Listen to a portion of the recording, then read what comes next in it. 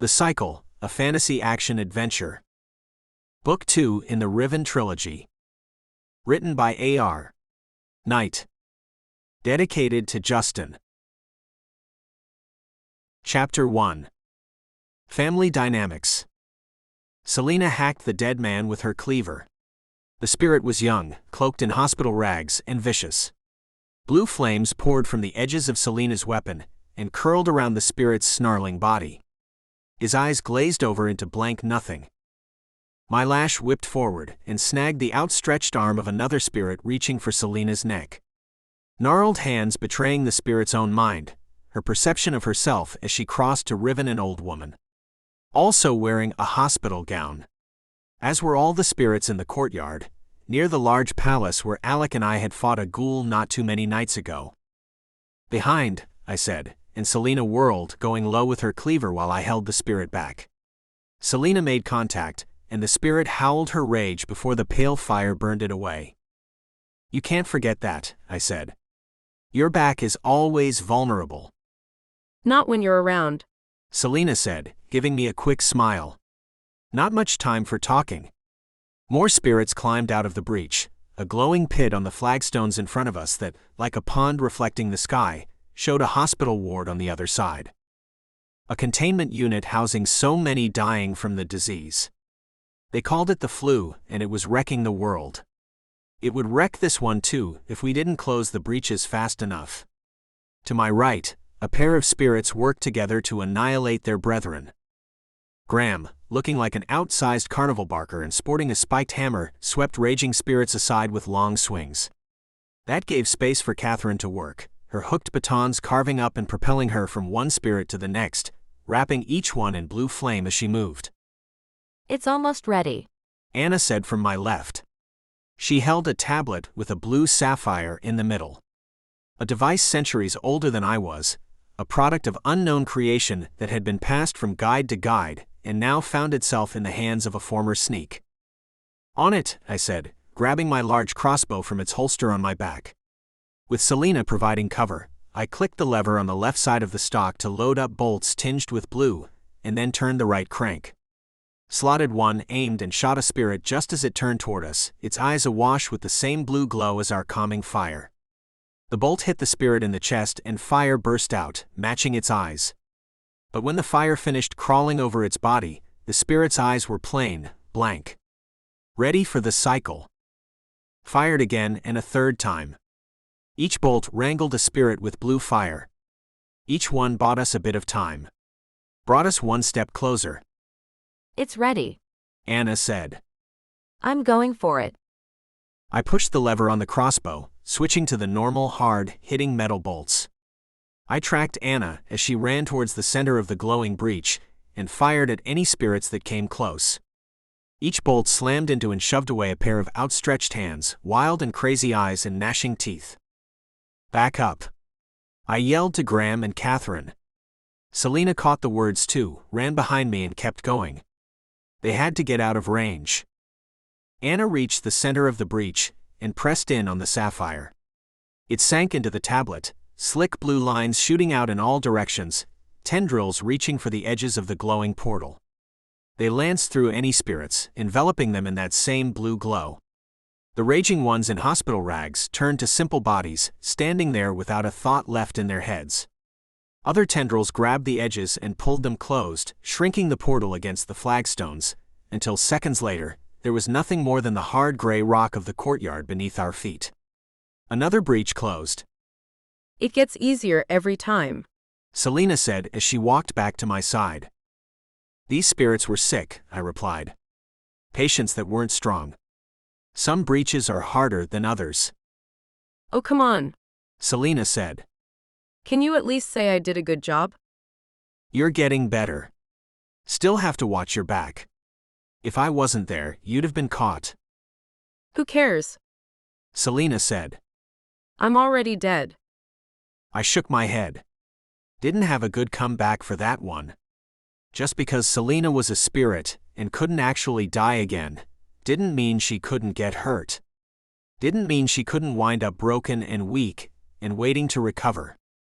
Even if that's true, I bet Nicholas wouldn't like repairing all your stuff. He lives for it. Selena said.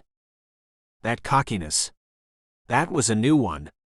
An unexpected bonus of bringing Selena into the more dangerous parts of this life. She'd wanted to add adventure to her endless days in Riven, and had taken to it like a rat to a sewer. I couldn't suppress a laugh. Is that enough for your quota? Graham asked. Or has Peter increased the number again? Still at 1 breach. Which was a ludicrous amount. We'd never had an expectation to close a breach on every night in Riven before. Normally, it was a set number of spirits. 3, 4, maybe even 5 that we had to find and reduce to walking mannequins heading for the cycle. That far-off place where Riven cleansed the dead.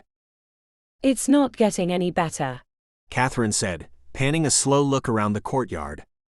Every time we're wandering around there are more. And more guides to go with them. Peter's been recruiting, I said. There's no telling when the war is going to end. We're taking everybody we can get. Except for some people. Anna handed me the tablet, and I slotted it back in my belt. I'm working on it, I said. Sneaks don't do themselves any favors. Not everybody can afford to be noble and righteous all the time. Some of us need to get paid to survive. The guides were always too stuffy. Graham said. All pop. All bravado. Quit it. Catherine said. You love them just as much as I did. Besides, without being a guide, you wouldn't have met me. And then I wouldn't exist, I said. Come on, let's get back to the apartment. It's almost time to cross back. Chapter 2. New Toys, Old Questions. In the few months since we'd freed Graham, there had been one objective for the apartment: to expand. The usual routine was to clear a breach and hit my quota, and then come back to this place and clean the next floor down. Put in new doors. Scavenge materials and work with Nicholas to prep the new living space. The nutty scientist now had the ground floor lab that he wanted. As we came back, Nicholas was audible from a block away, buzzing around with his machines. How the man managed to craft working ovens, generators, and other miracles from Riven's desolate ruins stunned me. But then that's why I bound him in the first place. The second and third floors belonged to Graham and Catherine, with Selena taking the top for herself. The tall and thin building now resembled an actual residence. We made furniture, stripped what cloth we could find in other places to put together bedsheets and even some semblance of carpet. The whole thing an exercise to make the spirits feel more like the humans they once were. Do you like it? Nicholas asked as we walked in. He gestured to a far wall on which he'd carved a map of the city. Hooks, little spikes, were driven in nearly every inch.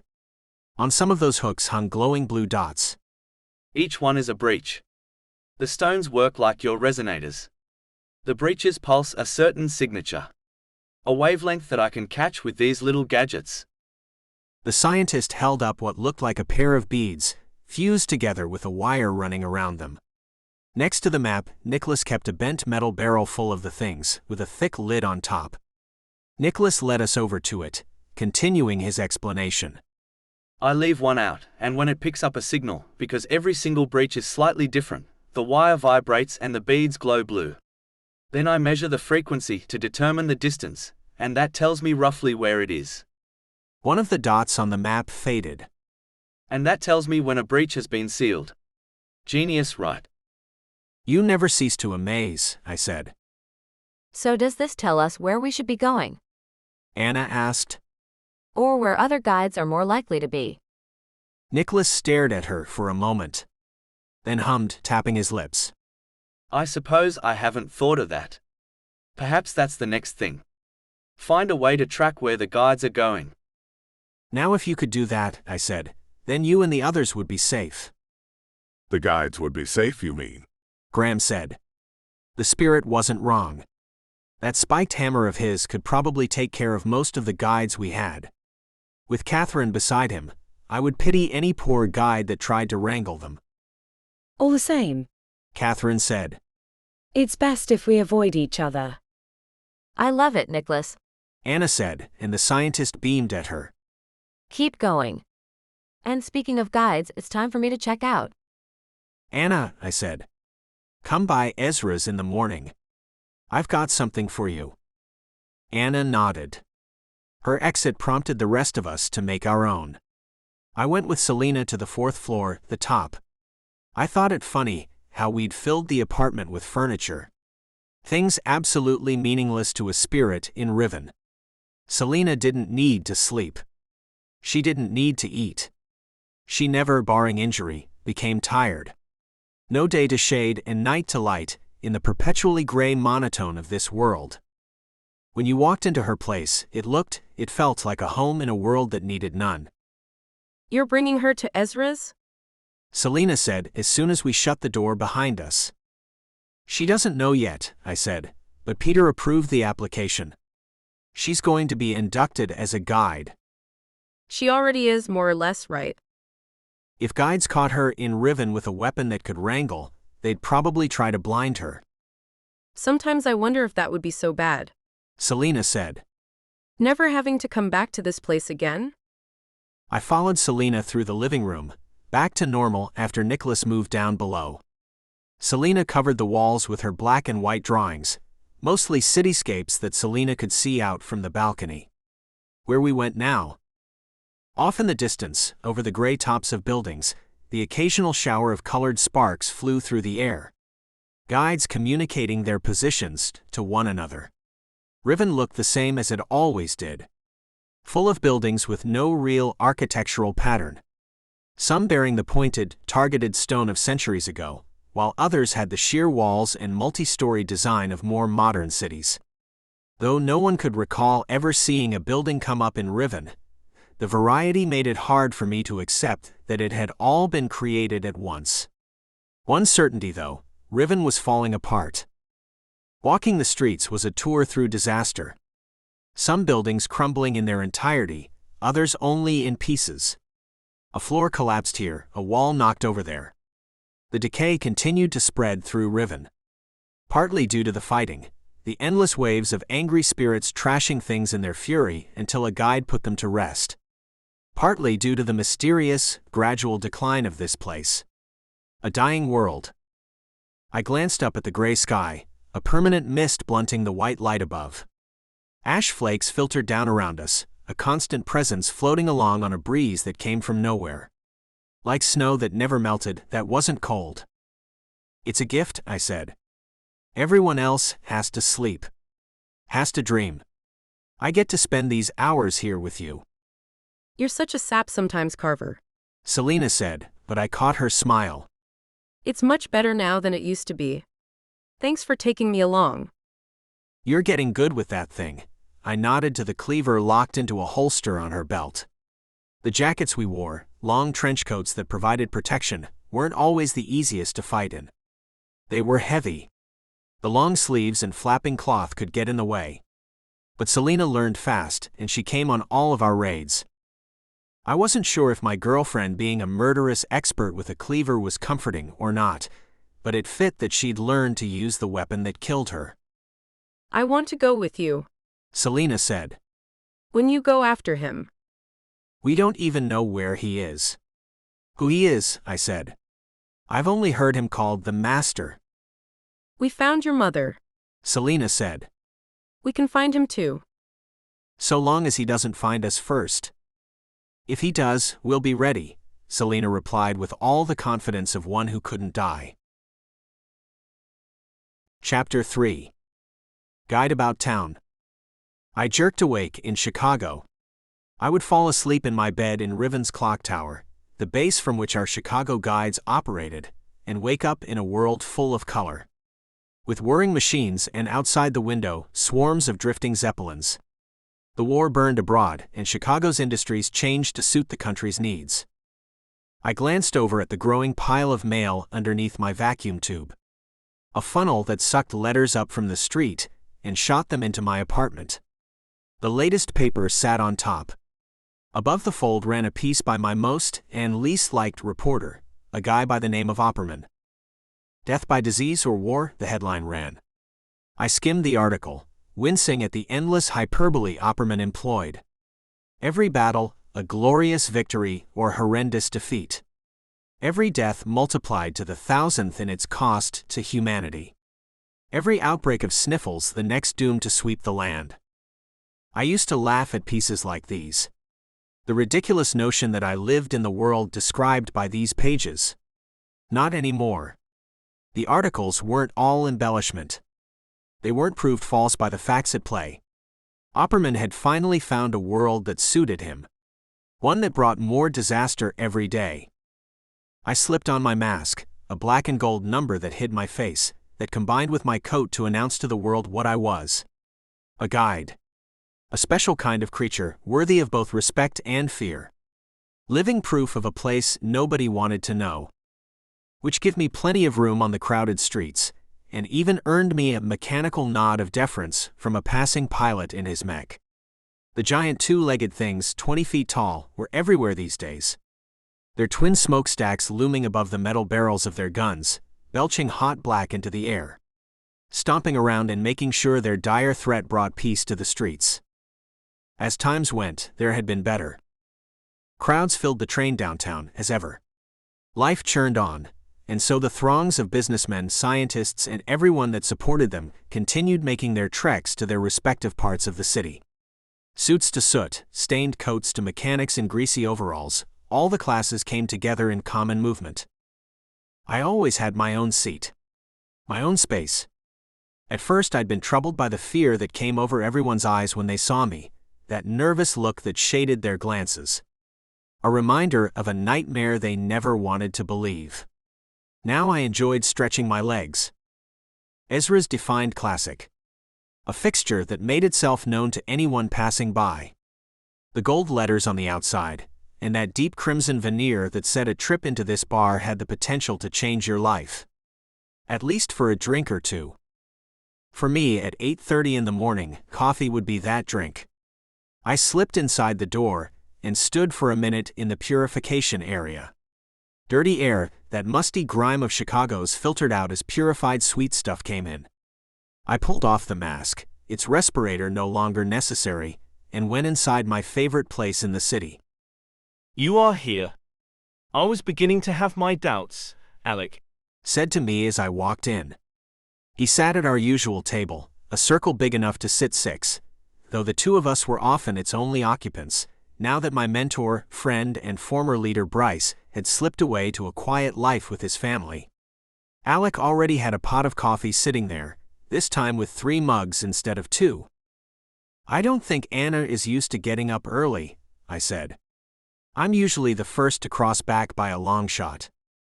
"One of many changes she will need to be making," Alec said. "Anna cannot be both sneak and guide.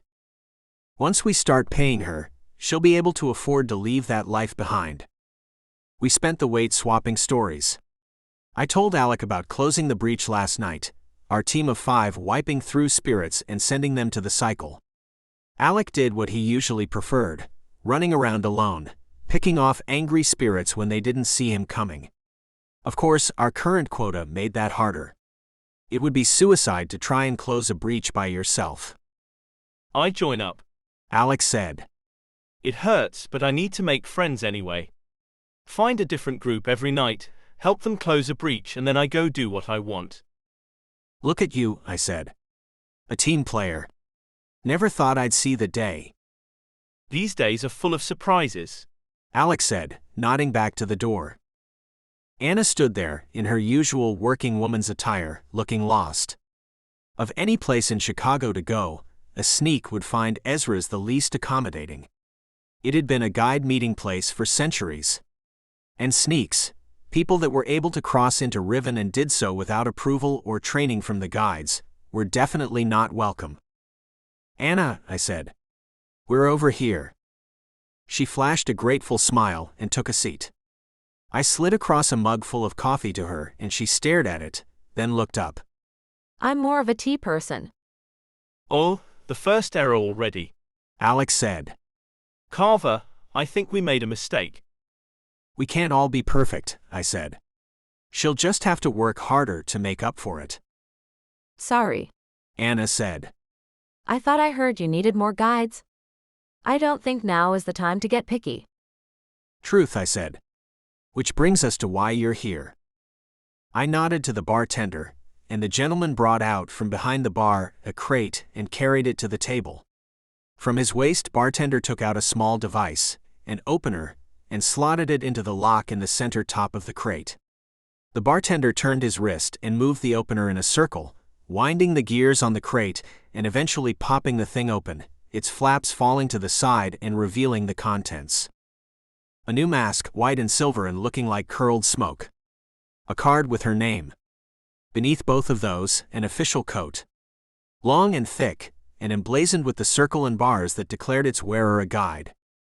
Does this mean what I think it means? Anna asked. Over my strenuous objections.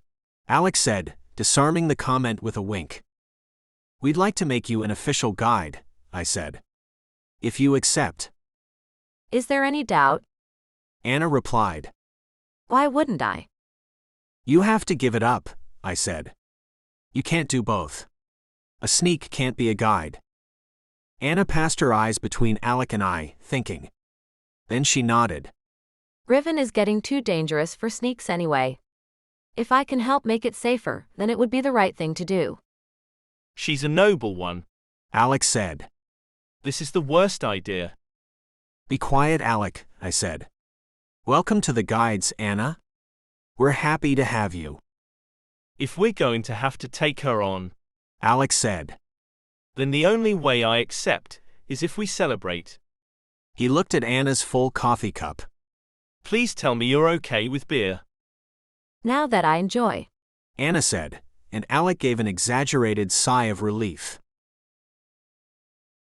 Chapter 4. Strange Ride. I'd be the first to say that I like a good drink. Or several. Being a guide came with the most wonderful way to avoid a hangover. Crossed to Riven, and the headaches went away. Hunt spirits for a few hours, and when I crossed back I'd be feeling fine. So that evening, on the train back to my apartment, ginned up from all the gin, I looked forward to crossing over, finding Selena, and maybe a breach or two to put to rest. I had my own pair of seats on this route. A double facing me wide open, even as other people stood in the center of the aisle. Nobody wanted to look at me and my mask. Nobody wanted to get on the wrong side of someone they might run into after they've died, someone who made souls cease to exist. So I wasn't expecting anybody to bother me. So when a man sat down across from me, and maybe the alcohol helped, it took me a minute to notice.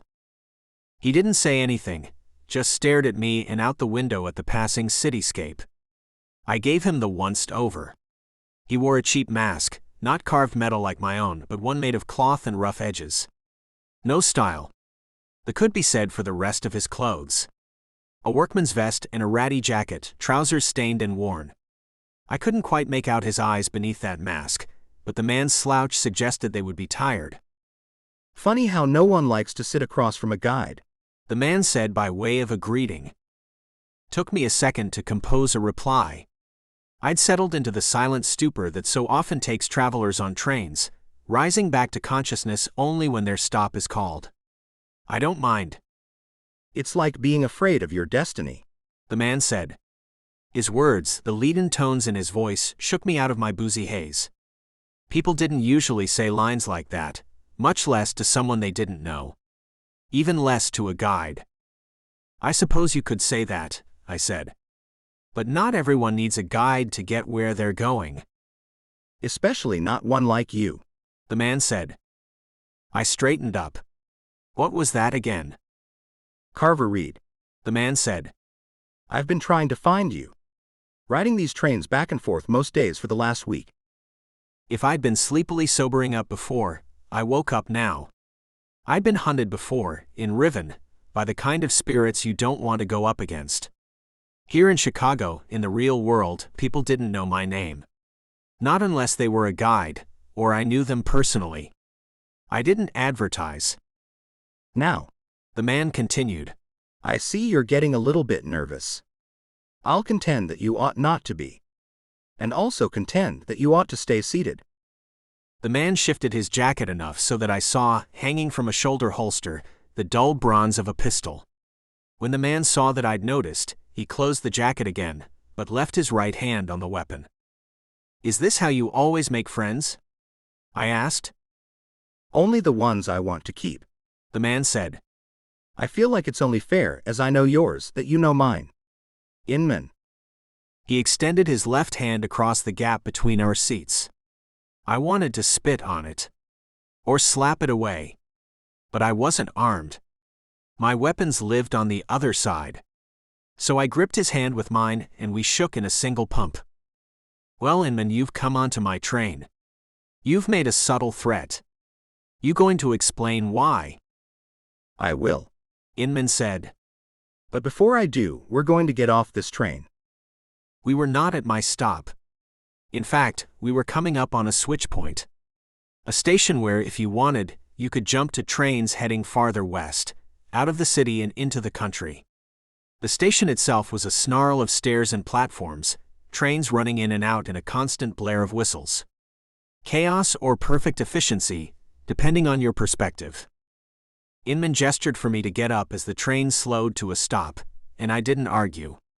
Survival took priority, so I followed orders.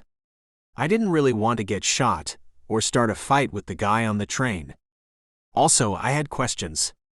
What did he want, and why go about it this way? We crossed the switch point, walking along an overpass above various tracks rattling as trains crossed beneath us. The smoke billowed around the glass enclosing the overpass, so it looked as if we were shrouded in momentary fog. We went past the city routes, a couple heading north and the one heading south. Stopped at the thick rail going west. Gun or no, I said, I'm not going to leave the city. You will. Inman said. But we're not going far. Only to the river. The river. Inman shook his head. I forget how little you city folks know about your country. The Mississippi. I knew the Mississippi. Of course I did. It didn't come to mind right away, because I never left Chicago. Never needed to, and being a guide meant staying put. Crossing at a new place brought risks. Never knew where in Riven you might wind up. Are we going fishing? I asked. If you want to call it that. We're aiming to catch something a little different. You're the bait. That doesn't exactly make me want to go with you. What if I told you that the man we're trying to catch is the one that bound your father? That tried to have you killed? That murdered your mother? Inman replied. The master. They were after him too. And they had a plan, or at least it sounded like it. I must not have reacted fast enough, because Inman kept going. Now we know it's not your fault. Inman continued. You were just born, but sometimes existing has a way of forcing people's hands. I've lost too many friends to that man, and I don't even know his name. With you, I think he's desperate. Sees you as his only chance. Which gives us an opportunity.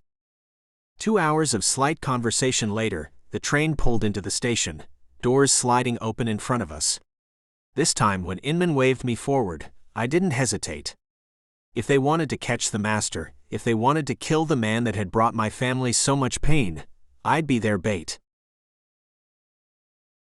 Chapter 5. The Wild Woods. Nobody wore a mask. After years in Chicago's packed pollution, I noticed that first. The people pouring off the train around us, greeting friends and relatives, all had their faces out in the evening sunlight. When I breathed, the air had a different flavor. Not the sweet, sterile taste of Ezra's and other purifiers, but instead heavy with nature. The scents and textures of wildflowers and pine needles, the burning smoke of fires not for forging industry but for cooking food. Around the station, as far as I could see, stretched arcing tree-covered bluffs racing alongside the endless churn of the Mississippi River. The town we'd stopped in nestled amongst the limestone cliffs, curling back away from the river and up into the hills. Inman pointed down the road, a gravelly affair crowded with animals. Horses. A couple of small jalopies, but otherwise the neighing creatures were the order of the day. You didn't see those on Chicago's streets. Nobody wanted to clean up after them, so once you hit the city limits, you stabled your horse and rode the trains like everybody else. Or you walked. Inman led me to a trio of horses, all brown, and all, Inman explained, the gentlest of mares. Another man sat on the third horse, wearing a guide's coat, and looking at me as though I were some kind of a traitor. The man's glare matched his angry beard, a gnarled mass of black and gray that seemed to be taking over his face. A stained charcoal hat sat on his head, the wide brim casting shade across his eyes so that their green appeared to glow in the setting sun. I see you found him, the man said. You know how to ride? Not a clue, I said. Not much use for it in the city. Or in Riven. Then today you learn, the man replied. Climb into the saddle, hold on to that little knob in front of you, and I'll lead her. It's not too far, Inman said. I watched Inman climb into his saddle, then tried to copy the move. Stuck my right foot in the stirrup, and then swung my left leg over. It would have worked, I'm sure, if I'd had a looser coat. Something that didn't get snagged on the end of the saddle. I wound up flopping my way over, and wriggling around with my chest pressed to the horse, before finally getting myself arranged.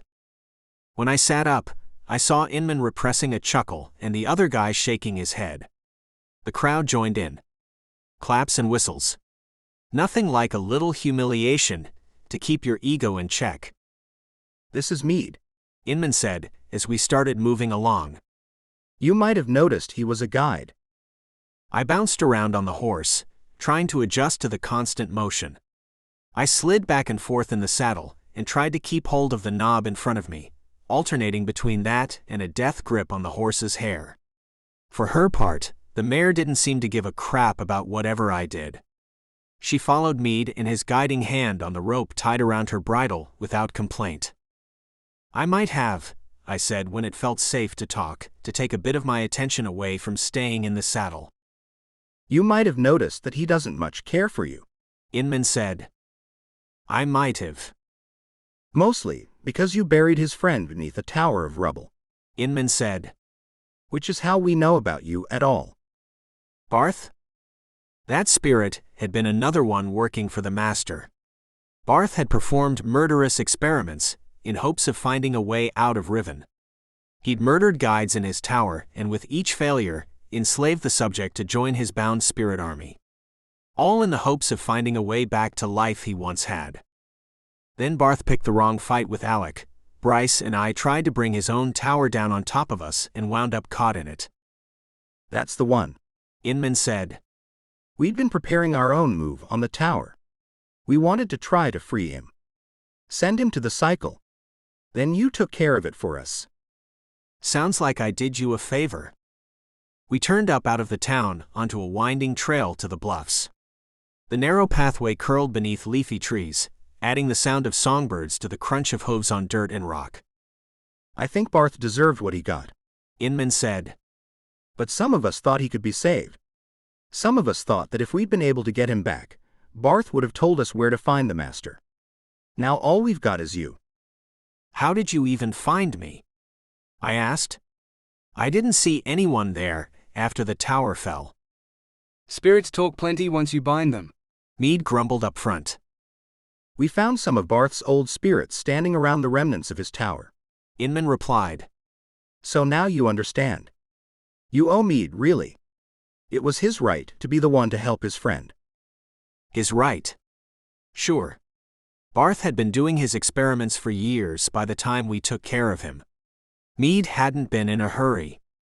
But I didn't bother saying that. Bryce had pressed a cautionary attitude into me, despite my attempts to ignore it. In Riven, caution meant being calm around spirits that hadn't already turned. Keeping a spirit from getting agitated meant saving your own life. I wanted to keep Mead from deciding I'd make a better bait with a few cathartic bruises. Inman didn't talk for a while after that. Perhaps the glowing embers of the sun setting behind the bluffs, filtering its purple-orange rays through the branches of the trees, mesmerized him as it did me. The flickering wings of bats replaced the birds, their chirps and chimes swapped with buzzing bugs. I sat in silence. Experienced it. Didn't have this in Chicago. Eventually we came into a campground. A series of tents and ramshackle cabins set up around a large fire pit. Another 10 to 15 men and women worked around it, cooking food and cleaning, doing laundry in a washing well set up nearby. I felt like I'd fallen down a hole and come out several centuries ago. "What's the point?" I said as Inman helped me off the horse. "Living way out here, you can't be on our calls. Can't be connected." We're not guides anymore. Inman said. We don't have any need to pay attention to what you're all doing. Why? Eventually, you get sick of following orders. Especially when you're told to forget your friends. Inman pointed me towards one of the cabins and I, ignoring my growling stomach, went. People turned to glance at me, but most didn't stop their work. Disciplined. In the cabin were a pair of cots, if you could call them that. More like bedrolls with blankets on top. Inman gestured to the one on the right. Go ahead. Lay down and cross over. Inman said. No dinner? You'll get plenty to eat if we make it through this. You know, if I cross here, I won't have anything, I said. No weapons, nothing to help. You're the bait. Inman said. The bait's not supposed to help. I thought about protesting, but Inman pulled out that pistol of his, held it at his waist. No choice but to cross. Which I didn't mind. In spite of everything, I wanted to meet the master. Even if it killed me. Chapter 6. The Bait. Normally Riven presented the same scene when I crossed over. A stonework room with a line of beds beside me, a rack of weapons in front, and a stone table and chairs for waiting until my friends joined. Here, I crossed over onto a pile of grass. Not the summer kind, the wavy green and soft stuff of childhood dreams. These stalks were crinkly and white. Like walking on dried straw. Or a scrub brush. Trees rose up around me, blocking Riven's gray light, their spindly branches sprouting black leaves in all directions. I had my coat, my mask, and nothing else. The things I carried on my person crossed over with me. No lash, no knife, no defenses. Felt a hand grab my arm and pull me along. I turned and saw Mead's set face, the glower beneath the man's scraggly beard. It's this way, Mead said. Didn't you quit the guides because you didn't like their orders? And yet, here you are ordering me around. This is more important than your sarcasm, Mead said, but at least he dropped my arm and let me walk behind him. Unlike the trail through the bluffs leading to the campground, the forest in Riven had no scent. Nothing other than the usual bland blankness of Riven air. I breathed it in, even though I didn't have to. One of the first things they taught a new guide, told you when you cross over to hold your breath as long as you could. Then you found you could do it forever. We reached a gap in the woods, one that Mead and the others had made. Trees had been cleared, their stumps ringless and solid gray. One by one the former guides showed up and formed a ring around me, pushing me towards the center. Inman came, gave me a nod. So is this a sacrifice, or what? I asked him. Because this doesn't seem like a trap to me. We don't know where he'll come from, Inman said. But we know he'll try to get to you. How are you going to draw the master to me? You want me to dance? Sing a song? Inman laughed, shook his head. Carver, in another life, I imagine we would have had a few good times together. Minutes later, the ring tight and everyone standing ready, their hands on their weapons, Mead brought 2 fingers to his lips and whistled. I couldn't see them, but I assumed there were other people that lit the fires. Raw flame, not the pale blue wrangling kind, shot up the trees around us. I saw them now, the ragged sheets and paper and wood gathered from elsewhere tied up around the trees. The fires caught quickly and burned upwards, climbing the gray trunks and lashing into the black leaves. The sudden burst of color threw me, played with my eyes and a mind that expected nothing other than the endless gray. Real ash joined the omnipresent flakes as the fires engulfed the trees around the square. You think he'll see this? I called to Inman. We know he's around here, Inman said. Tracked him this far. But he keeps slipping. Which is why we need you. I watched from the edges of the ring, the backs of all the heads of these guides, waiting for their chance to exact vengeance for some wrong or another. I wished that I could have stood with them. Especially when the screaming started. Chapter 7. The Master. The shouts came from beyond the ring, in the flickering darkness outside the flame-lit clearing. I watched, but none of the guides shifted. Nobody displayed any signs of panic as the howling drew closer. The same wail I'd heard 1,000 times. A wave of angry spirits pouring from a breach, ones pulled together to form a mob of horrors. Left unchecked, the source of the howls, that screeching rage, might form a ghoul. One of the guides raised her hand, pointing with her hatchet. I looked that way and saw at the edge of the courtyard a figure. A tall, thick, cloaked person. In the firelight, the man's black robes shimmered, laced with gold filament. His face hidden by a ridged obsidian mask, as though forged from volcanic rock. In both hands, down at his waist, he held a long, wide blade that went half his height and perhaps more. As the ring around me turned their attention to him, the man raised the blade and jammed its point into the ground. As soon as the edge made contact with Riven's earth, if it could be called that, the screeching that surrounded us shifted, like a siren in the distance, suddenly turning towards me. The spirits descended out of the dark. The guides drew their weapons with their own cheers and battle cries. Most were names, some I recognized, of guides that had fallen over the years. Friends lost to this nightmare world. I watched as they met the crash of spirits head-on. Only these weren't the scraggly rabble Selena and I had fought earlier, the sickly and desperate. The confused and lost. No. These spirits were bound, these were trained and hardened, and though they came at the guides without more than stones and scraps for weapons, they moved with purpose and they moved together. The spirits weren't in soldiers' uniforms or the rags of the hospital, bound. Instead, they were uniformly different. As though coming from a dozen times and places. Some wore armor of an Eastern past, while others raged in little more than loincloths and thin robes.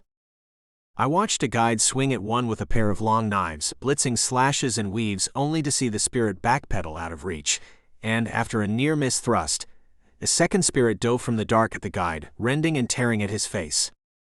On the other side, Inman and Meade worked together.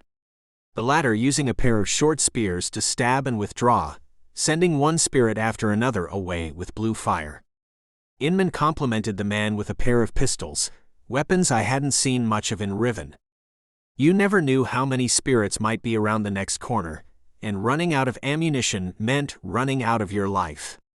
But Inman's guns popped one after another, sending shots into the spirits and opening them up for Meade's wrangling stab. I kept rotating, tried to keep my eyes everywhere at once. The ring still held, but its boundaries were getting loose. Spirits clawed closer and closer as guides fell or shifted out of the line. I tried to keep my eyes everywhere, minimize the chance that I could find myself attacked without defenses. I had to be ready to run. A fist hit my shoulder and knocked me to the ground. I rolled with the impact and wound up on my back, pushing away from the towering figure standing above me. The master himself, carving in through the ring. Carver read. The master said, his voice a hollow baritone, like the low notes on an organ. I'll be taking you now. The master held his blade in his left hand and reached for me with his right. I leaned forward and grabbed his wrist, pulling him, trying to trip him up. The master braced himself and instead yanked me to my feet. Then he pointed outside the ring, to somewhere in the distance. Walk, the master said, ignoring the continuing fight. He had good reason to. More spirits kept pouring out of the dark, and the guides were overwhelmed. One after another fell to the tricks and traps of the master's devious army. I'm really not feeling it, I said. You know what I want. The master replied. To open the gate, you're the only one that needs to die. If you don't walk, I'll make sure everyone you love dies as well. I took threats as seriously as the person who made them. If I didn't think they could pull through, if I thought they're punching above their weight, then I'd laugh and move on. With the master, I started walking. You're not taking him? Meade announced, diving at the master with his spears stabbing. I watched the guide attack, his first strike heading straight for the master's chest. The great sword sat too low, too far away to be brought up to block. So the master twisted, allowed Meade to come ever so close to sticking the master on the point of a spear. So close but not close enough. I heard a crack, the report of Inman's pistol, and the master grunted. The large man brought his right hand up to his shoulder, where I could see a tear in the coat. That's for Barth. Inman said. This is for everyone else. The guide raised his other pistol, aimed right at the master's face, and fired. The bullet struck the mask. It hit that shimmering rock and bounced off. Blew a chunk away, revealing a hint of skin in that shadowy light. A glint of teeth. And then the master moved. Meade turned from his strike and stabbed at the master's back, a hair too slow. The master ducked forward and charged at Inman. Meade's spear grazed the master's coat but missed the flesh. Inman worked his first pistol, slotting another bullet, raised it, and then the master's sword swept up and carved the man in half like I would cut a slice of bread. I wanted to yell, to do something, but my hands were empty and my throat had lost any voice it ever had. I could only think to run. I saw Meade's wild-eyed face as he leapt with spears flashing forward, and the master in a smooth motion, swinging his great sword around to meet the attack, and then I turned away to the forest. The gray dark beyond the burning trees had me stumbling over the brittle grass. My eyes recovering from the bright orange light. I tried to remember where I crossed over, where Meade first grabbed me. If visible terrors filled Riven's dense city, its forest, dark, quiet and creeping, gave rise to more insidious fears. My mind conjured up grasping claws, raking arms, and the hideous faces of those old enraged spirits. Every step brought me past another tree, under another branch where any hell might lurk. Bryce had spent years drilling the fear from me, forcing reaction from panic to poise, to treat the unusual with calculated tactics. Then I'd had weapons. Friends. A chance for success. Here I ran alone from a merciless enemy with allies in the shadows. And yet my feet flew with purpose. I pushed away numb frenzy gripping my nerves and focused on the grass, on the rays of gray light slipping through that canopy. I found my path and pressed on. I recalled the tree had been near, the depression in the grass that indicated guides had used the spot as a bed more than once. The screaming behind me grew softer, more sporadic as the remaining members of Inman's band shared his fate. There. The flattened bed of grass, nestled in between the roots of that large damned tree. I dove onto the grass, turned over and closed my eyes. Shut away the dead. Chapter 8. Leftovers. When I crossed into Riven, the camp had been bustling with activity. When I crossed back in the dead of night, only the insects and the far-off cries of a loon gave me company. I didn't move. Not for a minute, anyway. A body lied in the bed to my right. I could see it through the scattered bits of moonlight bleeding through the cabin's loosely thatched ceiling. I recognized the face. The coat. The bronzed pistol on the ground next to the limp hand. No breath came from those lips, no rising and falling chest to denote the living human body. Inman had died in Riven, and so he died here as well. Whatever that had been, whatever their thought to ambush the master had been based on, it hadn't accounted for the numbers. They hadn't known what they were going into, hadn't known what they were drawing out, only that they could. I stood up and walked from the cabin and around the campsite. Bodies were scattered on bedrolls, in the other small cabins, around the dying embers of small fires. Not a single one still alive. All of these guides, these former guides, had given themselves to a doomed mission. I wanted to despair right then. They didn't need to die. All of these guides could have helped with the breaches, could have helped keep Riven alive. Instead they'd been hacked to pieces going after one person. One soul. A waste. But they had known where to find him. The master. Now I had a clue, the forest. West of Riven City and large. Only their clearing could have been anywhere beneath its dark leaves. So I searched the campground for anything that might give me a location. A place to travel to so I could find the master again.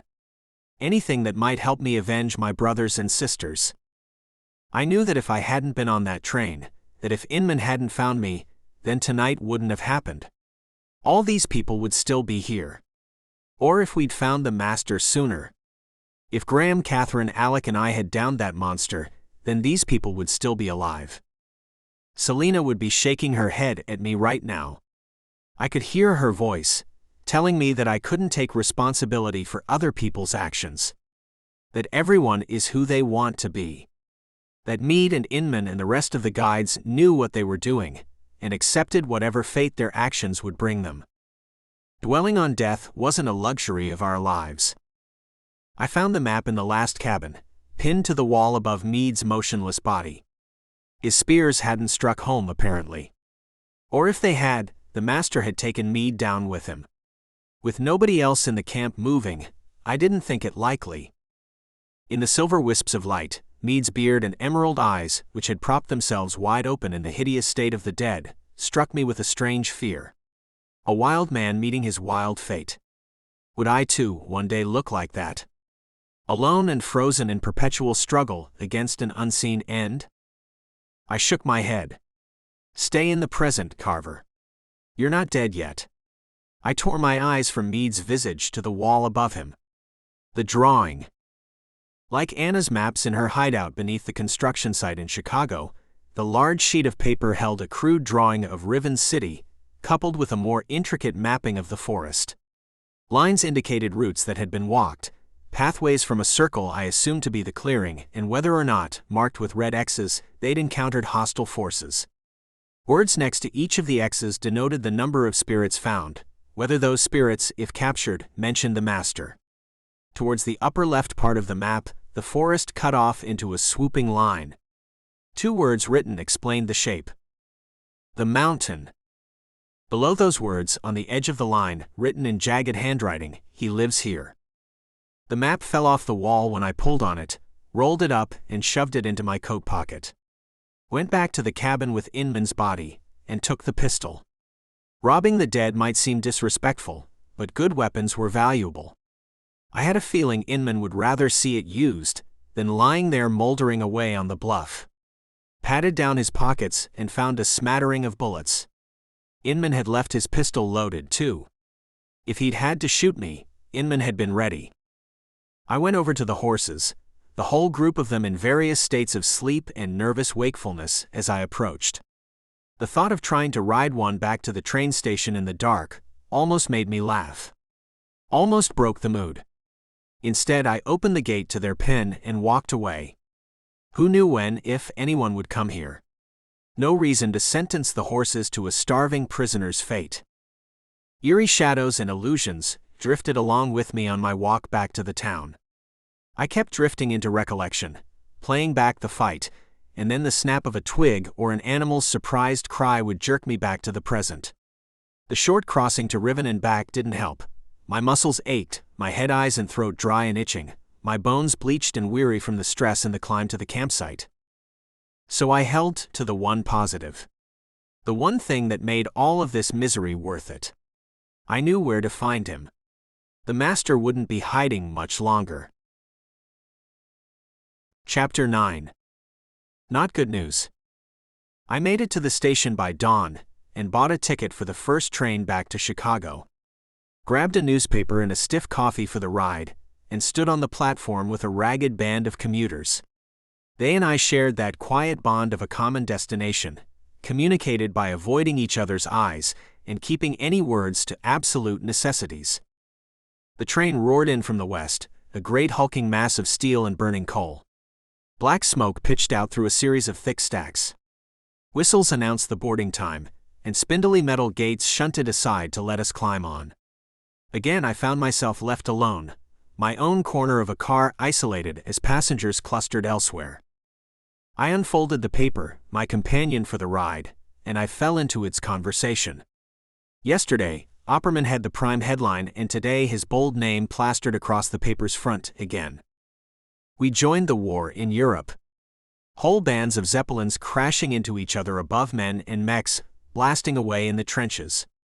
Gas bombs flung back and forth, sending soldiers into delirious and deadly spirals. Ground wasn't being gained, but lives were being ground. Calls for sign-ups were increasing. The last peace talks had scattered to ashes amid the latest casualty reports. Desperate nations had scheduled the next attempt to start in a week, in New York, but Opperman gave a peaceful resolution low odds. Humanity seemed resigned to burn itself to ashes. Compounding the fighting were continued, frightening notices of contagion. Sickness spreading through America's major cities, sweeping from one borough to the next. The disease had come from overseas, and like the war, seemed intent on ruining everything it touched. Masks were said to be effective, and avoiding the sick. I heard it there on the train. A cough 2 rows ahead. A woman with a child. And another, across the aisle from me. An older man staring out the window with a handkerchief pressed to his face. Even though we were miles yet from the city, the air still tasting clear, I pulled out my mask and slipped it on. Made sure the respirator worked. Sometimes I had to remember that this world could kill me just as easily as Riven. Still, even if the countries pulled themselves together, even if the scientists made a miracle cure to keep us all from falling victim to disease, none of it would matter if the breaches kept forming in Riven. None of it would matter if the dead clawed back into our world. None of it would matter if we couldn't find the master and stop him. I looked down at my coffee, the steam rising from the tall cup. I wanted a drink. And not this kind. Chapter 10. A long walk west. The mountain. Graham said when I told him about the map. That's not close. We were back at the apartment, the whole group of us. I'd insisted. Only Alec, disappeared off on some rogue hunt, didn't show. So far the response had been skeptical. Even when I talked about Inman, Mead, and their sacrifice. We've tried to go there before, Catherine said. when Graham and I were still alive. Catherine paused for a second. I could see her struggling with the word. The idea. I'd never been a spirit, but I imagined part of it meant knowing all the time that you were no longer, well, you. Selena had talked about how she missed the tastes, the colors, and the sounds of the real world. She missed living.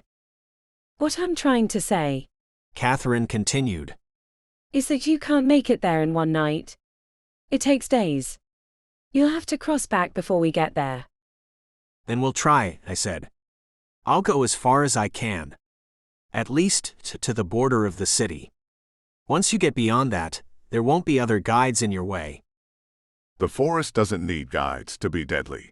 Graham said. There are reasons why we don't go there. Why the guides don't follow spirits beyond the walls. You're not helping. Selena said. And it doesn't matter, right? We can't be killed. There are worse things than death in Riven, Catherine said. We have to try, don't we? I said. Holing up here does nothing. Graham and Catherine shared a glance, their faces shifting from concerned frowns to resolute lines in light of each other's eyes. Carver's right. Catherine said. As much as I don't like it, we gain nothing by sitting here. We'll make the trek. Graham echoed. Just know it won't be easy. You mentioned an army of spirits? Nicholas asked me. By my count, we have significantly less than an army here. Even if we make it to the mountain, I fear we would face impossible odds. I think Inman's group took care of some, I said. And they drew attention. They made a big burning flag, and stood beneath it. If we can find a way to get close to the master without him knowing, then we might have a chance. And if you get rid of him, then the spirits go too, Graham said. So that's the plan? Anna folded her arms, leaned against the wall, all skepticism and spice. We march off into the woods, Carver and I stop at the border, and then we hope the three of you can take care of the master by yourselves. 4 of us, I believe. Nicholas said. I looked at him, raised an eyebrow. It's time I acquired some field experience. After all, my inventions are only capable of solving the problems that I know of. And quite frankly, I'm running out of problems to solve. Any objections? I asked. so long as I'm not the one taking care of him. Graham said. We find the master, he's mine. I'll watch Nicholas. Selena said. I don't want any part of the master and his sword. I've already been cut enough for one existence. We gathered up our things and started the long walk towards the city wall. We went west, through the factory district known as the Tar Pit, where not long ago we staged a series of fights against Graham, trying to stop him from doing what the master wanted. to stop him from killing me and opening a way back to the real world. On the way we avoided the scatter, shot sparks launched into the sky by guides on patrol.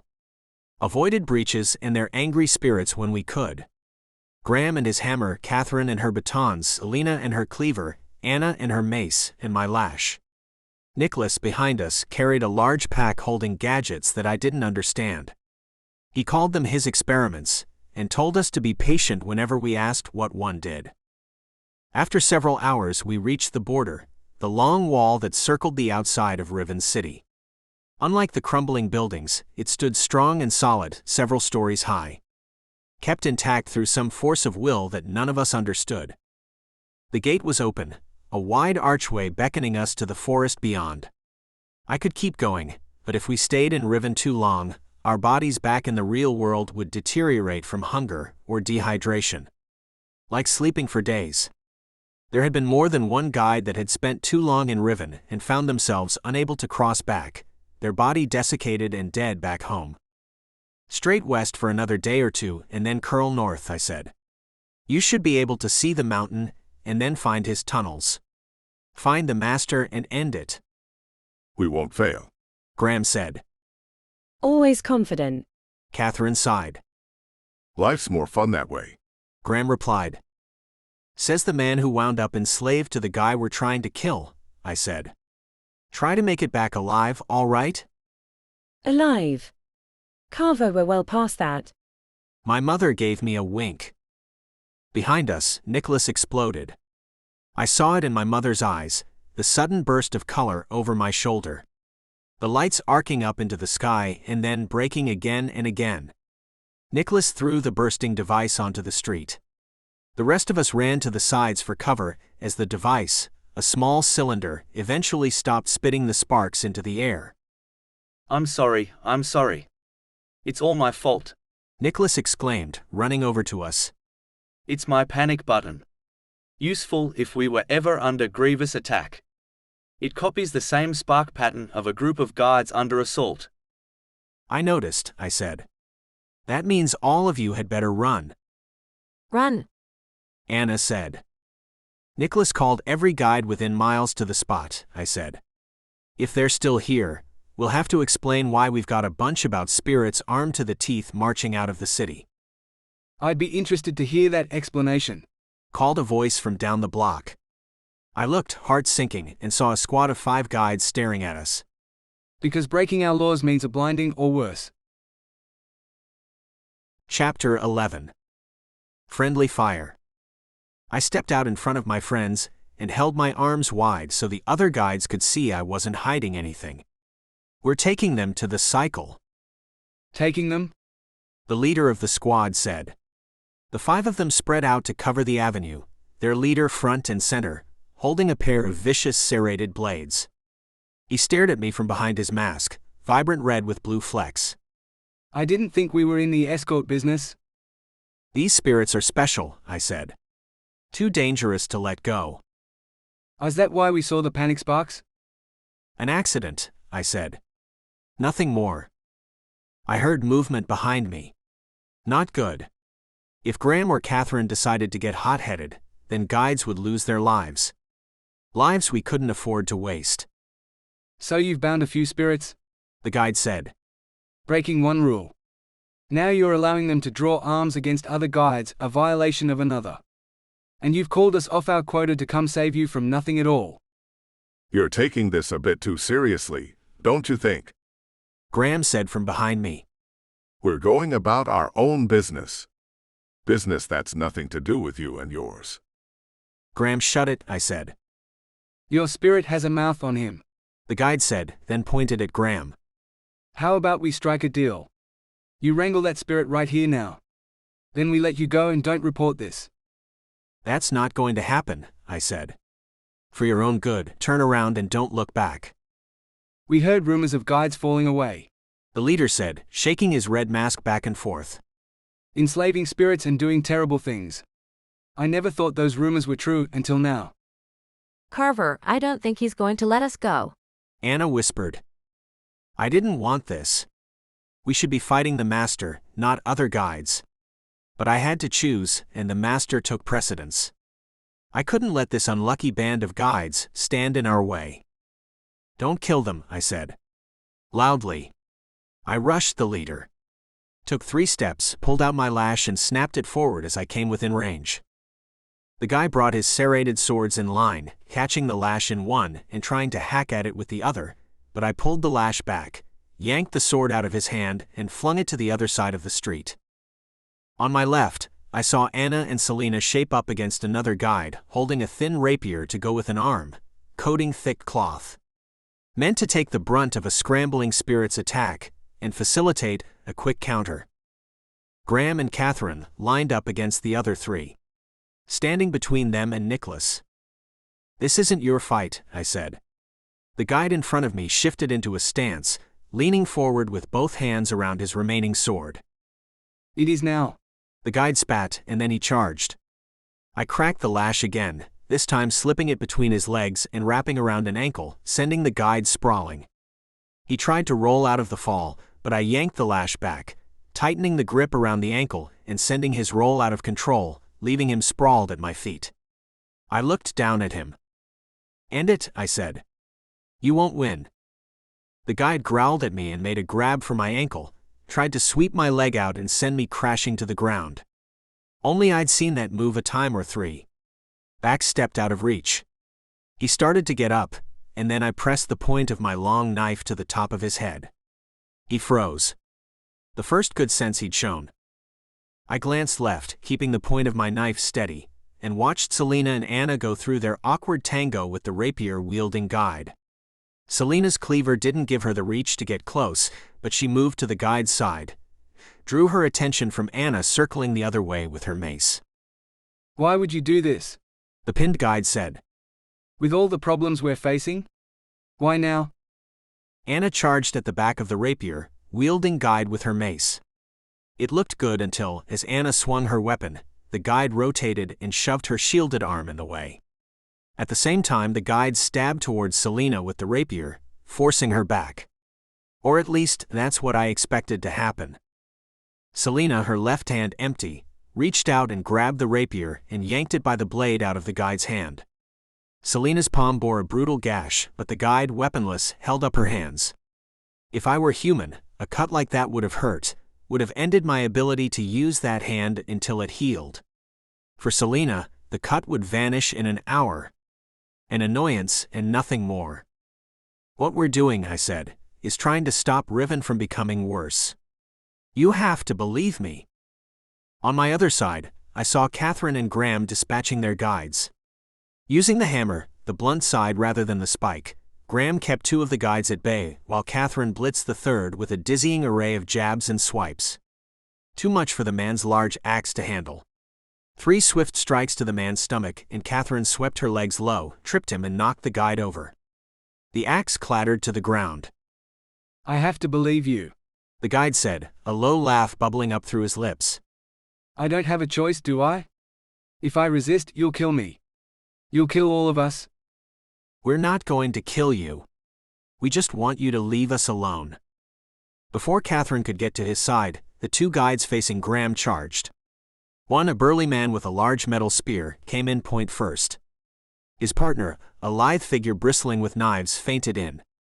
Graham swung his hammer to stop the spear wielder's charge and didn't catch the knife thrown by the other. The blade embedded itself into Graham's shoulder as his hammer collided with the spear, knocking both of them away. I saw the blue spark, the pale fire ignite from the lithe guide's hand and trace along a wire I hadn't seen, speeding towards Graham's body. Only my father moved too fast. He dropped the hammer, reached across his chest and in one smooth motion drew out the dagger and threw it back at its owner. It struck in her stomach as the fire ran down the link to the hilt, the blade, and over her. I left my hostage, stuck the knife back in my holster and ran towards the guide. The burly man who dropped his spear met me there. "I'm taking it out," the man said, reaching for the knife.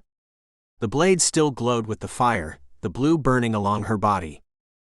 I knocked his hand away, and instead twisted the small device around her wrist, the source of the wire that plugged into the knife. The fire went out, and dwindled away along the length of her. "Withdraw the knife, you might hurt her even more." What she needs now is to cross back. We're not close to our home, the burly man said. Then run. Carry her and go. Carver, Anna said from the other side of the street. are we letting them leave? She said my name. Up until that moment, there was a chance that we hadn't been identified. Guides didn't see each other very often, at least not outside of Riven. Names weren't well known, faces were often hidden by masks. Now, there would be no dodging this mess. Unless we killed all of them.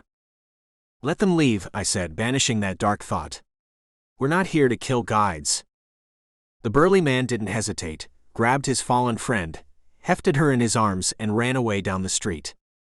Back towards the center of the city. The other guides grabbed up their weapons and followed. The leader, the one that I'd had kneeling beneath my blade, turned back to me after he'd put some distance between us. Carver Reed, The guide said. you are a traitor to our order. And I'll see to it that you pay for this. I can catch him. Catherine said. Let him go. I waved her off. It doesn't matter anymore. The master is the only thing that does. But my words didn't do anything to melt the block of ice forming in my stomach. Chapter 12. The wrong side. We left them at the gates leading out of the city. Left them with instructions to keep moving on, to go out into the forest and find the master. To finish him and stop this mess. What I didn't say, what I didn't tell Anna, is that they might not have much time. I rode the train downtown, got off at Union Station, and had my hand on the door into Ezra's when I felt a tap on my shoulder. Haven't seen you in a while, Carver. Opperman, the newspaper reporter who, in his gray suit and thin newspaper, branded mask, said. I'm guessing you've been busy. Do you read your own stories? I replied. No, I only write them. Opperman said. What do you think? Is Riven going to explode? Are we all doomed? Probably. Know what a breach is, Opperman? Isn't that where a lot of angry spirits come out at once? It's like an infected wound. One that bleeds and spreads its disease out from the sore, I said. If it's not treated, it spreads and eventually you die. A breach is like that. And Riven is getting full of them. For once I left Opperman speechless. Trying to find a way to turn my words into a headline. So I left him and walked into Ezra's purifier. But before I shut the door, Opperman raced in behind me. Just once. Opperman said. I think I'm going to need more from you than a line. This is a chance, Carver. A chance to really tell people what you do. Why they should care. The purifier sucked out Chicago's dirty air, and a moment later the inside to Ezra's stood in front of us. Nobody wants to know, I said as I stepped into the bar. They can't do anything about it. You'd be adding another nightmare to their lives. We could stop killing each other. Opperman replied. I would have laughed at the idea. The thought that guides simply saying a bunch of dead spirits clawing back into the real world could end a war. Peter and my former mentor Bryce had been trying that already for years now. It hadn't worked. It never did. The enemy in front of your eyes made an easier target than the one in the shadows. Alex sat at our table, and not alone. Two other guides stood up as I walked in, their coats a lighter cast than mine, and I recognized their names and faces. From Detroit, not a far train ride away. Carver, please sit. Alex said. You know why they're here? Because they wanted to give us a visit. I replied. Poke and Derringer, those were their names. Poke, a wiry man with a penchant for stroking his wispy beard every chance he got. Derringer, an athlete, strong and a fan of talking like it. The number of times I'd heard Derringer shout loud agreement with anything Peter said, well, let's say it had been a running game between Alec and I bets to see how often we'd hear his bellowing roars of approval. You're breaking rules, Derringer said. They exist for a reason, Carver. Just because you're the head of Chicago doesn't mean you get to disregard our principles. And even though you think you're right, doesn't mean you are, I said. Nina nearly died, Carver. Alex said. As it is, She's in the hospital over there in New York. Serious internal injuries. At least she'd lived. Whatever they were planning to do to me, if the guide Graham had injured hadn't survived, it would have been much worse. They attacked me. With good reason. Poke said. What were you doing with all those spirits anyway? Planning something sinister, no doubt. What does it matter? I said. I'm assuming Peter told you to come here? I said we wouldn't need them. Alex said. But Piotr insisted. Said that you would resist. What do you think, Alec? Should I? Should I resist? We're going to blind you, Derringer said. Keep you from doing this ever again. So yes, resist. It would make it more satisfying. I kept my eyes on Alec. Watched his face. He knew all about Graham and the others. Knew about the master, and what we were trying to do. I could tell he didn't want any part of this. When his eyes met mine, I shook my head slightly. No need for him to sacrifice himself here. If they blinded me, then Alec would be the only one who could take my place. Find Selena, Graham, and Catherine. Continue to fight. You've got a deal, I said, and made a break for the door. Blinding meant cutting off my access to Riven. Burning away what allowed me to cross over. Poke and Derringer weren't going to take that from me. I heard a loud crash from behind me, Derringer swearing. Oh, I'm so sorry. Opperman said. Always so clumsy before I've had my first cup of coffee. I shut the door to the purifier behind me. Stuck my mask on and ran out onto the streets of Chicago. A fugitive from my own friends. Chapter 13. Outlaw in the City. I ran at random. Trying to get away from Ezra's. I took a turn left here, right there. Gradually heading towards the lake, but otherwise without a destination. A problem with being a guide is that you don't make many friends. At least not those outside your own field. As my field wanted me out, I had to look elsewhere. Which left two places, the construction site with Anna and the sneaks. I didn't want to cross into Riven from the construction site, because I didn't have any equipment there. I'd be in the Warrens without a weapon, at the mercy of any guides or spirits that happened to be waiting. I needed to get back into the clock tower and get my things out. My second option would bring me there. I figured Alec and the others would be watching the trains, so instead, I looked for one of the motoring taxis drifting through the streets. Small vehicles with benches on the outside and slat roofs over the top in case of rain. Downtown, the things ran on tracks laid in the streets. Tracks that funneled electricity up through their wheels. All part of the efforts to reduce pollution. Farther out, near my apartment, larger oil-burning buses were the norm.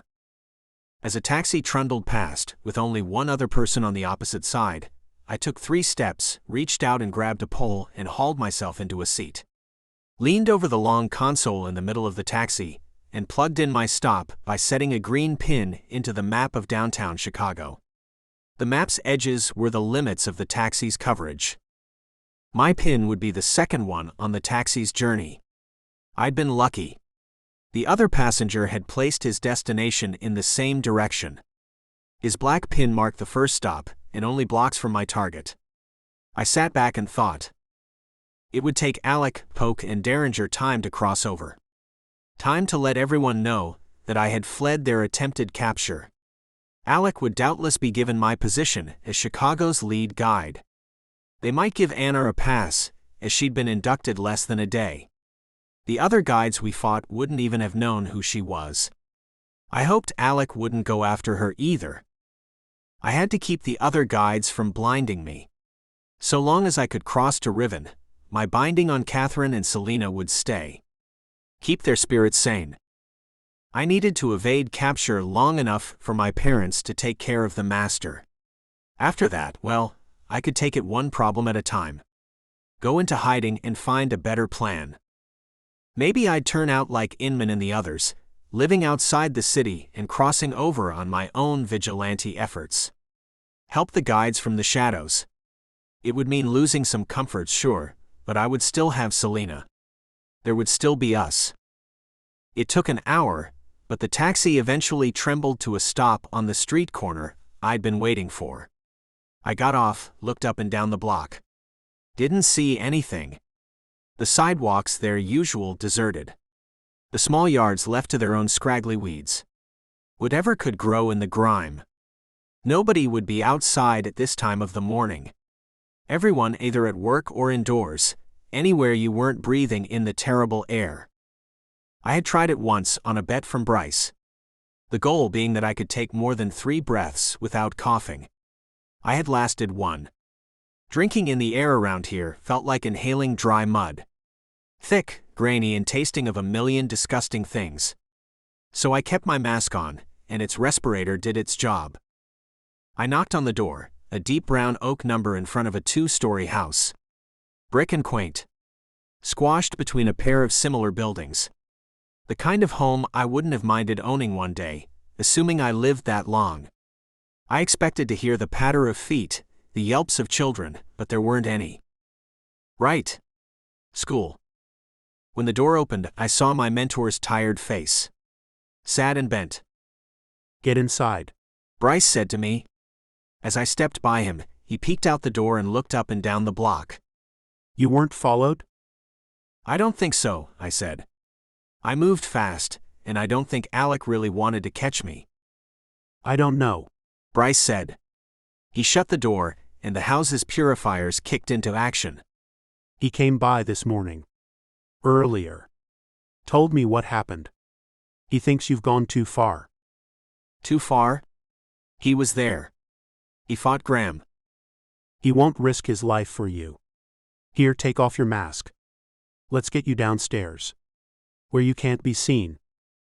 I followed Bryce through his house and down a flight of stairs below the ground. Through a room packed with boxes and a large furnace with a pile of wood nearby. Summer heat left it unlit, the iron cool and dark. A bed for one sat in a back room, surrounded by clutter. "What do you mean?" I said as I looked around. "Alec's been with the guides longer than you," Bryce said. "Depends on them for his lifestyle. I'm not saying it'll be easy for him, but if it comes between you and everything he knows and depends on, I'm sorry, Carver." "What about you?" "I'm retired." Bryce gave me a grin that died almost as fast as it came. "But I can't risk my family. You can stay here for now. Not forever." "You should know," I said. "We know where the master is. Graham and the others, they're going for him right now. This whole thing could be over soon." "That's why I brought you down here," Bryce said. "I figured you'd want to cross." I looked down at the bed. A wimpy frame, a small mattress. Not what I expected from the man who'd been Chicago's lead guide for over a decade. "This leads to the clock tower." "It doesn't look like much," Bryce said. "But it will get you there. Before you ask, the reason it's down here in the basement? My wife came down every morning I crossed to check, in case something went wrong. To keep my children from finding their father's body." Chapter 14. You can't go home again. My eyes opened in the clock tower, the center chamber a mix of wood and stone with a line of beds on either side. The weapon rack in front holding my lash, my long knife. For the first time waking up in here felt wrong. Like at any moment, I could be attacked by a fellow guide. By Alec. My sanctuary was one no longer. These were odd hours for our region. Noon back in the real world, when most of our hunts happened at night. I took my gear off the rack and left the clock tower without interference. Made it past the fountain without any guide seeing me. Spent the next half an hour ducking through alleys and avoiding the occasional sparks launched into the air from groups of guides on patrol. I wondered if sneaks felt this way, always watching over your shoulder and looking around corners to make sure you weren't about to be caught by a guide or torn apart by an angry spirit. As strange as it had felt to wake up in the clock tower and feel like an intruder, going into the building Nicholas, Graham, Catherine and Selena had occupied felt even stranger. Nobody home. Devoid of any of the spirits for the first time in months. Nicholas's machines were still there on the first floor, quiet and cool, I wandered through my parents' place on the second floor. It was utilitarian. Arranged to provide maximum sight lines to entrances and exits, and they had placed a ladder alongside the balcony, one that could extend all the way down to the ground. Ever ready in the case of an emergency. Checking to see if they were home, that's what I told myself. If they'd already come back from fighting the master. Or maybe failed to find him and returned. Except I knew they wouldn't be there. I'd come to the apartment, because it might be my new home. Without the clock tower, I needed a base. The apartment with Selena, my parents, and Nicholas made the best candidate. I made my way up to Selena's balcony, where we shared so many hours talking and watching the shiftless sky. Watching the sparks break over the city roofs. I wanted to try something I'd never done before. Something I'd only ever seen with my life hanging on the edge of ruin. Barth, the mad guide that had tried to kill us in his tower, he'd talked to the master from a distance. Had a whole conversation in a room without the master even there. Graham, about to kill me on top of Riven's wall, had been ordered to stay his hand from afar. If the master could do it, then why couldn't I? I didn't know how to start. I didn't have instructions, no easy option like flicking on a light switch. Or humming a song. Instead, I tried to find the missing pieces of me. The parts that I had given to Selena, to Catherine, to Nicholas to keep them sane. The connection that bound me to them. The hollow parts weren't hard to find. Like a tongue feeling for a missing tooth, or sore throat that had disappeared. An expectation reflexively looked for, but not found. And that missing tooth or sore throat, each missing piece had a spirit tied to it. I found Nicholas first. The connection tying the two of us together, feeling cool and distant. Like stumbling on a new bump on my skin in the dark, and not being quite sure where it was. Only when I focused on that feeling, shadowy sensations came back. As though touching something through a cloth. Nicholas's experiences at that moment, his temperature, his emotion, the sense of the world around him. Perhaps I could reach through the other way. Nicholas, I said. I spoke the word aloud, and, as much as I was able to, tried to press it through the connection. Thought the word at the link between us. Then I felt the shock. The flare of surprise come through our bond. Can you hear me? I sent through. Another wave of surprise. Then a pause. Followed by frustration. Try to talk back. I waited. Felt the frustration growing in our link.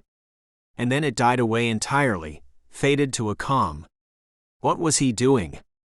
I opened my mouth, about to speak again, when I felt a chill rush. Carver? I couldn't hear her voice, at least not in the usual way. She came through more like a sensation. Like when you imagine someone talking to you in your head. Where are you? Selena had figured it out. I latched onto her voice, or my rendition of it. I'm back at the apartment. Can you hear me? I asked. This time, instead of frustration, I felt the warm glow of happiness. Surprise mingling with a smile. I can. Selena said. In a way. Are you all right? I'm better now, I said. It's been a rough day. Are you making progress? We're still in the forest but moving fast. We can see the mountain now, whenever the branches clear up enough for us. We should be there soon, Graham thinks. I'm sorry I can't be there, I said. I wish you were. Selena replied. But it's nice to know I'm saving you for once. I could get used to that. I listened to her describe the forest, talk about how the group was getting along. The four spirits venturing on. Graham getting more annoyed with Nicholas every time he stopped to try another experiment. Catherine, playing mediator. Selena, well, she was enjoying the chance to explore. To get out from between the crumbling canyons of the city for a little while, and see something new. I don't know how long we were talking, sending our words over miles and miles, but it ended when the apartment door swung open. It ended with a voice I knew saying my name. You shouldn't have come back here, Alex said. If I couldn't find you, then I wouldn't have to kill you. Chapter 15. Deals amid disaster. I didn't say anything to him at first. Instead, I focused on sending one last message to Selena. "I've got to go," I said. "If you don't hear from me again, I love you." Look at this, now you're talking to yourself. Alex said. "I can still reach them." I turned to face my friend. "Just like Graham and the Master." So you are the same now? Alex said. You will start getting the same ideas. Binding more spirits. Find guides more loyal to you than our order. "You know I wouldn't do that," I said. I do. Alec mused. We fought to save your life, Carver. To keep this world and ours apart. Now here we are on opposite sides. Do I chance everything by playing nice? Walking away. I feel like the risk we are taking is letting you live at all. "Think about what you're saying," I said. Scrambling here, trying to keep Alec talking. My back leaned against the railing of the balcony, a 30-foot fall to the ground. Alec stood between me and the door. No easy way out. Prove me wrong, Alec said. I am begging you, friend. Show me a better path. You have to trust me. We're almost there. If you are, then may the guides damn me for what I am about to do. He ran at me, those gauntleted fists of his swinging low. No time to bring out the lash.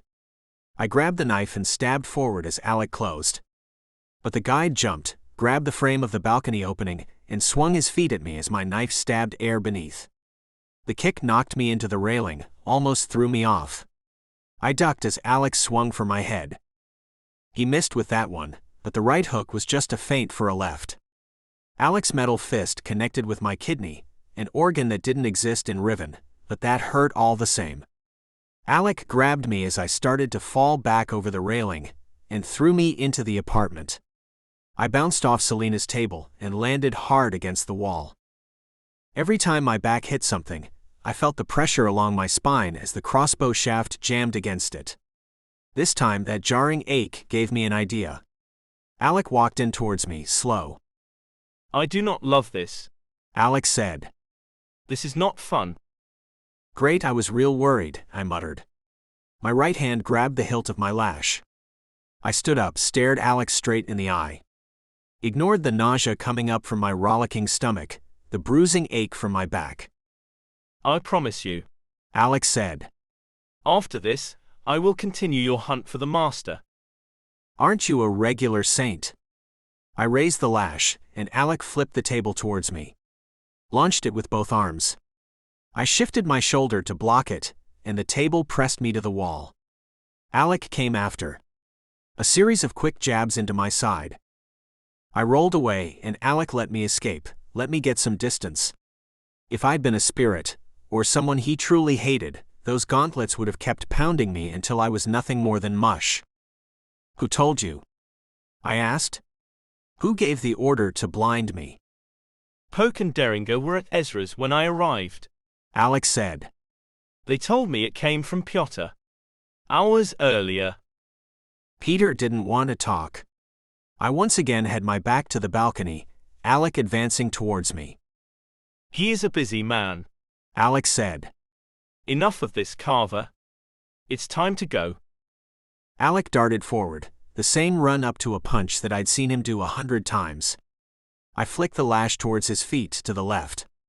Alec moved fast, jumped over the strike, only I wasn't aiming at him. The lash wrapped itself around the leg of the table, and I pulled it tight as Alec came through the doorway to the balcony. The lash's cord swept up through the doorway and caught Alec's ankle. Tripped him and sent him flying into the railing. I ran back through the other way. Slipped the lash back in my holster and reached over my shoulder to pull up the crossbow. Locked in an orange bolt as Alec picked himself up and turned towards me. You know what this can do, I said, leveling the crossbow at Alec. You would burn down this building, Alec said. I don't exactly have a lot to lose. What is your offer? Let me leave. You can say you didn't find me, we can forget this happened, I said. Then after I deal with the master, I'll come back and you can blind me. Alex stared at me for another moment. Weighed the options. Nodded. Go. But I will keep looking for you. Next time I won't be alone. I didn't give him a chance to change his mind. Ducked out of the apartment, ran down the stairs, hit the ground floor and dashed out into the streets. Like Chicago, I went at random but always with one general direction in mind. I had to make a stop, and then I would have to cross back. I had no doubt Alec would be waiting at the one place I could do that. The Clock Tower. Chapter 16. Immolation. I watched the clock tower from the top room of a building across the courtyard. Looked right over the fountain, at the guides standing in front of where I needed to go. 3 of them, and Alex stood in the middle. Crossing out of Riven meant tying yourself to a location. My body, my real body, sat in Bryce's basement. That bed linked to this location in Riven, the clock tower. Every time Bryce crossed from that bed, he would appear in the same place over here. It's how we managed to keep our equipment where we needed it. How we determined which regions guides around the world would patrol. It wasn't all that hard to find a new place to cross over from the real world. You needed somewhere you could fall asleep. Some guides were so good, so able to relax on any floor, that they could cross in and out anywhere. That didn't work for me, but maybe I needed to rethink my comforts. I'd never been able to cross over without a cushion or a mat. Somewhere safe. Getting out of Riven, though, only had one option. Had to go out the same way you came in. That meant the clock tower. Finding my bed and crossing back. I didn't think Alec and the other guides would just let me by without a fight. But I hadn't come empty-handed. My lash, my knife, I'd left those back in the Warrens, where Anna and Lawrence crossed over from their hideout beneath the construction site. A place, so far as I knew, Alec and Bryce didn't know existed. The one thing I'd brought with me. The crossbow. The orange bolt loaded from the fight with Alec was still ready for action. I went over to the crumbled wall that faced another street, out of sight from the guides in front of the clock tower. Aimed the crossbow at a house half a block down. My shot zipped across the street, struck the building and burst into orange fire. The blazing rays climbed up and down the house, and leapt towards the buildings around it, spreading into an all-consuming nova. I backed up, glanced out towards the clock tower, and saw what I'd hoped for, Alec and the other guides running across the courtyard towards the blossoming burn. As they passed by my spot, I dashed down the stairs and sprinted across the courtyard. Behind me I heard their shouts, Alec calling for them to search the nearby buildings and keep their distance from the fire. At the entrance to the clock tower, I took a second to look back. To make sure Nicholas's invention wasn't going to roast the entire city. It looked like solid spiderweb, orange burning lines lancing from place to place, connecting with stone wood, or wandering spirits and flaming into a new nova. At the edges, though, the intensity faded. The jumps were shorter. The lines smoked and died. I hadn't destroyed the city to make my escape. At least, not entirely. It was an ugly block anyway, I said to myself as I slipped inside the clock tower. I shoved the crossbow beneath the bed as I jumped in it. Not that I expected it to remain hidden, but I could use any minutes they spent not knowing I'd already crossed back. I closed my eyes and drifted back to Chicago. Chapter 17. Saved by a sneak. Bryce's basement had no lights, felt like midnight, even though I knew it was only mid-afternoon. I curled out of the bed and felt my way to the stairs. I took the steps up slowly, testing each one for creaks. Bryce had given me a chance, and I didn't want him to die for it. Or suffer. The sooner I left his house, the sooner he could claim I'd never arrived. The sooner his family would be free from the risk I carried with me. I heard thumps from the front door, exclamations of welcome from Bryce and his wife as their kids came home. I took the opportunity to slip from the basement and head back to the kitchen. Went by the nook where not long ago, Bryce had told me about his quest to find my mother. Back when things had seemed so much simpler. Out the back door, my fingers catching the metal frame as it closed to muffle the noise. An empty lawn, a plot for a garden that would never grow. An alley where every so often crews in large trash tanks would trundle by and collect the refuse. Only when I lost sight of Bryce's home did I give myself a chance to breathe. To take in the summer weather filtering through my mask and beneath my coat. I'd taken one step towards my new life. Now came the second. The construction moved fast. When I first came here months ago, there had been piles of steel bars and a plot of land. Now a frame loomed 7 stories high. Powered winches and pulleys shoved material up and down, back and forth, while workers sporting various equipment welded, tied, or measured every new piece. A foreman stood at the base with a monoscope, flipping through the various lenses to zoom in on his team's activity and shout out instruction. Nobody noticed or bothered to call out my presence as I walked behind them. I slipped around the edge of the construction site and headed down a steep set of stairs. The door had a knocker, but I ignored it. Twisted the handle and went straight in. I strode down the main hallway, beyond a pair of rooms that were always closed off, and into the center chamber. Dominated by a big table with scattered bits of food and drink on it, the room drew my eyes to its walls. To the maps hanging there, outlining parts of Riven in detail ranging from perfect to light sketches and theories. Candles burned. Still no electricity down here. I reached inside my front coat pocket and drew out the map taken from Mead's cabin. Unfolded it and tried to find where, if it matched the ones on the wall. You ever think to knock? Lawrence, Anna's partner and a generally unappreciative fellow, said to me as he walked in the room. We're not your apartment. Now you are, I said. Lawrence looked confused, which was the point. They kicked you out. Anna said, following her partner to the room. We were waiting here, like you said. But I didn't think they would actually do it. The rules are clear, I said. Hurt another guide and you're going to get blinded. You didn't hurt her. Graham did, I said. Close enough. He's my spirit. Anna replied, drawing a questioning look from Lawrence. Don't say that, I said. If they don't know, then they can't come after you. I've already taken the fall. That's the first smart thing I've ever heard you say. Lawrence said. Someday, Lawrence, we'll be friends. Hey, you give me a weapon like hers, I'll call us good. Lawrence said. Till then, you're just a guy that shows up and gives me grief. I went towards the wall, towards the map of the forest that hung from the back. Held up Mead's map to it. They were close, but the sneak's map had more detail. More symbols. Is this your map? I asked Anna. She shook her head. It's mine. Lawrence said. I do the exploring. Anna handles the clients. What do you have there? You draw a map of your own? I relayed the story.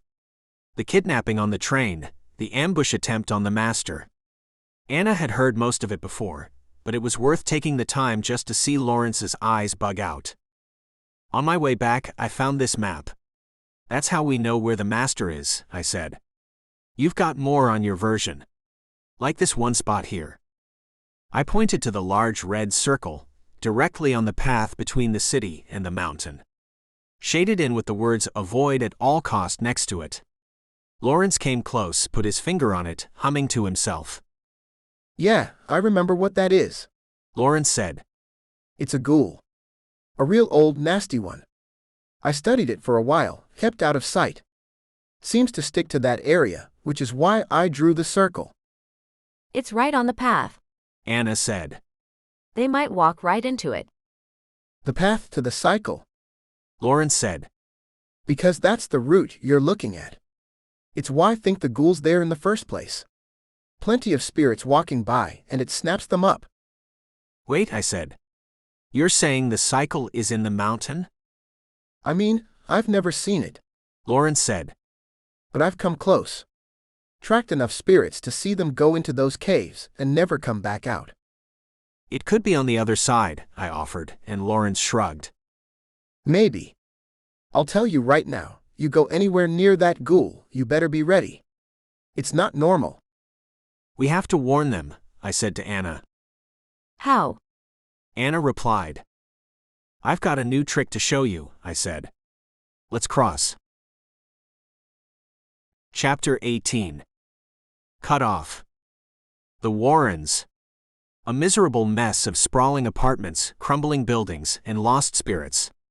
If you wanted to hide, the maze made for a good spot. We crossed over into the basement of one of those buildings. A 6-story monolith, bland in every way, except for its height. We didn't wake up in beds. Instead, I stood up from a mat with ratty pillows on the ground. This place could really use an upgrade, I said, stretching out. Oh, I'm sorry it's not up to your standards. I'll get right on that. Anna replied. You should, I said. The better your sight is, the easier the crossings get. If you're under pressure, every bit of comfort helps. Why would we be under pressure? Oh yeah. Because now every guide in this place is hunting us. You should be used to that. Sneaks weren't exactly targeted by guides, but if they found Anna skulking around and talking to spirits, guides would take care of her. They would give her a choice. Give up her location in the real world and get blinded. Or die right there and then, for interfering with Riven and the spirits of the dead. I thought my sneaking days were done when I became one of you guys. Anna said. I thought they were too. Anna led me to the top of the building. I didn't know whether or not height would make things easier, but we could see farther. Had a better chance of noticing any guides before they got to us. If we had to, we could run and the guides wouldn't know where we crossed from. We had to keep our exit hidden.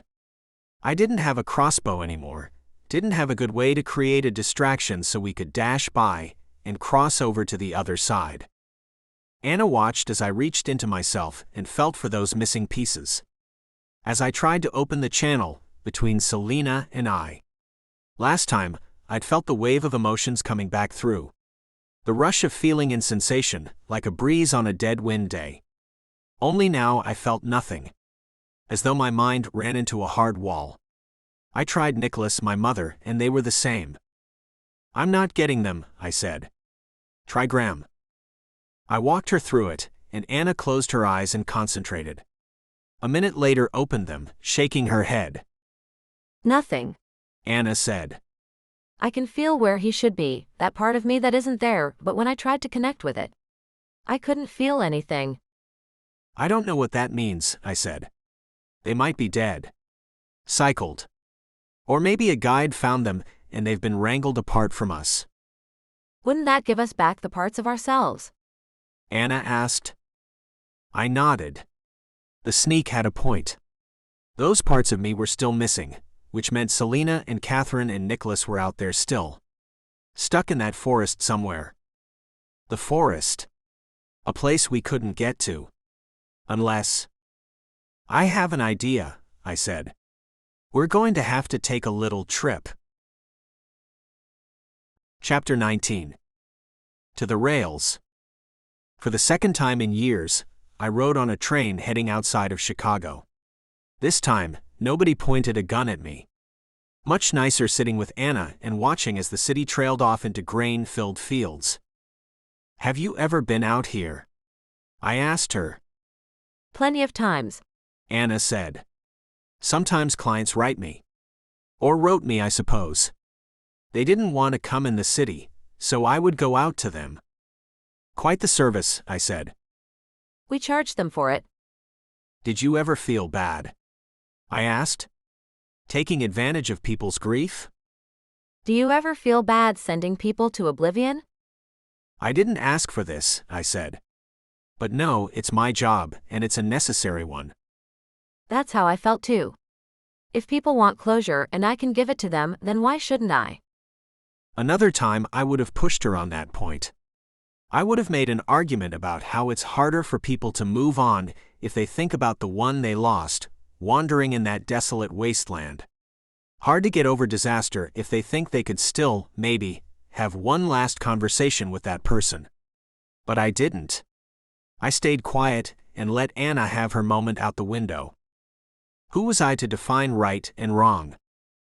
An hour later, the train pulled into the station. The last one of the day, the sun setting over the bluffs. It felt familiar, like when I came there last. Only this time there weren't any horses. No gruff former guides waiting to escort me up into the wilderness. Just Anna and I walking along the road. Some people spared us a glance or two, but, like in the city, people preferred to pretend we didn't exist.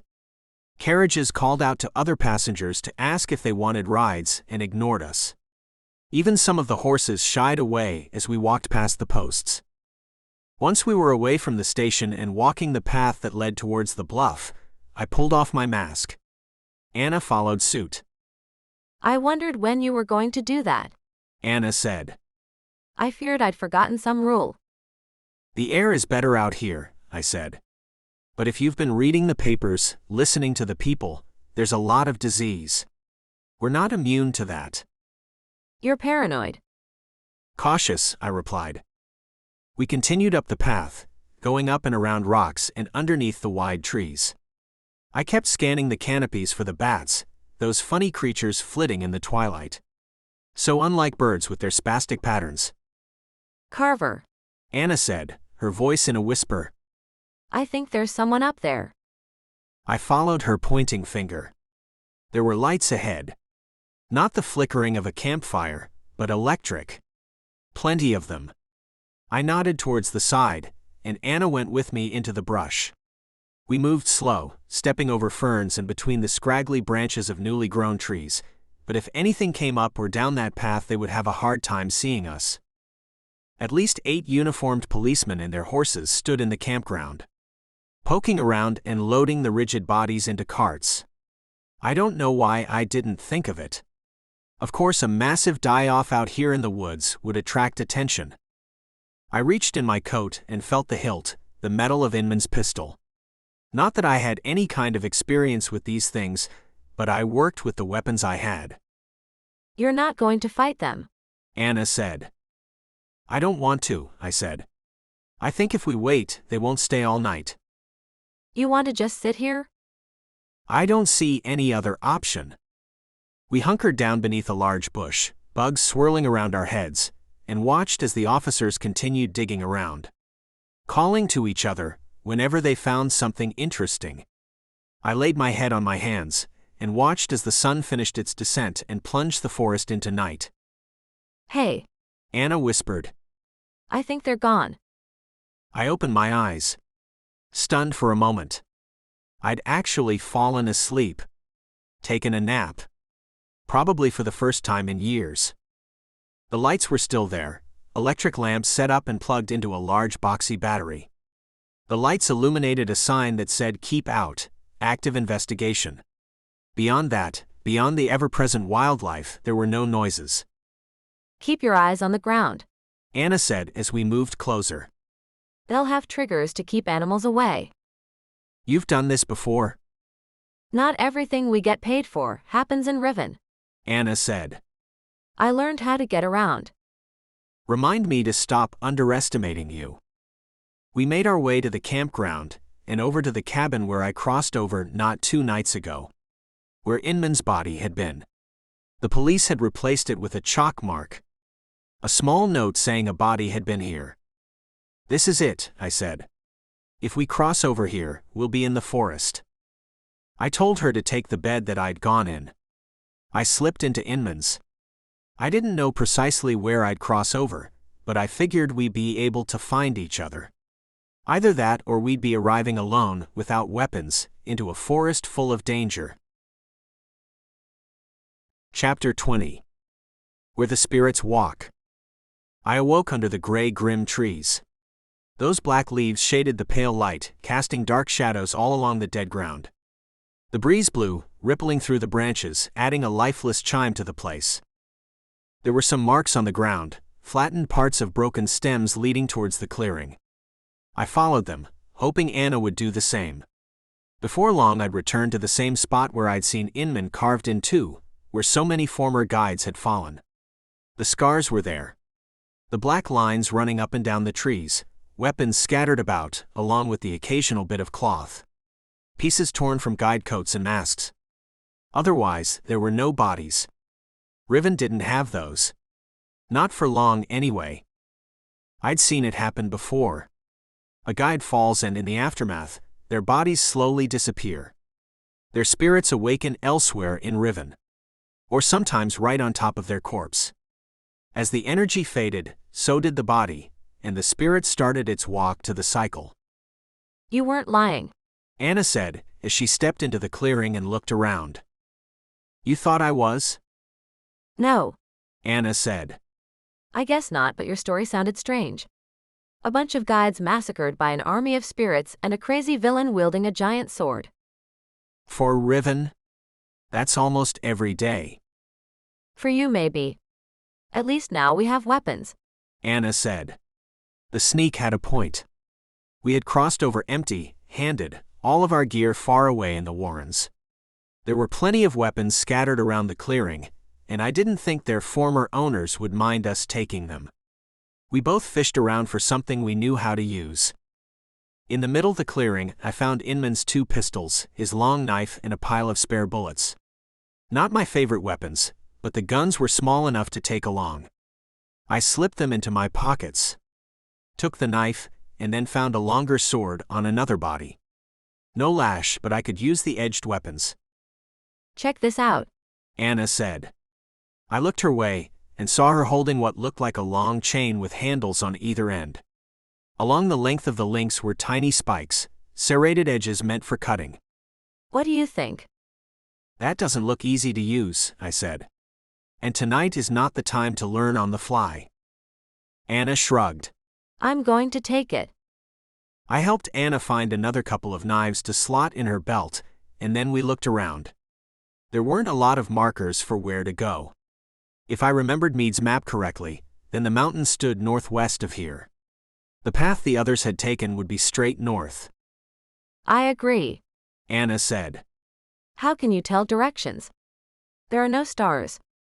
Look, I said, pointing towards one part of the clearing. The grass there was decimated, trampled under more pounding feet than any other part. If most of the spirits came from that way, and the master lives in the mountain, then that would be where we want to go. We just follow the tracks. Anna didn't argue, and we set off through the woods. Anna played with the chain, practiced whirling around, and nearly took my head off once or twice. Still, I'd rather she knew what to do with it when the time came. It felt like hours, but without any moving sun or changes in light, it was impossible to tell time in Riven. Eventually, in front of us, a crowded line of spirits appeared. They walked blank-eyed and without speaking through the forest. Towards the cycle. Ghosts shifting through the trees. We came to the edge of the path and watched them. The long line of soldiers, sick patients, and normal men, women, and children in a long walk towards the last moments of their existence. Wandering Riven, you saw people of every color and background, every race and origin. Some crossed over covered in tattoos or piercings, while others wore elaborate headdresses and spiritual robes. I'd never seen them all at once. Never noticed how many hundreds and thousands of spirits must be walking this road every minute of every day. How few must be losing their minds in order for us to keep Riven safe. It's almost beautiful, Anna said, her eyes running down the line. All of them, from all these different places, and they're all at peace. For now, I said. I never realized. If all of these spirits turned, there would be no way. No way we could hold them back. The world is a big place. We watched for a while longer until, shaking my head, I pulled Anna between a pair of dead-eyed soldiers and we made it to the other side of the path. Let's keep walking along. If I remember right, on Lawrence's map, that circle is somewhere up ahead, I said. If anything took Graham and the others, it would be that. You think we can fight it? Anna said. Us? Alone? Alec and I fought ghouls and won, I said. Anyway, we don't have a choice. Oh, that makes me feel better. Anna sighed. We marched along with the spirits, matching their steps and staring off into the woods, looking for any sign of our friends. Chapter 21. Big Game. It wasn't hard to see where Lawrence's red circle began. Off to the side of the path, to our right as we walked alongside the spirits, was what looked like a giant hollowed-out tree. A stump as tall as the other trunks in the area. its open air top a ridge line of broken bark reaching up towards the sky. What do you want to bet that's where Lawrence found the ghoul? I said. You're the expert on these things. Anna replied. True. While I hadn't hunted many ghouls, the first one only came with Alec a few months back. You could spot the telltale signs: torn up sections of Riven, a lack of angry spirits, and a general sense that you were not where you should be. What's messing with me is that ghouls normally crop up when there are a bunch of angry spirits in an area, I said. All of these spirits are passive. Or they've been wrangled by a guide back in the city. Do ghouls age? Anna said. Does anything age in Riven? Maybe there used to be spirits here. Lawrence said he thought the ghoul looked old. The sneak had a good point. Riven didn't seem to change all that much, except the slow deterioration of its buildings. A crumbling has much to do with the fighting between angry spirits and guides as any sort of natural force. It's possible, I said. Normally anything big enough to get noticed gets taken care of quick. I'm saying we don't know what this thing is, Anna said. If we try to think that this is something we've seen before, it could be a bad idea. So be ready for anything. We left the spirits behind and walked up to the stump. Searched our way around its base. The stump's bark a fading brown, unlike the gray forest. Patterns and textures lined the wood, unlike the featureless trunks of the other Riven trees. Whatever had once grown, whatever had produced this stump, had been something unique. There's an entrance, Anna said. She walked a few steps ahead of me, around a curve in the stump.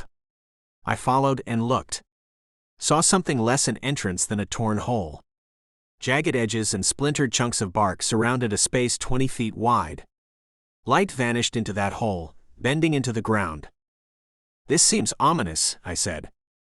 We crept into a campground full of bodies, looted the weapons left over from murdered guides, walked along the trail with thousands of other spirits, and now you're saying this is the ominous part? Anna said. I stand by it, I replied. Never walked into a tree before. We're both getting a lot of firsts today. We took those first steps through the entrance into the stump. My hand drifted towards my belt where normally I'd have a sparker.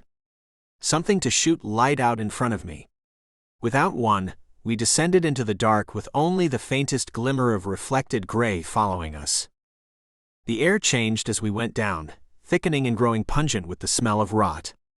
An unusual smell in Riven where souls didn't decay. Something lived down here. Or had lived. The pathway stayed wide enough that Anna and I could stretch our arms around us and not hit an edge. That didn't give me a lot of confidence. I preferred any monsters to be smaller than me. Strange how rarely that happened. The ground beneath our feet changed over from dirt to polished wood. Only as I knelt down to feel the smooth ground, it felt like rock flattened by ocean waves through years and years of pressure. The kind of stones you would find on a beach, smooth and clean. Just as the last bit of light winked out behind us, we saw a flicker in front. A whisper of a glow sneaking out around a bend. We followed it, taking each step slower than the last.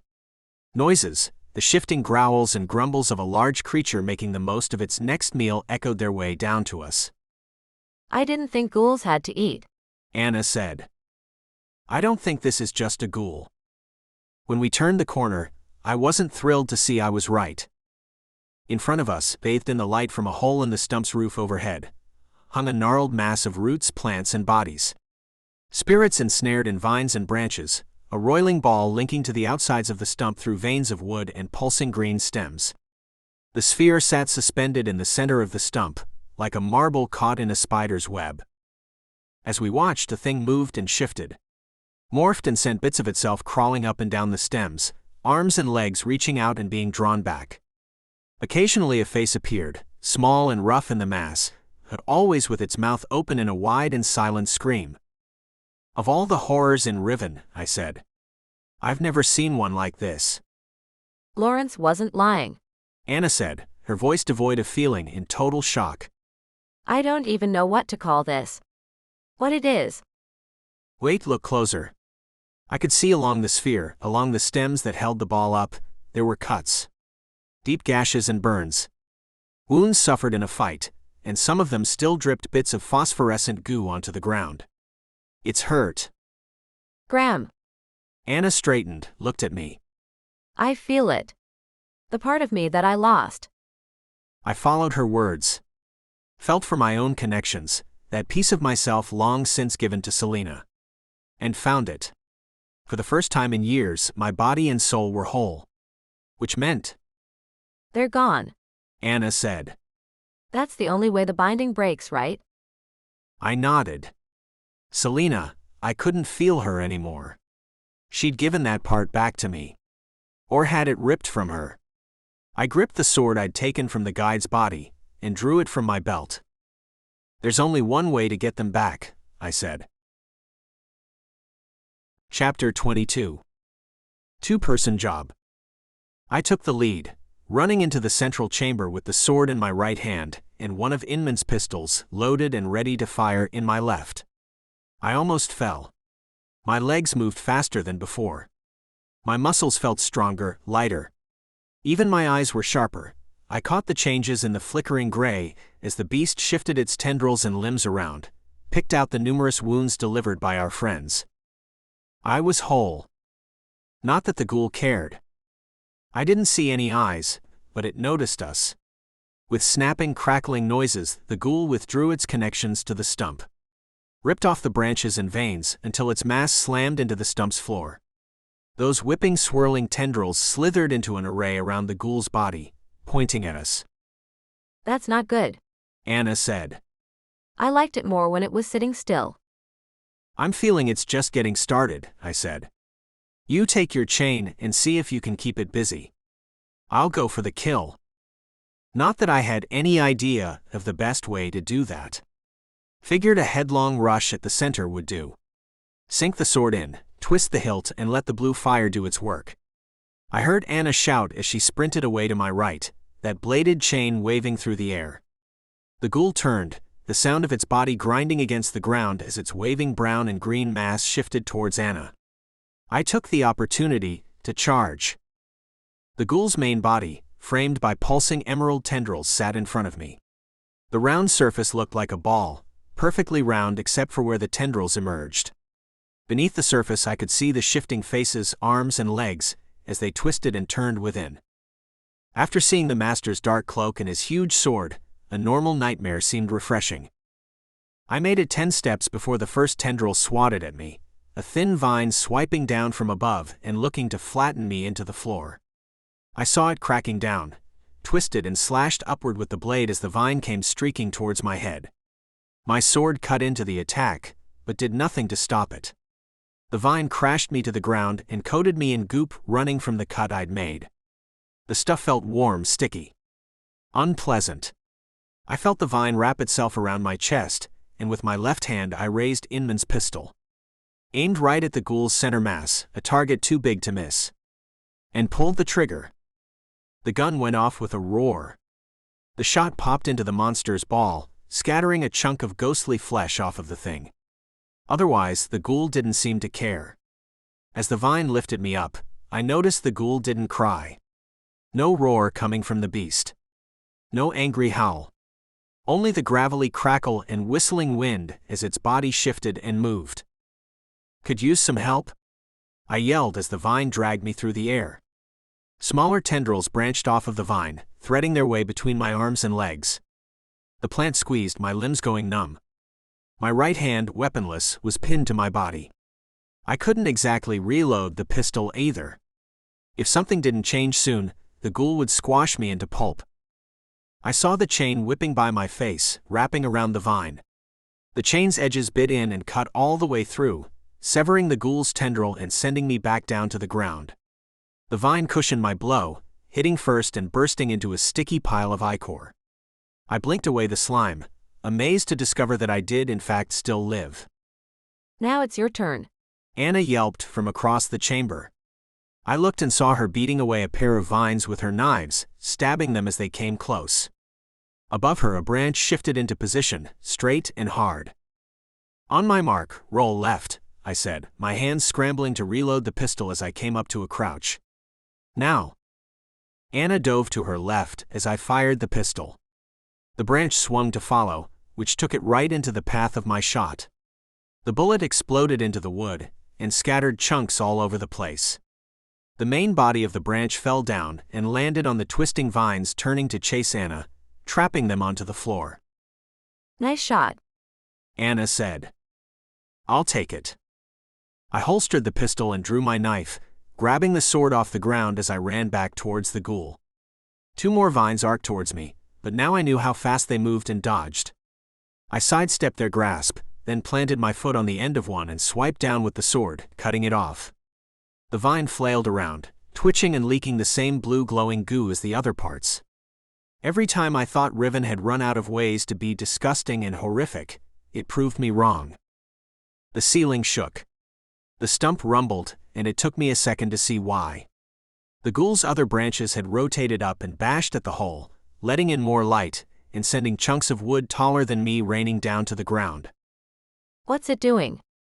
Anna said, running over past me towards her chain, a vine trailing after her. Running away, I said, no idea whether that was true. So I went after it.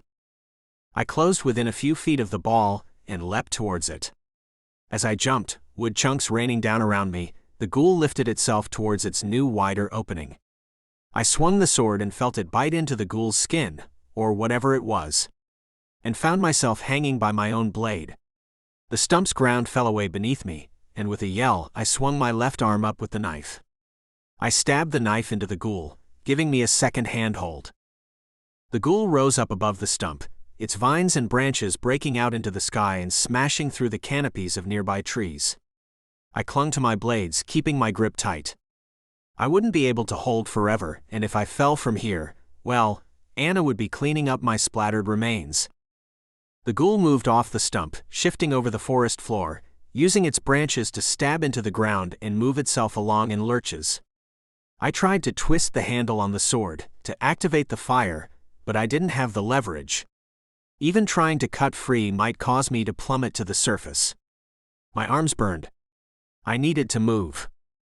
With my left, I went for it. Withdrew the knife and stabbed higher up. Then with my right, I pulled out the sword. The move sent me swinging back as the ghoul jerked over the dead grass. My left wrist ached, but I held on and lunged back at the ghoul, sticking my sword in a little higher. For its part, the ghoul ignored my climb as it walked. I took a needless breath, then repeated the steps, inching my blades foot by foot up the ghoul's body until I reached the top. Until I stood on the thing's head and saw where we were. Beneath us, beneath the swirling, twitching mass of vines and branches, was the infinite line of spirits marching towards the cycle. The ghoul began to feed. One after another, the ghoul scooped spirits up from the path and shoved them into its spherical mass. Pressed them into its skin, even where I'd cut it. Wherever the spirits touched, the ghoul grew larger. The cuts healed. New vines started to sprout. We were running out of time to beat this thing. I raised the sword and slammed it down into the top of the ghoul. Went to turn the hilt when I saw a face in the skin below. Selena's eyes, that vicious scar, they looked up at me blank and unseeing. The sparkle I'd become used to, no longer there in her dead gaze. I hesitated. The ghoul hit me hard, sent me flying off its head with a thick vine. Small leaves actively grew around me, spreading their tiny tendrils between my arms and legs and wrapping them around my neck. "You're not playing fair," I said, immediately regretting opening my mouth as more plants shot their way inside. The vine tasted like spinach, full of iron and bitterness. I ground the leaves in my teeth. If the ghoul wanted to tear me apart, well, I'd make it pay. Give it the full power of my gnashing gums. The vines swung me through the air, suspended me where I could watch as the ghoul continued feeding. As it grew stronger, pressing the helpless spirits into itself one by one. I saw one of the spirits running, catching a vine and riding it towards the top of the ghoul. Just before the spirit smashed into its skin, I saw its arms move, a chain fly out and wrap itself around the vine. That wasn't a spirit. Anna had caught up, and she cut herself free. Fell towards the ghoul and landed near my sword. As the vine grew leaves in front of my eyes, coloring the world a lighter shade of green, I saw Anna climb over to the sword and twist the hilt. Blue fire ran down the blade and streaked out over the creature, running down its sides and up its vines and along its branches. I felt my vine shiver, the leaves withdrawing out of my mouth and wasting away, shriveling to nothing as they held me 20 feet above the ground. I fell. Chapter 23. Reassembly. I didn't know the spirits that I landed on, the ones I crushed down into the dirt, but I thanked each and every one of them as I stood up. Around me the unending march continued, only now around this part of the path swarms of spirits stood staring at the trees around them, the lives consumed by the ghoul over its long reign. Carver. Anna said. Where are you? Over here, I said, not really sure where here was. I looked around, scanning the faces. Before too long, all of the spirits would head towards the cycle. There were hundreds of them. I had to find Selena. Graham, Catherine, and Nicholas too. Anna shoved her way through a crew of centuries-old sailors, their ornate coats contrasting with their swarthy appearance. She looked rough, bruises across her face and more than a few cuts and splinters sticking out from shredded parts of her clothes. Going by the multitude of aches and pains bouncing their way through my body, I gathered we both felt terrible. I can't believe we're alive, Anna said as soon as she came up to me.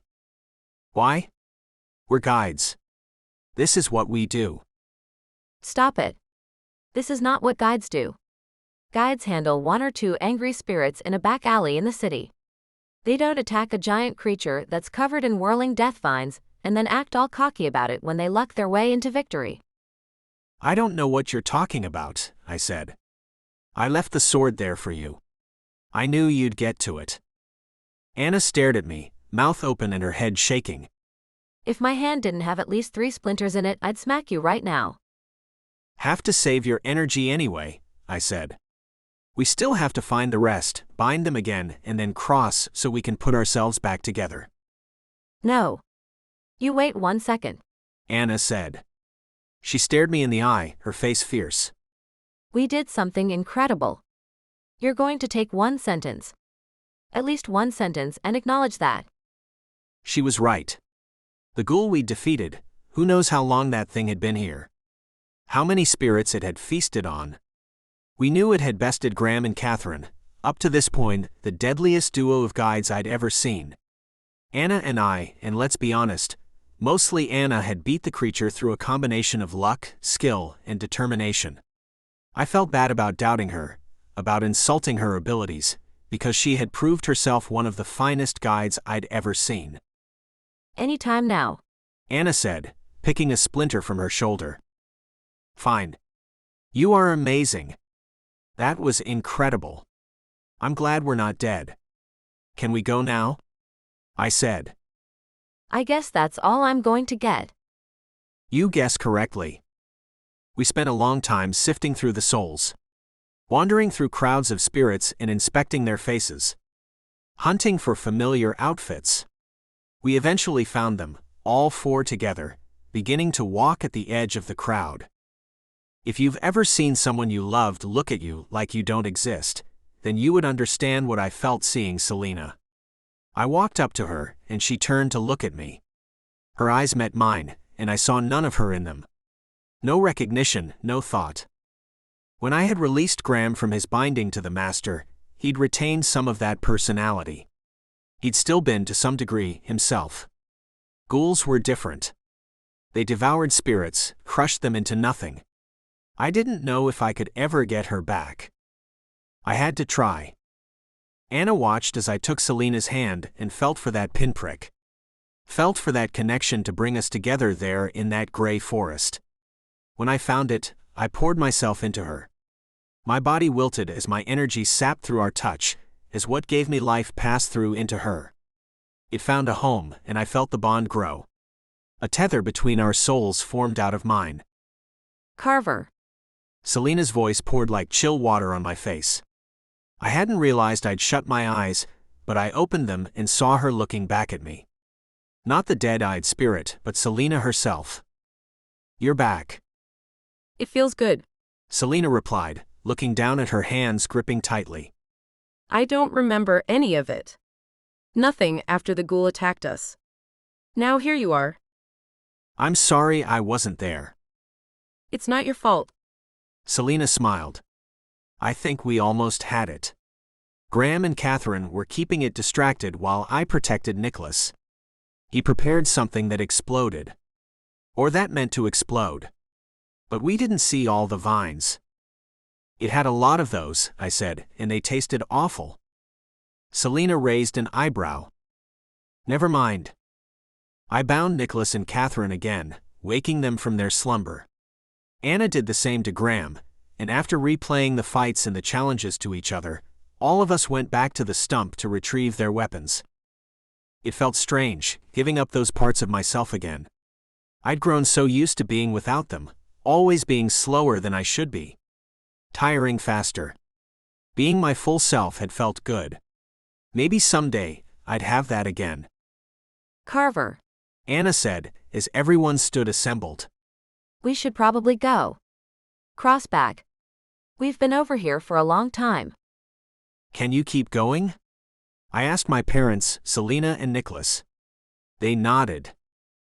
That thing caught us by surprise, Graham said. I don't think the master is a giant monster full of vines. We'll take care of him. If we can, I said. We'll try to come back the same way tomorrow night. Meet you at the mountain. I like that idea, Nicholas said. It'll give me time to study the surroundings. Find a plan. Plans. Graham shook his head. Run in with a hammer held high, now that's a plan. Anna and I left them to carry on, made our way back past the line of spirits to the clearing, into the beds of grass and crossed home. Chapter 24. Police work. I opened my eyes to the wide black barrel of a gun, and behind it the furrowed brow of a police officer. He wore the standard blue and copper uniform, the metal winding through the cloth around various badges and devices. He gave me a moment, let me collect my breath. I glanced to the right, noticed Anna staring at the weapon. Now that you're both awake, I'm hoping you won't mind giving me some answers. The officer said. It's been a while since I've had someone decide to fall asleep in a crime scene. Particularly when that someone doesn't want to wake up. We were in Riven, I said before Anna could get any ideas. We're guides. We were trying to figure out what happened. Guides? The police officer said. Guides way out here. Just happening to come by after all the others died. I could have said anything. I could lie, protest that we were innocent, and that we'd only stumbled on the cabin as a place to spend the night to complete our quota. Or I could tell the truth, say that I'd been here the night the guides were slaughtered, but all that would get me is an interrogation. Questions about why I hadn't gone directly to the police. So I went with option 3. It's guide business, I said. Riven is a mess, and we're trying to clean it up. The group here made mistakes, we came to fix them. Did you now? The officer said. Why don't you stand yourselves up and come with us? Then you can tell me all about exactly what mistakes were made. Gladly, I said. Not that I had a clue what I was going to say. If they actually checked with the guides about my name, they'd find my fugitive status right there. Carver. Anna said. I held up my hand. Don't say anything, I said as we got up from the beds and followed the officer from the cabin. The less you can implicate yourself, the better. If we're lucky, you'll still be a guide after we get out of this. Several more officers milled around the campground outside. When they saw us come out, one of them took off a pack and reached inside. Pulled out a pair of what looked like collars. What are those? Anna whispered. Shock collars. The police officer said. Normally we keep them for sneaks. Anyone who feels like Riven is a place to run off and hide. I wouldn't advise crossing while wearing one of these. It reacts to your breathing. If you start to even out, like you're falling asleep, it'll zap you. I said. I'd had a short, ugly experience with those while being trained. A demonstration to show what would happen if you went astray. I had no doubt that Poke or Derringer had one back at Ezra's, and if I'd waited a moment longer, they would have tried to clap it on me. You're really ruining this whole guide experience, Anna said. Bad timing on your part, I replied. Since you're both so talkative, The officer said. how about you tell me about those mistakes? I went into a censored version of the story, spinning a tale about how all of the people here were former guides, how they had tried to break a hole through Riven back to the real world. About how that hole didn't work out. Attracted a lot of spirits. Too many. The guides' own ambitions had cost them their lives. Sounds like they were a real batch of evil men and women, the officer said when I'd finished. His deadpan hadn't changed at all. No idea whether he had bought the story. But here's the funny thing. We and all the other departments around Chicago for hundreds of miles received a notice last night. About a guide who'd gone his own way and refused the justice your kind insists on delivering itself. Included in this notice was a description. One you happen to resemble. It also included a note about a mask. Black and gold. I think you'll agree that the one you're carrying there holds those colors. The officer clapped the shock collars on each of our necks. They felt tight cold. Every time I swallowed or took a breath, my throat scraped against the metal. I saw Anna's eyes flicked towards me. Shook my head slightly. 4 officers, 2 of us. We might have been able to win, but there are some things you don't come back from. Binding spirits, even injuring the guide in Riven, those were different. Here in the real world, these officers had family, friends. A blinding, getting cut off from Riven forever, still meant you were free. Not locked in a prison cell. It sounds like you've already made a decision, I said. Maybe I have. The officer said. I think you'd better start walking. On the way there back to the station, you're going to give me the real story. Because right now I have a cart with 20 bodies in it, and no one to tell me how they got there. You're not going to understand, I said. Trust me. The officer replied. I long ago figured out that this world doesn't provide easy answers. Doesn't give clear explanations. But eventually someone will come around and ask for them all the same. I don't need to understand, I need to be able to say why. So as we marched down to the station, I retold the story.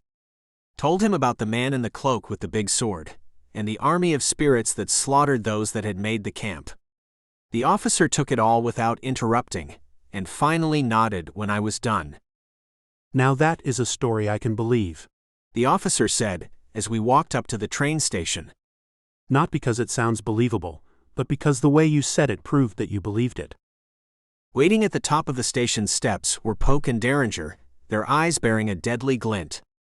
Derringer favored his right arm, and when he saw that I'd noticed, shot me a spicy glare.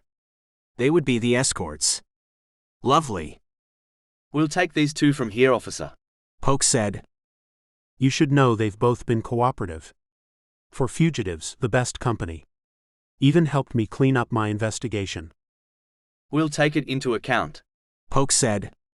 We followed them onto the train, and they pointed us to a pair of seats. Straight to the hospital this time, Derringer said. Right into surgery.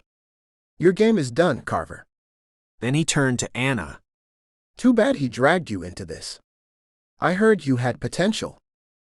Fun while it lasted, Anna replied.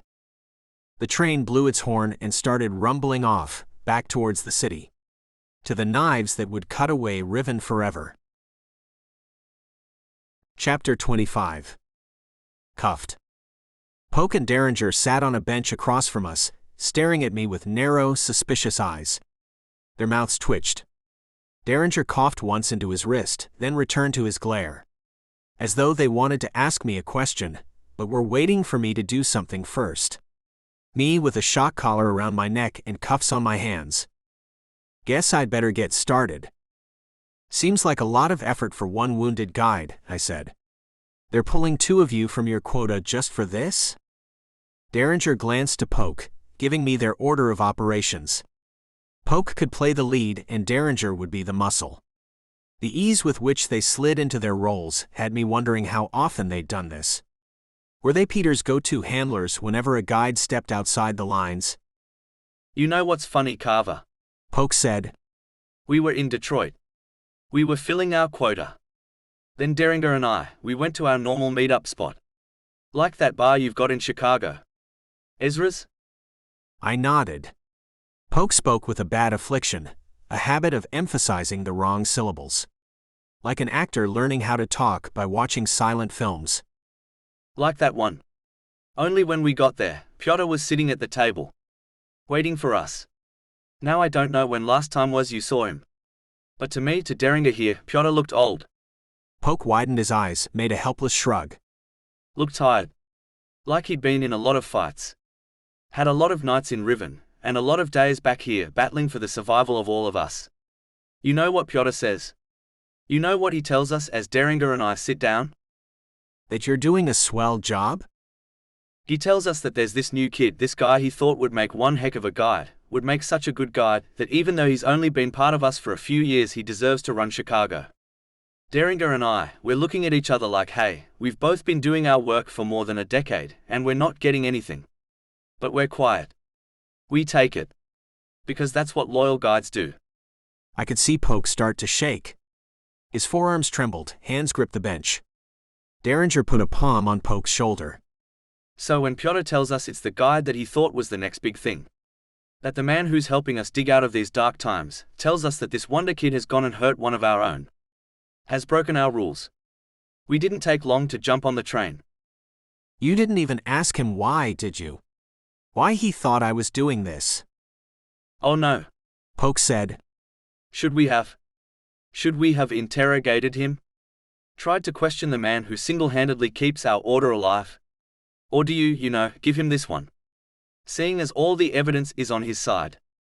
I'm being hunted, I said. That's why I'm here. Who isn't being hunted? Derringer sneered. You? Me? All of us got spirits after our hides.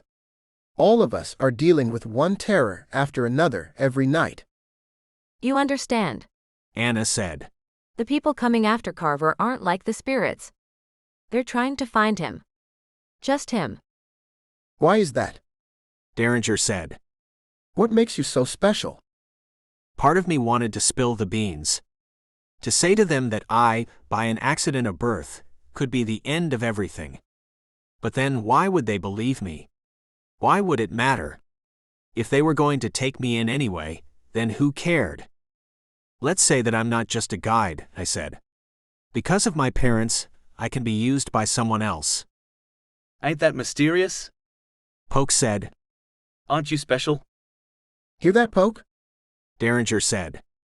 This guy thinks that he's better than us. That's not it, I said. You have to let me go. Keeping me puts Riven at risk. You talk about how you're getting hunted in Riven. Poke said. Sounds like there's a simple solution for you. We take you back to the hospital. We get you blinded. Then guess what? No more Riven. No more getting hunted. You're safe. Piotr's happy. Everybody wins, Derringer added. I didn't have an argument against that. They were right, to a degree. Blind me, I couldn't be used to create a hole out of Riven. Only, that would still leave the master out there. Would leave whomever came next at the mercy of his schemes. I couldn't let that stand. What about the people hunting me? I asked. Who's going to deal with them? Why don't you give us all the details? Poke said. We'll take care of it for you. Derringer and I. We'll hunt them down. Send that nasty spirit into the cycle. Along with those spirits you bound over there.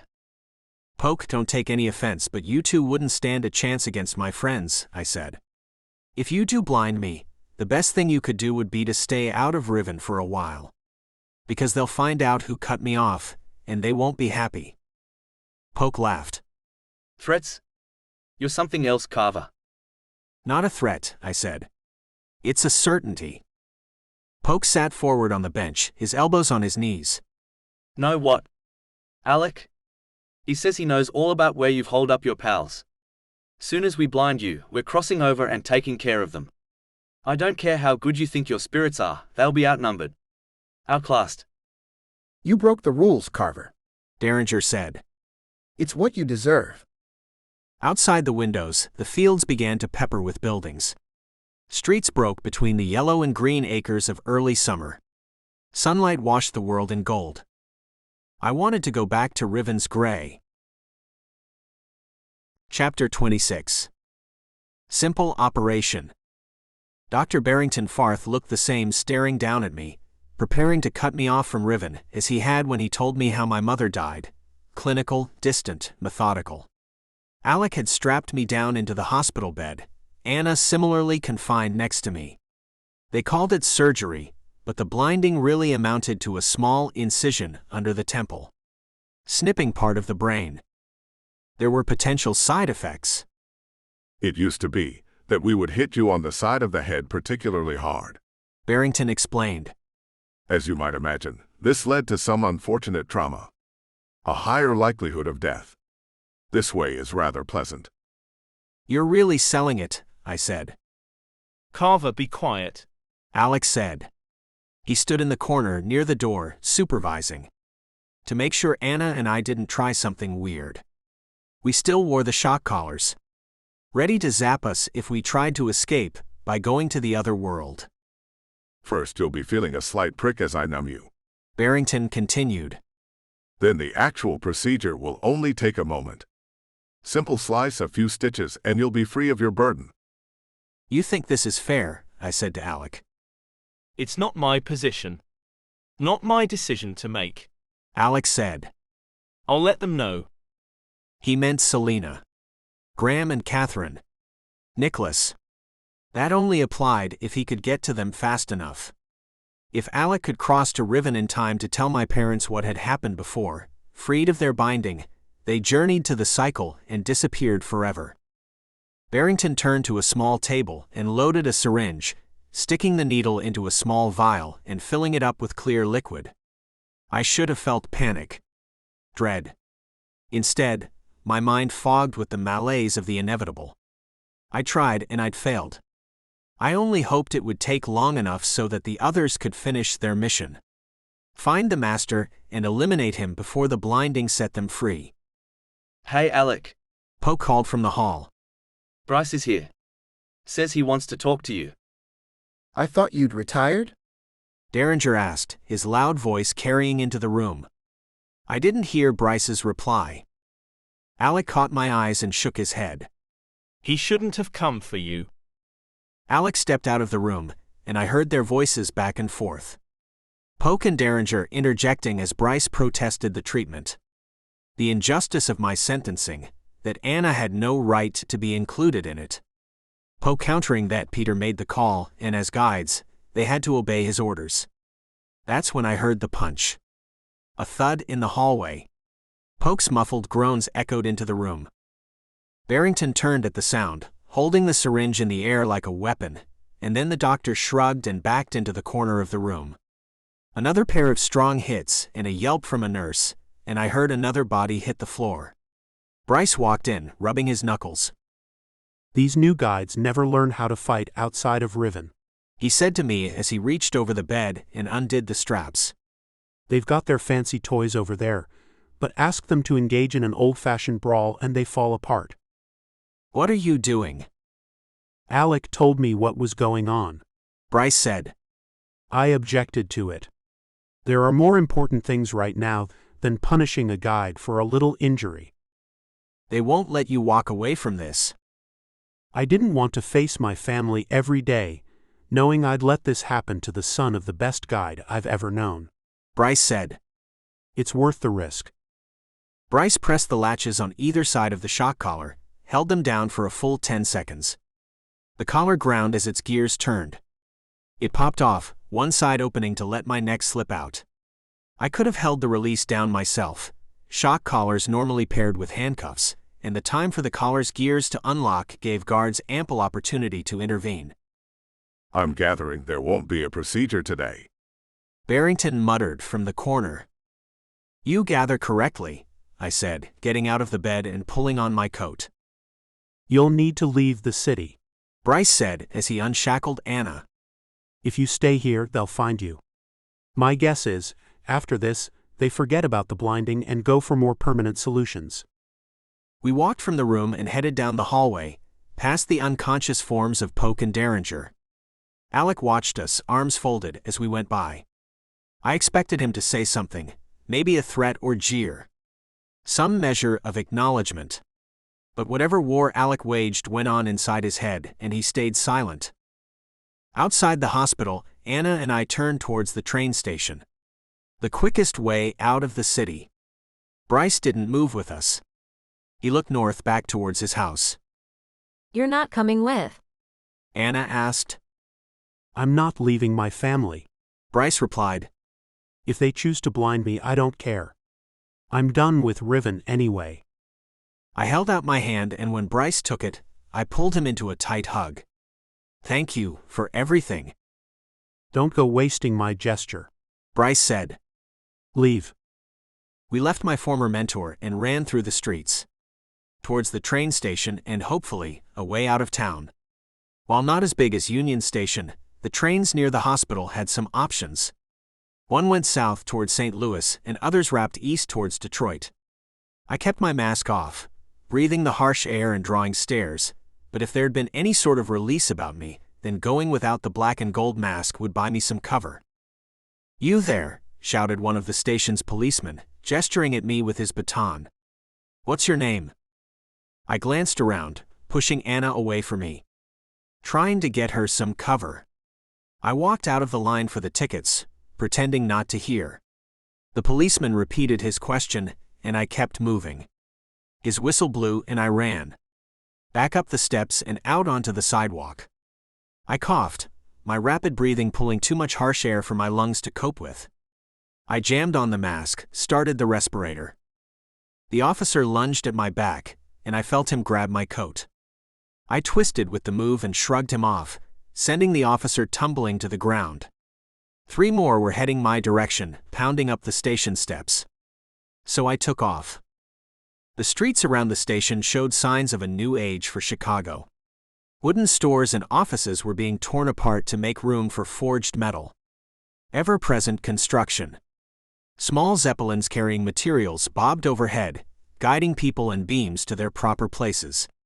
Shifting crowds of workers in the late morning moved their massive bodies along the streets or in the automatic taxis. Every so often as I darted between crowds, I caught sight of one of the city's mechs, the tall 2- or 4-legged beasts that, with stacks belching smoke, rumbled their way on patrol. I burst through the crowd and found myself in a large intersection, bustling groups crossing in shifts to blue and red signals on 10-foot posts. At random, I went left. Down a long sidewalk that stretched in front of a row of offices claiming various legal representation. The kind of office I could probably use right about then. In front of me, as the block ended, a black metal leg pounded into view. Followed by another. The cockpit of the mech, a half-oval with a glass windshield set over the top, a pair of large guns beneath, swiveled to point my way. Its barrels trained on me, and I paused. Raised my hands. Carver Reed, the mech announced, the pilot's voice catching a mechanical twist coming through the machine. You're under arrest, and any action taken without our consent will result in your immediate execution. Chapter 27. Get out of town. Anna grabbed my shoulder and pulled me into an alleyway. Out of sight of the mech.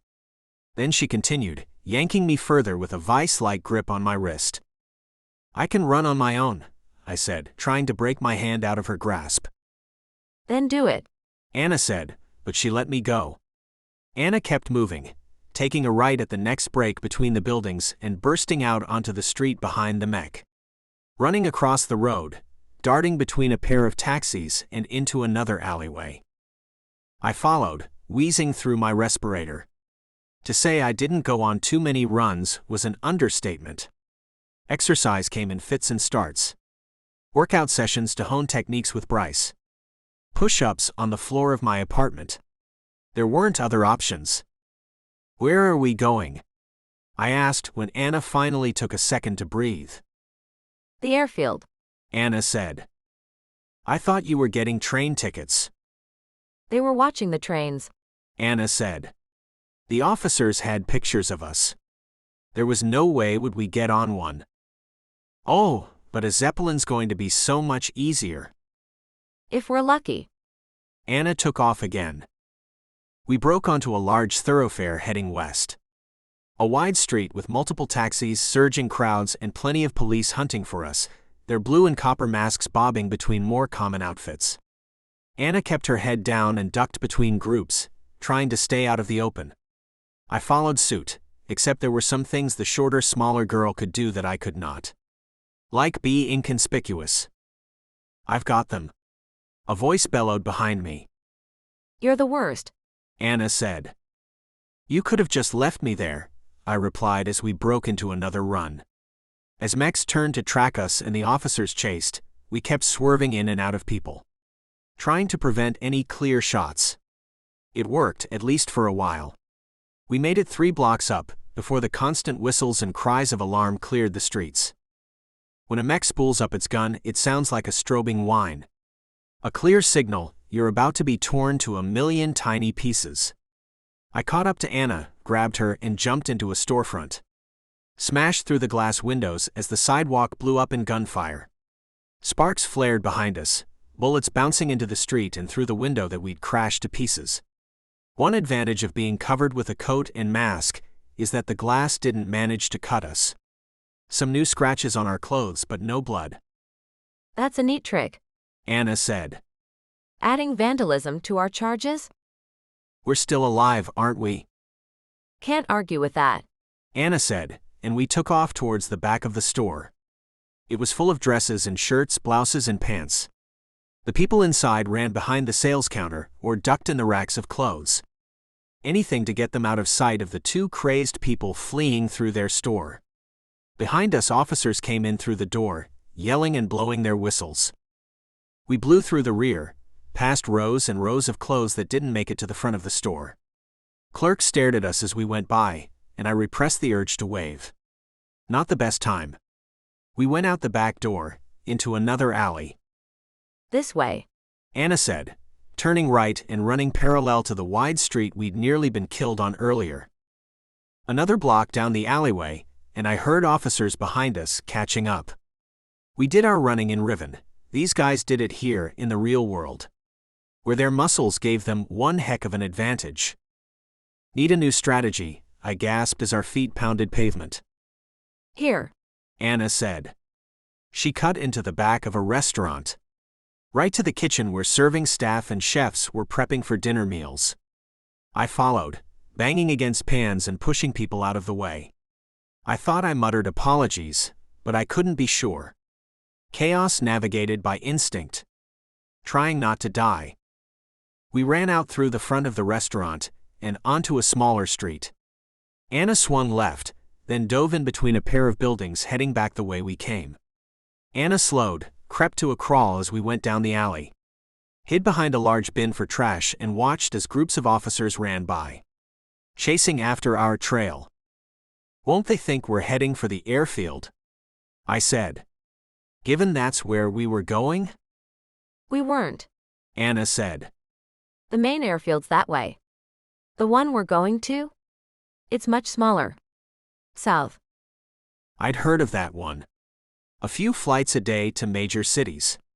Only luxury-class Zeppelins, the ones that would take longer but gave you a scenic route. A chance to really enjoy your time above the clouds. "We're escaping on the slow ships?" "Wasn't aware you were on a schedule," Anna said. That stopped me for a moment. I supposed I didn't have anywhere to be. Waiting for Graham, Catherine to go and take care of the master. Until they succeeded. I just had to survive. Point. "Okay, let's go," Anna said, and we ducked back into the wider alley and shot down the road in the opposite direction we'd started. This time, when we hit the crowded street, there were far fewer officers. None of them scanning our faces. Why pay attention for fugitives when they'd been on the run in the opposite direction? It took another hour of walking, but we made it to the South Airfield. There in the center, on a giant cleared patch of grass, sat a Zeppelin as large as a football field. Its numerous fans spun in the wind, idly keeping the Zeppelin in place.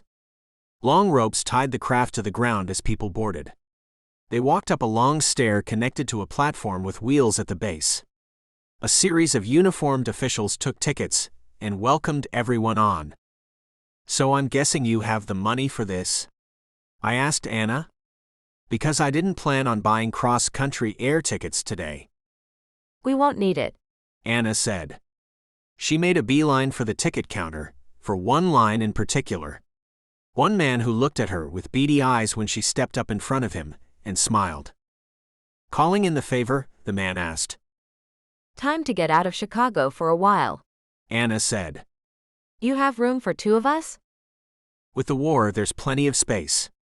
People don't seem to like leisurely travel when the world is falling apart. "Imagine that," I muttered.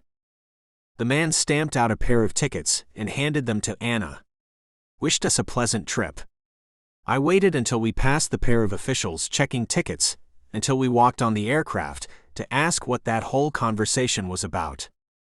"If a client can't pay," Anna said, "I ask what else they can do. Whether there's something that might come in handy later." He said that he could get me a free trip on one of the ships in exchange for doing him a favor in Riven. Not a bad deal. The Zeppelins inside matched Ezra's classical charm. Ornate woodwork and long electrically lit hallways glowed with warmth. Mustard carpet matched the deep brown doors and walls, and room numbers carved in polished bronze hung above every cabin. We traced our way past a series of dining rooms, a small library, and a wide viewing gallery with windows on every side and even a large glass section in the floor. "Ever been on one of these?" I asked Anna. She shook her head. "Me neither. Maybe when we're not being hunted, we can try this again. Actually enjoy ourselves." "You guides ever get to do that?" Anna said. "Enjoy yourselves?" "Because everything we've been doing since I joined has been risking our lives in one way or another." You have to find the moments. "Next time you see one, mind letting me know?" We reached our cabin and Anna put in the key, twisted it in the lock, and opened the door. A pair of beds nestled against the walls in an otherwise spacious room. Windows everywhere looked out onto the field. When we were in the air, those let us see in every direction. A bottle of wine nestled on a shelf in the wall, with glasses. Snacks littered an accompanying table, cheeses and sausages. A note welcomed the passengers to the luxury cabin. Anna's contact had more than come through. "Anna?" I said. "This is one of those moments." Chapter 28. Luxury Life. Amid the cabin's opulence, my eyes focused on the 2 most important things in the room. The beds. As soon as we were both in the cabin, I shut the door behind us and locked it. Our friends were getting towards the master, and if we wanted to find them, if we wanted to help them, we had to move. "Do you think the beds are linked?" Anna asked. "The ship looks new, so I'm hoping no," I said. If nobody had used the beds to cross to Riven before, then they would be untethered. Open. Anna and I would be able to focus on a particular spot in Riven and cross there. From then on, these beds would be tied to that spot forever. Of course, we could try to use the floor if the beds didn't work, but you still had to be able to fall asleep. Waking up from a long session in Riven on a hard surface usually meant a stiff body, a day spent regretting the night before. "So what's the plan?" Anna asked, lying down in her bed. I say we visualize the stump. "The only place I can picture to that's going to be closer," I said. "You couldn't just name a spot in Riven and go there from an untethered bed. You had to know it. Be able to guide your spirit there as it crossed over." "The stump it is then." I lay down on the bed, took off my mask, and stared at the ceiling for a minute. Officially a fugitive. On the run from both guides and ordinary police. On the off chance they searched the ship while we were in Riven, they would take us in without a fight. Lock us up and, assuming we were even able to cross back, we would find ourselves in cells. On the other hand, if Selena and the others needed help, and we sat here too nervous to do anything, then everything was worthless. Then the whole sacrifice, the injured guide, would have no benefit. We had to hope that there was nothing coming for us. That our luxury cabin would kiss the skies without police dragging us out of it. I heard Anna's breathing even out as I closed my eyes. The last time we crossed, we'd nearly been killed. This time wouldn't be any different. We were going to find the Master and put an end to this. Chapter 29. To the Mountain. We joined the spirits making their way from the stump. That long crowded stream of souls of every shape and form, marching towards the mountain in the distance. Again, we were weaponless. A problem to solve when we caught up to the others. I relished the calming walk through the forest after the rapid-fire sprints from the officers back in Chicago. So long as I didn't focus on many dead, the quiet walk let me relax. The leaves shimmered in the breeze, and neither of us spoke. Took the opportunity to collect ourselves. I tried at one point to reach out to Selena, and I felt her, sent some reassurance through our bond, and received her warm response. Not frantic, not scared. They weren't fighting anyone yet. The mountain rose gradually on the edge of our vision, hazy through the endless waves of gray and floating ash that made up Riven's air. Eventually, though, we hiked up to the entrance. A portal cut into the side, perfect and spaced 20 yards wide to allow the spirit throng through. Graham, Catherine, Selena, and Nicholas were waiting. "You didn't try going in?" I said. We did. Graham replied. Explored a fair bit. Even found some of these. Graham waved behind them. A pile of various weapons and robes, cloaks and coats sat there. Most of it looked like guide gear, but old, cracked and torn through use. Some bore versions of the guide symbol in different sizes, some etched or stitched with simple fabrics. Rather than the thick leather that made up most of our new gear, a number of these were made from thin cloth. Almost rags. What does this mean? Anna said as she sifted through the weapons, looking for something she could use. None of this stuff looks standard. It means that the guides weren't always in Riven City. Catherine said. Or someone sometime brought this out here. The spirits that the Master sent to murder Inman, they didn't have weapons, I said. They were smart but just used their hands and mouths. If he had these available, why not use them? I have a feeling they're meant for others. Graham said. This one, for instance. Graham pointed at a particularly vicious-looking sickle, whose point carved into a forked tongue. A serpent's ridged scales made up the rest of the curving blade. That's the same sort of weapon that Rainier, one Chicago's first guides, wielded. Might even be the same. Why would it be here? Things don't age in Riven. Nicholas answered. It's possible that someone found it, collected the weapon, and brought it to the mountain. Or even that Rainier died and left it here. There's one person that'll be able to answer those questions.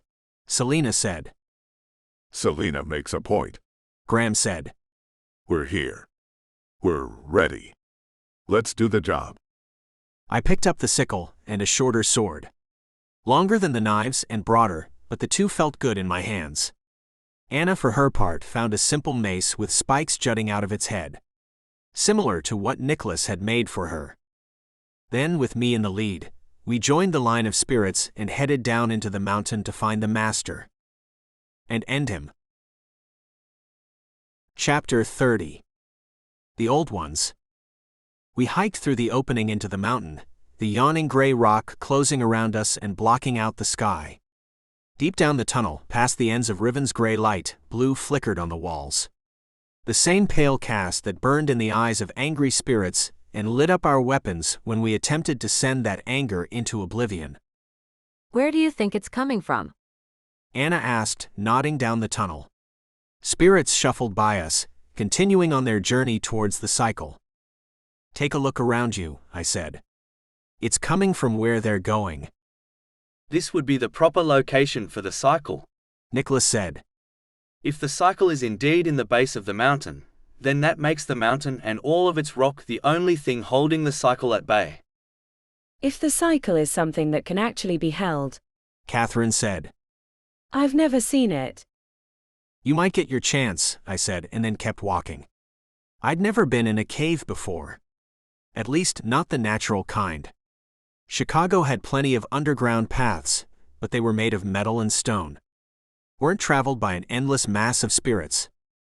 As we went into the cave, the air itself became clearer. Riven's ashy haze didn't reach far into the depths. Outside light vanished, replaced by the blue glow. It reflected up and down the cave walls, their shiny surfaces serving as mirrors to the sapphire cast. Every so often a path branched off to the side, and every single time I glanced at Graham and Catherine and they shook their heads. That's where we found the gear, Graham said after the first offshoot. Every one we explored ended with a small circle and a cushion of leaves and grass. Weapons and coats lying next to them. The closer to the entrance, the older the gear. It sounds like people crossed over here, I said. My impression as well. Nicholas added. There is evidence that the guides once used the mountain as a base. But not anymore.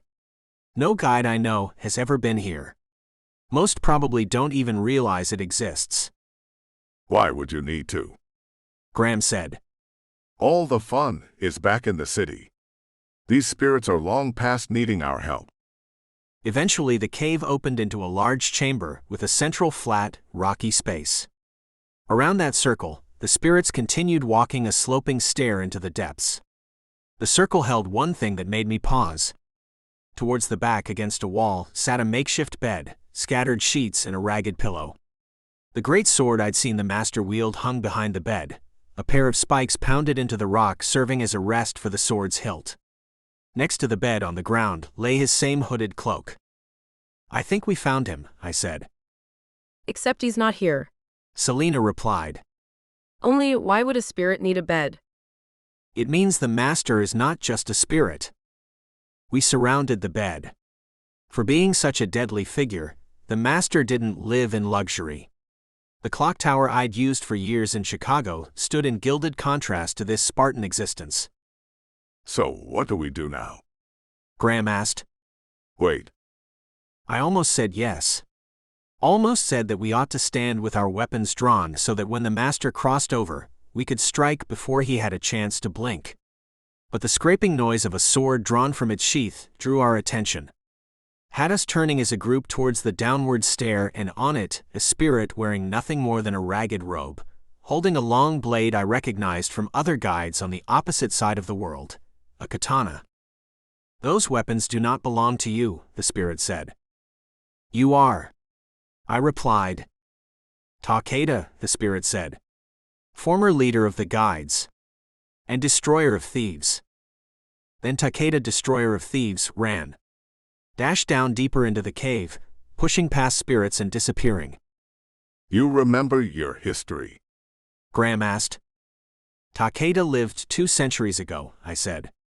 I don't understand how he can still be here. I say we go ask him, Graham said. We split up, Graham, Catherine and I resolving to chase Takeda down the steps while the others watched the master's bed. I figured they would be able to handle the master as he crossed over, taking shape defenseless on that pile of cloth. The 3 of us ran after Takeda, circling deeper into the bowels of the mountain. The blue light brightened to the point where it almost hurt my eyes, forcing me to squint until they adapted. I pushed past spirit after spirit as the path tightened, narrowing until only 2 bodies could move abreast. The ceiling shrank, brushing the top of my head and forcing me to duck. And then we found it. The source of our salvation and our ultimate end. The cycle spanned an immense space in front of us. Its radiant blue spun off as far as I could see and beyond. A lake of churning cerulean aura. In front of us, forward on a flat expanse that trailed into a single point, walked the spirits. They moved to the very edge and without breaking stride, walked off and fell into the cycle. Takeda watched them, katana still drawn. Next to him stood an even older spirit with nothing more than a long staff and a plain tunic. Together they turned to us as we walked in. Do you find it beautiful? Takeda asked us. You should, as you'll be sinking into it soon. I've seen better, I said. Which was a total lie. If you could stare into the sun and the sun were as big as the sky, then you might understand what it was like to see the cycle up close. I had to focus on the ground, focus on the spirits, because staring at that blue meant sinking into it and never coming back. Tell us, Catherine said. How are you here? After so many years. We will not honor the thieves with answers, Takeda said. He nodded at the other spirit, who turned his face towards us. Some terrible fate had torn the spirit's face away, the mouth a mangled mess. Nose broken off. His bones were charred black. Zolan, Graham said. Leader of the guides back in 1500. A monk. His temple burned and destroyed by Spain as they made their way through Mexico. With him in it. So now there's two of them, I said. Both former leaders? Both far older than any spirit should be? It's a troubling coincidence, Graham said. One I think we can rectify. Graham pulled his hammer off his back, held his gauntleted wrist ready. Catherine drew her batons, and I raised the sickle. Really wished I had my lash. My knives. Going up against some of the best guides that had ever lived, I'd rather do it with weapons I knew how to use. Are you ready? Takeda said. He pointed the sword, that long katana, at us. Countless spirits walked by, oblivious to the world around them. Let's go, I said, and ran forward. Chapter 31. Duels. Graham made a beeline for Takeda, while Catherine split off to engage Zolan, leaving me with a choice. Which parent did I love more? Easy. Graham had tried to kill me so many times, my mother deserved my help. So I slipped by a soldier's spirit, pulled ahead of my mother, and swept the sickle forward to meet Zolan's swing. Zolan caught the strike on his staff, and wrenched the sickle away from my hand. My weapon flew across the room, and bounced off of the cave wall. Zolan's disarm swept his staff wide, leaving room for me to stab him with the sword. The blade stuck into Zolan's side, and he replied by whipping the staff back and knocking me away. I bowled into a trio of spirits and sat up to see my mother battering Zolan, my sword still sticking out of his body, with her batons. She drove the monk back with a flurry of blows, each baton running a rhythm of strikes up and down Zolan's body. I noticed that my mother took special care to strike my sword as well, driving it deeper. Desperate, Zolan dropped the staff, ignored my mother's batons as they clawed into his arms. He grabbed my mother and threw her to the ground. That's not fighting fair, I said as I tackled the monk. I gripped one of my mother's batons, sticking in Zolan's body like my sword, in my right hand, and drove it into the wasted space of the monk's mouth. Zolan groaned, more a buzzing whine without a tongue to shape the sound, and flailed as I pushed him back towards the edge of the platform. I stuck my leg behind Zolan's and sent him tripping back over the edge. As he fell, I reached with my left hand and snagged my mother's other baton. The short sword fell with Zolan into that blue oblivion. Carver. Look out. Graham called. I whirled back and held the batons up in time to catch Takeda's blade. The katana came at my face and bounced off the batons. The force threw me back, my feet brushing the edge of the cliff. Takeda readied for another swing when I saw my father's hammer slam into the spirit's back and knock Takeda to the ground. I shifted away from the edge, gained some distance. Graham bore a number of deep cuts along his arms and legs. Takeda hadn't gone down quite so easy. Graham reached the spirit, and as he grabbed his hammer off the ground, Takeda turned with a sweep of the katana, swiping towards Graham's stomach. As the katana swept up, Graham fired a burning wire from his wrist. It wrapped around Takeda's hand and lit on fire. The spirit dropped the katana and howled in pain. Pain that my father, with a two-handed swing of the hammer, put to rest. Both of us pushed the motionless Takeda off of the cliff, into the cycle.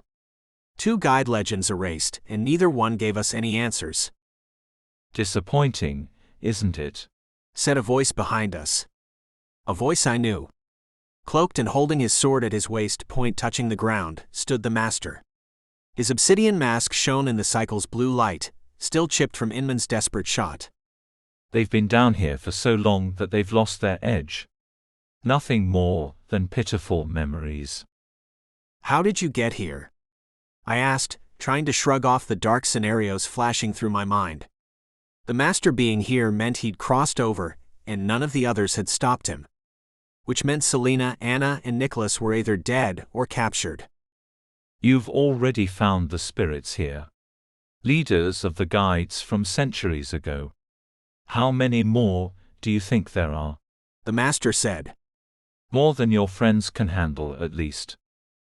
If you hurt them, Catherine warned. You'll do what? I know you, Spirit, and you don't have the skills to make me sweat. Maybe you haven't noticed that you're outnumbered. Graham said. 3-on-1 doesn't make for good odds. Do I look afraid? The master replied. This was it.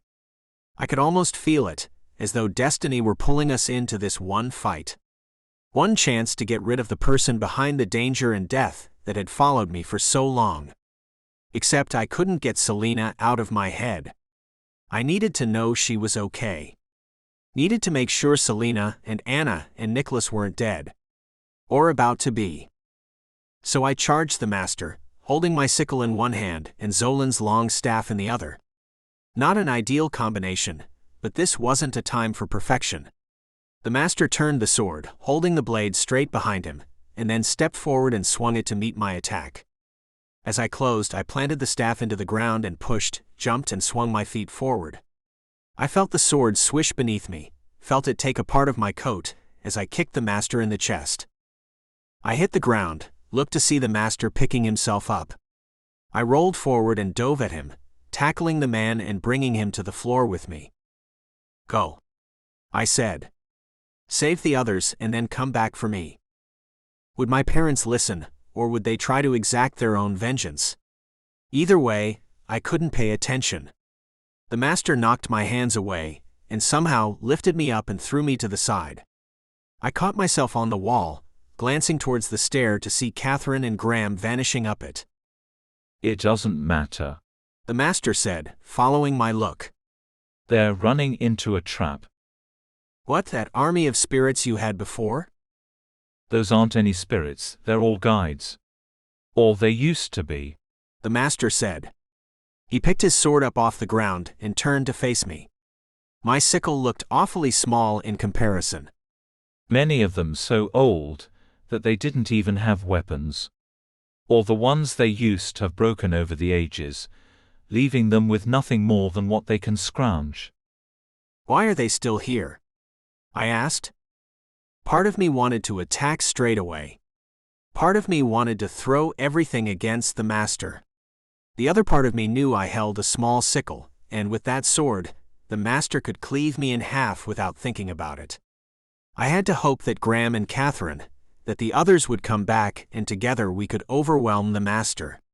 So I tried to keep him talking. A pact. The master said. One that is becoming unnecessary. A pact? The master took another pair of steps and scraped the sword along the ground in an upward swing towards my torso. I stepped out of reach and danced along the edge of the platform, near the cliff with the cycle spreading out behind me. The master followed my moves, but with indifference. He didn't want to kill me. As you now know, Carver, you can be the path out of Riven. The master said. A controlled valve to relieve the pressure in these dark times. You make it sound so simple. I slipped between the ever-flowing stream of spirits. If nothing else, the ghosts of people past would make good shields against any sword swings. It should be. The master said. If you cannot see what is happening, that Riven is collapsing, then you are more blind than I expected. So the only way to save Riven is to give you what you want, I said. That's convenient. Again I make the offer, and again you refuse. The master said. If you will not change your mind, then I will keep you here, trapped in Riven, until your sleeping body can be found. Try it, I said. Instead of answering me, the master turned towards the stream of spirits. I followed his eyes and, mixed with the common people and soldiers flooding down to the cycle, moved a pair in medieval tunics. Strong and without will, they shuffled to the edge and jumped into the cycle with the others. With every victory, your friends earn. The master said. I grow stronger. With every broken binding, your hope dims. Now, Carver, I think it's time to shut that mouth of yours. The passage will open with your life. It does not require anything more. The master hefted the sword and swung, cleaving a line through the spirits and scattering their bodies across the ground. He stepped into the gap, his glare coming through his mask into my eyes. I backpedaled until I felt my foot brush the one thing that could get me out of this alive. Chapter 32. Ugly Odds. As the master ran forward, I bent down, grabbed Takeda's katana, and thrust it like a spear. The master slid to the side, brought his sword crashing down on the katana, and battered it from my hand. Takeda's weapon flew away over the cliff and into the cycle, joining its owner in the next life. But it had bought me a moment's momentum. I lunged in with the sickle, tried to get inside the master's reach. Leaving the great sword in his right hand, the master met my strike with his left. Grabbed my wrist as the sickle closed in on his head and held it firm. I stared into that black rock mask, those eyes hidden under the dark of his hood, and tried to find some measure of humanity. The master tried to bring the great sword back, so I copied his move and gripped his right wrist with my left hand. We grappled, our strength measured in my desperation and his determination. I heard the master gasp, not out of surprise or fear but of delight. His left hand twisted my wrist back, pushed the sickle away, and I used the push to back up from the master and get out of the sword's range. Where the master had found that sudden surge of strength, I didn't know. Another binding gone. The master said. Carver, save your friends. Stop this futility. The master let me get my distance, let me circle him, and put my back to the spirits, to the path up the mountain. Again the master took his time, toying with me. I saw his gaze sweep back to the stair, another odd spirit amid the horde. Another one in older dress, but this one I recognized. Pierce, I said. The master nodded. He died 20 years ago. I bound him on that day. The master replied, following my retreat around the room. How? How could you manage to bind all of them? So many questions. The master said. What does it matter? He hefted his sword again, and when he came towards me, I threw the sickle at his face and ran. I wouldn't win that fight. Not with a weapon I didn't know how to use, against an enemy stronger than me, and who seemed to have every advantage. I skipped up the stairs, pushing and knocking spirits down around me. Trying to create any obstacle I could, to keep the master from pursuing. Or at least to buy me some time. I made it back up to the landing, where the master's bed sat, and saw a slaughter. Graham and Catherine were working alongside Anna and Selena, with Nicholas watching as they carved into a long line of spirits. Former guide leaders, most of them weaponless, all of them charging in with reckless abandon to be fought and wrangled by my friends. The master sacrificing his army for himself. They're bound to him, I called. With every death, you're making him stronger. Then what do you propose we do? Graham said, smashing his hammer into the face of another elder spirit. We have to fight, or they'll tear us apart. Then don't wrangle them, I said. Keep the fire out. Selena, her cleaver glowing, twisted her wrist as she bit into the next spirit. The fire went out, and instead of falling to the ground blank-eyed and ready to be cycled, the spirit lurched away, grabbing at its injured throat. The spirit would recover eventually, but it still took strength from the master. Carver, behind you. Anna called. I turned and saw the master, sword high, hacking through spirits as he made his way up the stairs. Graham, Catherine. We have to take him together, I said. Selena, Anna, you keep the other spirits back. My parents heard the call and twisted away from their targets. Selena stepped in to cover as the three of us turned towards the master. I reached for my belt and realized I had no weapon. Graham glanced at me and laughed. Better leave this one to the two of us, Graham said. You're only going to get in the way. He wasn't wrong. I needed to find a weapon, and fast. I backpedaled away as Catherine and Graham engaged. They kept the master pinned on the stairs, Graham's hammer forcing the master to intercept with his great sword. Catherine tried to get behind, to batter the master with her batons. As she moved the master back, stepped down the stairs and cut his great sword in a high arc to his left. The blade cut into Catherine's leg, knocking her down with a scream. A spirit tackled me from behind. A crazy maniac with the beard longer than my torso. His hands clawed for my face and I batted them away. We rolled across the floor, as I tried to get my elbow under the spirit's chin to force his snapping teeth away. We hit a rock wall, stopping our tumble with me on my back. The spirit pressed his knee up into my stomach, twisting my intestines and sending my vision spinning. One of the spirit's hands reached back, elbow cocked and ready to deliver a fist into my eyes, when I saw a flash. Nicholas stabbed the spirit with one of the crossbow bolts he'd carried for me, back when we'd first left the apartment, when I still had the weapon. The bolt burst into blue fire, wrangling the angry spirit. I pushed the idle body off of me, another soul restored to the master. "Thanks," I said to Nicholas, climbing to my feet. "Got any more of those?" Nicholas shook his head. "I've already used several." I turned back to the stairs and saw Graham mounting a frantic defense as the master fought his way back up. He was swinging faster than he had before, the strikes more precise. Graham did everything he could to keep the hammer bouncing the sword away. The master turned a cross swing into an overhead stab.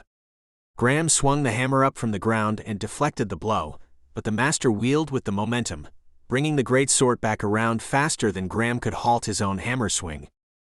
The master yelled, a bellow of pain. Catherine had clawed her batons into his legs. Lying there, grievously wounded, she delivered a strike that saved Graham's life, such as it was. Graham did not waste it. My father twisted his shoulders, sent the hammer smashing into the master's head. The blow struck the black crystal mask and shattered it, sent the master staggering back down the steps. I locked on his face. Clear in the blue light of the cycle. The old eyes, the thick white beard, long gray hair of Peter, living leader of the guides. Chapter 3:3. A forced goodbye. I wanted to ask 1,000 questions. 1,000 things I wanted to say in that instant when I saw his face. When I saw that Peter had been behind all of the attacks, the binding and suffering of my parents, and the threats to my friends. Before I could voice any of them, though, I heard Anna cry behind me. "There's too many." Anna sounded frantic, and I turned. They were overwhelmed. 5 spirits were driving Selena and Anna back, all of them bearing multiple wounds, strikes that should have wrangled the spirits. Instead, the cuts meant nothing to those already dead. Using the blue fire, though, would only make Peter stronger. I had to make a call.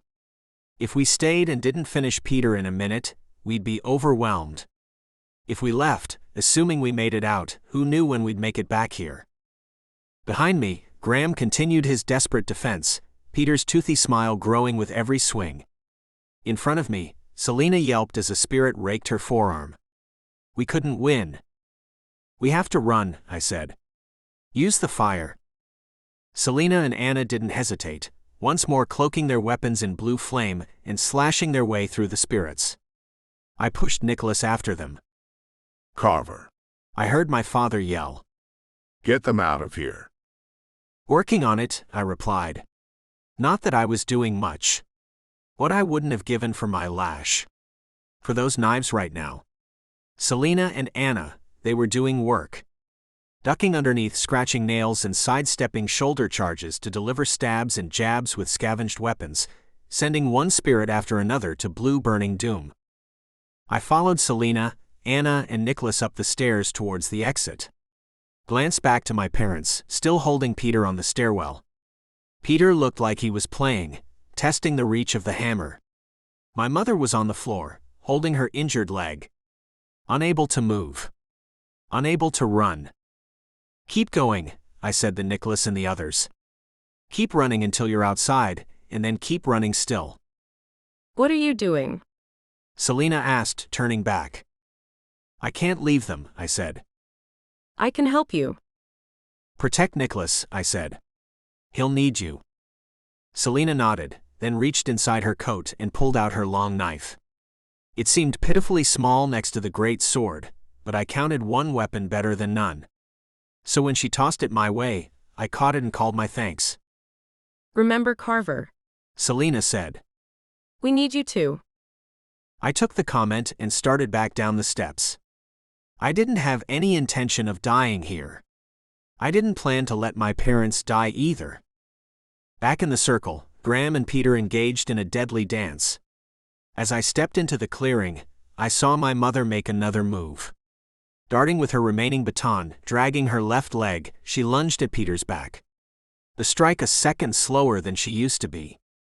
Peter caught the motion and continued his swing, turning with the blade back to catch my mother's baton. Peter's sword sliced through the baton, and if my mother hadn't fallen to the ground, he would have taken her apart too. Peter whirled with the swing, shifting his feet and bringing the blade back up and over his head. Swung down towards Graham as my father's hammer slammed towards Peter's chest. They struck each other, Graham's hammer crushing into Peter's cloak as Peter's sword cleaved into Graham's shoulder. Graham's blow staggered Peter, and he went to one knee, leaning on the great sword. But only for a second. Then Peter rose back to his feet and towered over Graham, crippled on the ground. Peter raised the sword, and Graham shot a wire from his wrist. It wrapped around Peter's right hand, burst into flame, and Peter stumbled back, trying to pull the wire off and shifting the sword to his left hand. I went towards Catherine, reaching for her, but when she saw me, my mother pulled away. Get out of here, Carver, she said. For once, let us save you. I started to reply, but my mother stole the words from my mouth. She grabbed the broken half of her baton and charged Peter, still struggling with the wire. Swiped the clawed weapon at his face and struck home. Opened a long gash along Peter's cheek, but it wasn't enough. Peter twisted his left wrist, sending blue fire streaming down the length of his sword. Even with only one hand, strengthened by the return of so many of his spirits to the cycle, Peter put an end to Catherine with a turning stab. Go, Graham said, pulling himself to his knees. Don't let it be for nothing. I saw my father reach for the knife in his belt, and then I ran. I pushed through the spirits, shoved past the blank faces of the dead. I didn't stop to think about anything other than the next foot in front of me, until I was out in the forest. Anna, Selena, and Nicholas were waiting, looking at me with hope that died as they met my eyes. It's over, I said. Go back to the city. We fled. I felt a part of me, the piece that I had given to Catherine, return as our binding broke. I heard Anna's gasp as Graham's borrowed soul came back to her. I'd lost the parents that I had barely known. Taken by an enemy that at last had a face. A name. Peter. Chapter 34. Faults and Failures. When we reached the stump, Selena and Nicholas kept going. A long run back to the city. Anna and I, though, we had to cross back. I didn't know when we'd be able to catch up with the two spirits. We needed to find a bed that hadn't been used, or that could cross us back into Riven City. That could come later. Now I wanted to breathe. Find a drink and remember my parents. Nurse my growing anger. We crossed back into the Zeppelin. The windows of our room showed a spotted sky as the airship buzzed over one of the Great Lakes. Maybe Michigan, or maybe we were farther. The sun setting, that golden orb lighting the tops of the clouds in purple and orange fire. I'm so sorry, Anna said as she sat up. It's not your fault, I said, my voice flat. We could have done more. We let him come in. Crossover.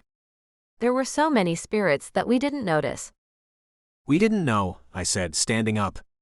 We couldn't have known that he'd bound all of them. That every single one we wrangled made him stronger. Anna said nothing for a minute. I embraced that silence. We'd come so close. Had hit Peter's base with numbers at the right time. Only we didn't know what was inside, and Anna and I were missing our weapons. Whether that would have even made a difference. Graham had been one of the strongest fighters I'd ever seen, and my mother wasn't any slouch either. Peter had demolished both of them, barely getting hurt in the process. Going after him again would be suicide. So rather than think on it, I decided to solve a simpler problem. A drink? Yes, please. Anna picked up the wine, held it towards me. There's this bottle right here. I shook my head. I need something harder. We made our way to one of the dining areas, to a long metal counter with a sign overhead, labeling it the Sky Bar. At various ends of the letters, small fans turned through some mysterious power. Beneath the sign, a pair of bartenders mixed up concoctions from a plethora of vices. A rotating menu declared specialties from where we were flying over at that moment in time. I asked for vodka. Anna ordered her gin. Both on the rocks. Why did I feel so torn up? So shredded by the loss of two people who, less than a year ago, I didn't know existed. That I thought had abandoned me. Even when I found them, Graham and Catherine weren't alive. They couldn't come over for dinner, go on trips, or enjoy coffee on a cold morning. Our only bonding experiences had been frenetic fights for Riven's survival. Yet I couldn't seem to summon words. Every sentence that came to my mouth died, as the fight with Peter replayed itself over and over and over again. How many mistakes I'd made. How many opportunities I'd had to reverse things. Why hadn't I grabbed Selena's knife earlier? Why did I let the katana fall, or keep the sickle? A dozen other choices all turned wrong as I relived the moments. How do you deal with it? I asked Anna. With your parents? This. Anna said, raising her glass. And the memories. The times we laughed. The hopes and dreams we shared with each other. I cling to those. Wish I had those to turn to, I said. You do. How many times did you explore with them over the last few months? How many times did you get to do what you live for with the ones you loved? I'd say that's lucky, regardless of how it ended. Ghoul hunting is treasured family bonding time. I gave a short laugh. There's worse things, Anna said, her eyes stuck to the windows looking out over the water below. I nodded and sipped more chilled liquor. The vodka felt good on my tongue, a warm nova in my stomach. I figured a trail of the drinks would eventually lead me back to the cabin, and to a hopefully dreamless sleep. When I woke up, I'd be. Where are we flying? I said, realizing I had no idea of our destination. New York, Anna said. Sorry if it's not where you want to go, but I figured we didn't have time to be picky. It's fine. We just have to figure out how to get back. What's your plan? Anna replied. We went in there with everything we had and lost. We're fugitives out here too. There are places we can hide, but not forever. I'm not going to hide. We have to take down Peter. Maybe you didn't hear me, Anna said. We tried that. It didn't work. Without Graham and Catherine, we'll be slaughtered. Only if we try the same thing. I'm listening. We hit him here. Outside of Riven. He won't have his sword, he won't have an army of spirits to help him. You're saying we tried to murder the leader of the guides. I don't think that's going to work. Anna, it's either him or me. Or worse, we keep dancing around each other until Riven breaks open and we all lose. Is stopping Peter going to save Riven? Anna asked. I don't know. But it can't hurt. Chapter 35. Discovered. Carver Reed. A familiar voice said as a hand clapped on my shoulder. Didn't expect to see you on this ship. I turned into the questioning face of Opperman, the newspaper reporter who seemed to always pop up at the strangest times. He wore more than his usual working coat. A level of finery and sophistication that I'd never seen Opperman adopt before, and he didn't look too comfortable in the outfit. A beggar sneaking into a play, or a nice restaurant. What are you doing here? I asked. Flying to New York, same as you. Opperman said. Say, how did you fare back there? Those couple of thugs get their hands on you. Not yet. I glanced around, didn't see anyone watching us. I'm trying to keep a low profile for that reason. Well then you might want to try not looking like a guide. Opperman said. Especially on a ship to New York for the Peace Summit. Peace Summit? Anna asked. Indeed. It starts tomorrow. Opperman said. I'm covering for the newspaper. Everyone's going to be there. Everyone? I said. Everyone that matters. Opperman said. Even the leader of your own group, that Peter fellow, is making a speech. You sure you're not going? I shook my head. Just needed to get out of the city for a while. I saw the change come over Opperman's face. The eyes turned from genial conversation to that hard-edged look the reporter had whenever he was hunting for a quote. The man had a nose for a story, and once Opperman found the scent, he wouldn't be deterred. Mind giving me a clue why? Opperman asked. The guide's having a fight. If Riven's in danger, then the world ought to know. It's nothing to do with the rest of the guides. Is he right? Opperman asked Anna. Also, forgive my manners, I don't believe we've met, miss. Smith. Anna said. I think Carver's got the right opinion on this. Nothing to talk about. Opperman sat back in his chair and appraised us. So you're saying that the two of you, and by the look of it you're both guides, are on this ship and not going to the summit that literally everyone else on board is heading for? A coincidence, really, I said. An unfortunate one, then. Opperman swung his head to the right. Aren't those the two fellows that were trying to grab you in Ezra's? I followed his eyes and saw Poke and Derringer, sitting at the table across the room. They hadn't noticed us yet, which might have something to do with the fact that both were bandaged, sipping wine, and looking thoroughly the worse for their fight with Bryce. We didn't see them get on, I said. We went right into Riven. Anna said. I don't know how long the ship stayed docked after we boarded. We've been in the air for some hours now. I should say we're somewhere over Ohio. Opperman said. You say you crossed over. And did what? Anything I could file as a story. Opperman, shut it, I said. We need to get back to our cabin without those two knowing we're here. You'll need a distraction. I think I can provide one for a story. If you can wait until after the summit is over, I can give you one heck of a story, I said. Above the fold, as you say. If you were anyone else, I wouldn't take your word. But a reporter needs to protect his sources, and you, Carver, are one of my best. I downed the rest of my vodka, and Anna shot her gin. I nodded for Opperman to commence whatever plan he had cooking. The reporter stood up from his chair and wandered over to the two guides.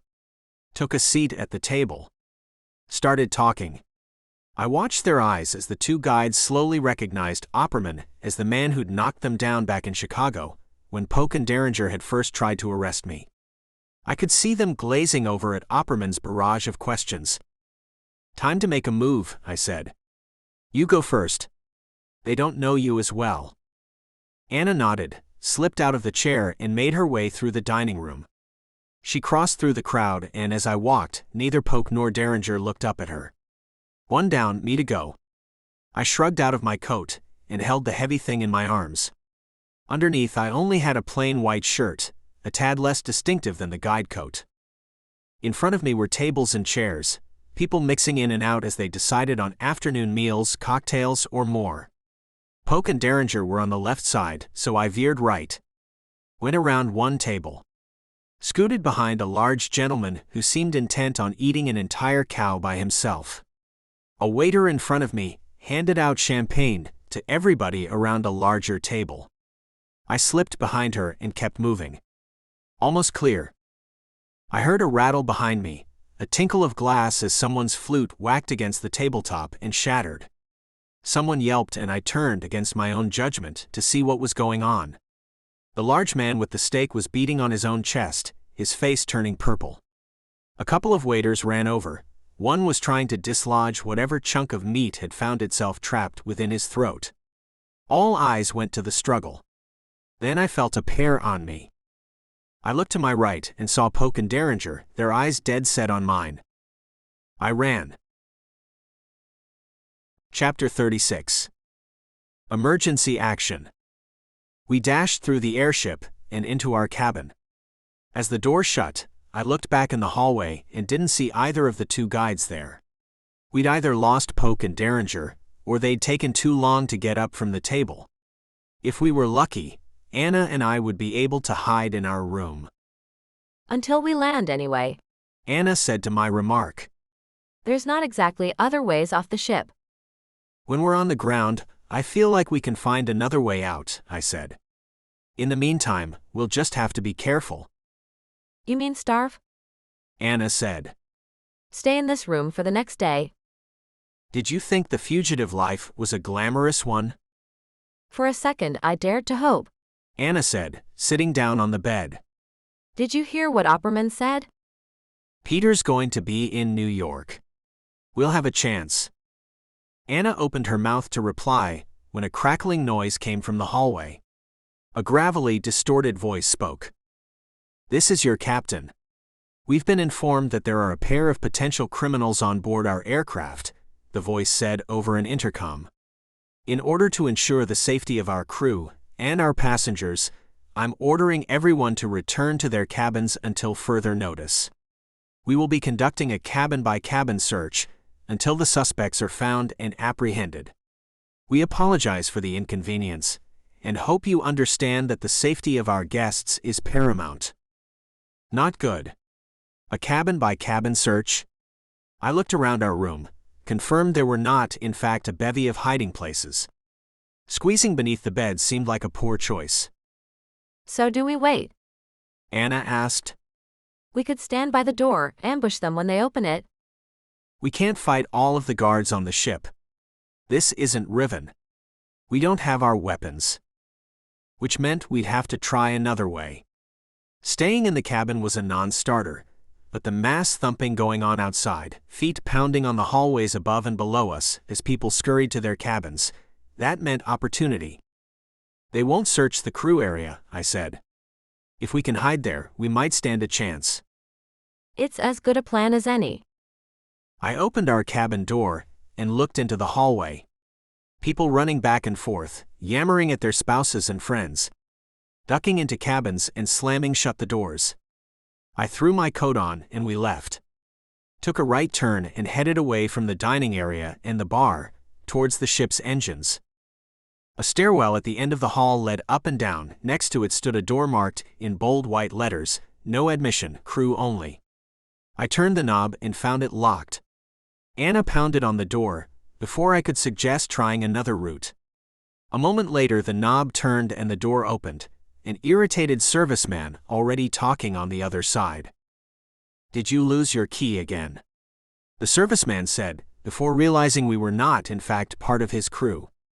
I pushed him back through the doorway, clapping my hand over his mouth.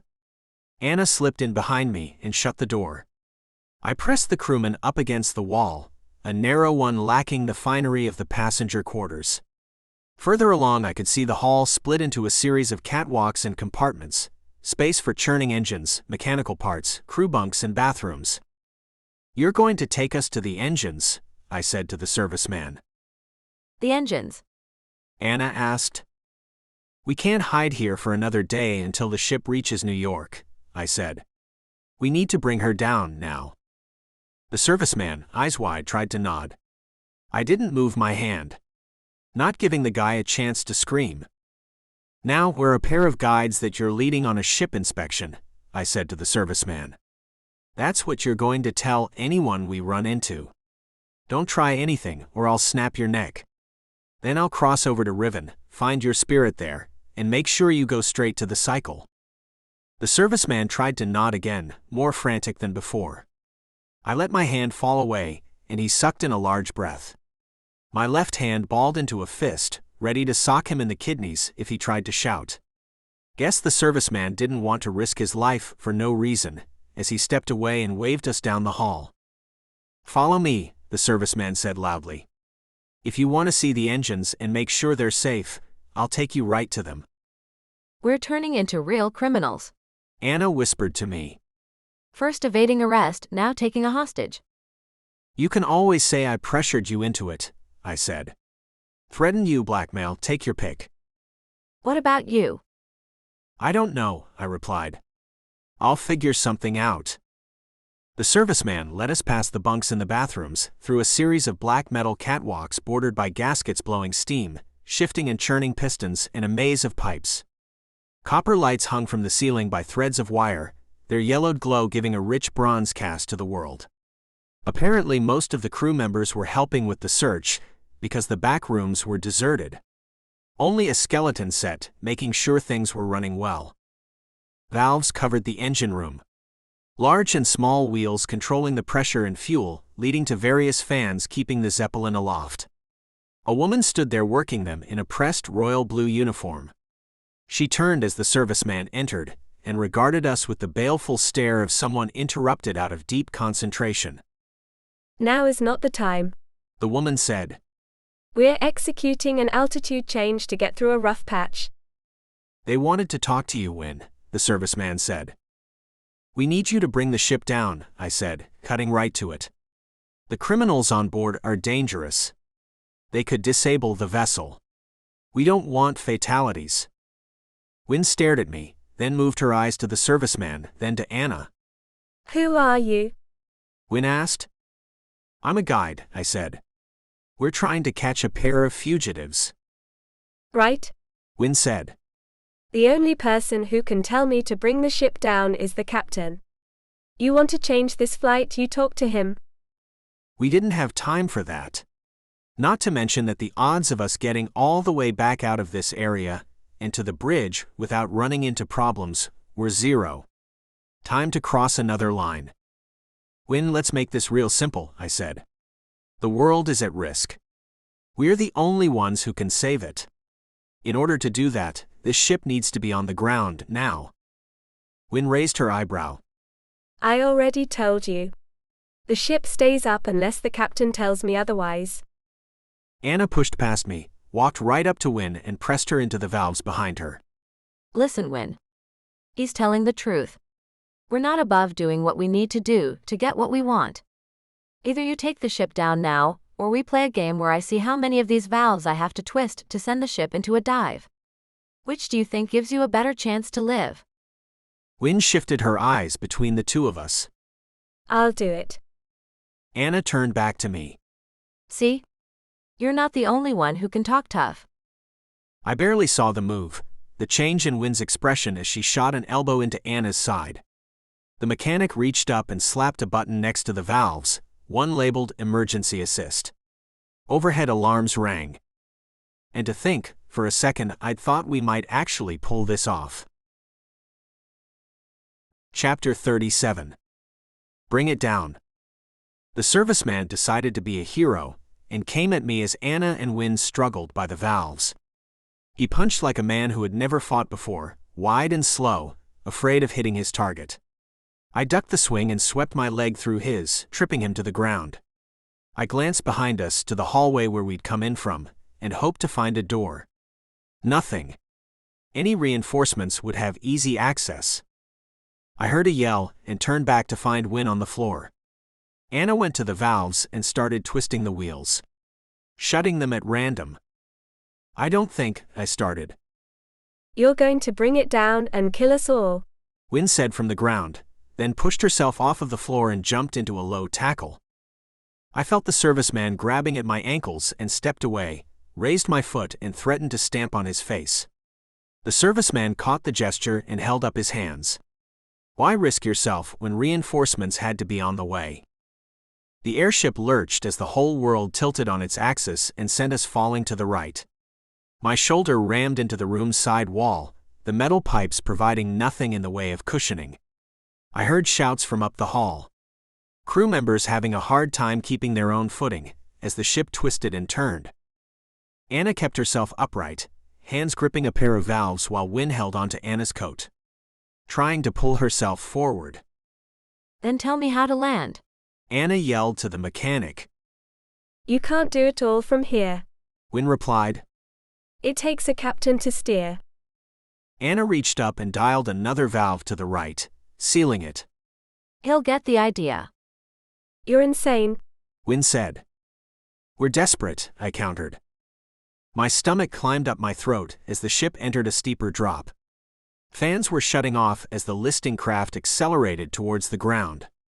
Towards a very messy landing. Fine, Win said. Reopen the one on your right. After 5 seconds, open the one on your left. They'll equalize. Anna did that, twisted the valves open. Gradually, I felt the ship start to pull up out of its suicide dive. My ability to stand came back, and I pushed myself off the wall. Just in time for the serviceman to come at me again. He opted for the less precise method of the shoulder charge, running right in at my chest.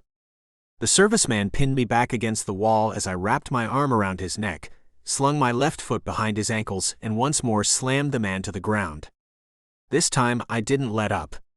Gave him a vicious kick, the man going limp. I'd never knocked someone out here before. Only in Riven. More lines being crossed, and all because of Peter. Wynne pushed Anna to the side, using the ship's momentum and Anna's larger coat to drag my friend away from the valves and throw her to the floor.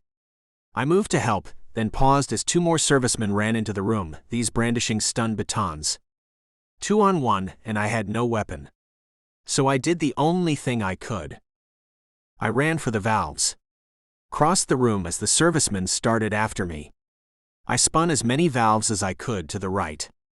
Wynne tried to stop me, but Anna reversed their positions, clinging to Wynne's back and forcing her to her knees.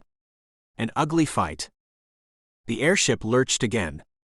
I heard the servicemen yell as they were driven back in the wall. I copied Anna's technique, kept my hands on the valves. I felt as though I were hanging from a cliff, the valves my only handholds. You have to open some or you'll kill us all. Wynne pleaded. Not until there's no other choice, I said. This ship's landing. There weren't any windows in the engine room, no way of telling how close to the surface we were. Adrenaline and nausea shot through me, my stomach flipping end over end. I didn't fear dying really. So far as deaths went, going out in an airship crash seemed to be one of the better ones. Only, I didn't want to kill all the others on the flight. The other passengers had no idea they'd boarded the wrong ship. Peter's catastrophe shouldn't hurt them too. Tell me when, I said to Wynne. Now. Wynne said. Do it now. At least 2 of them. Wynne might have been lying.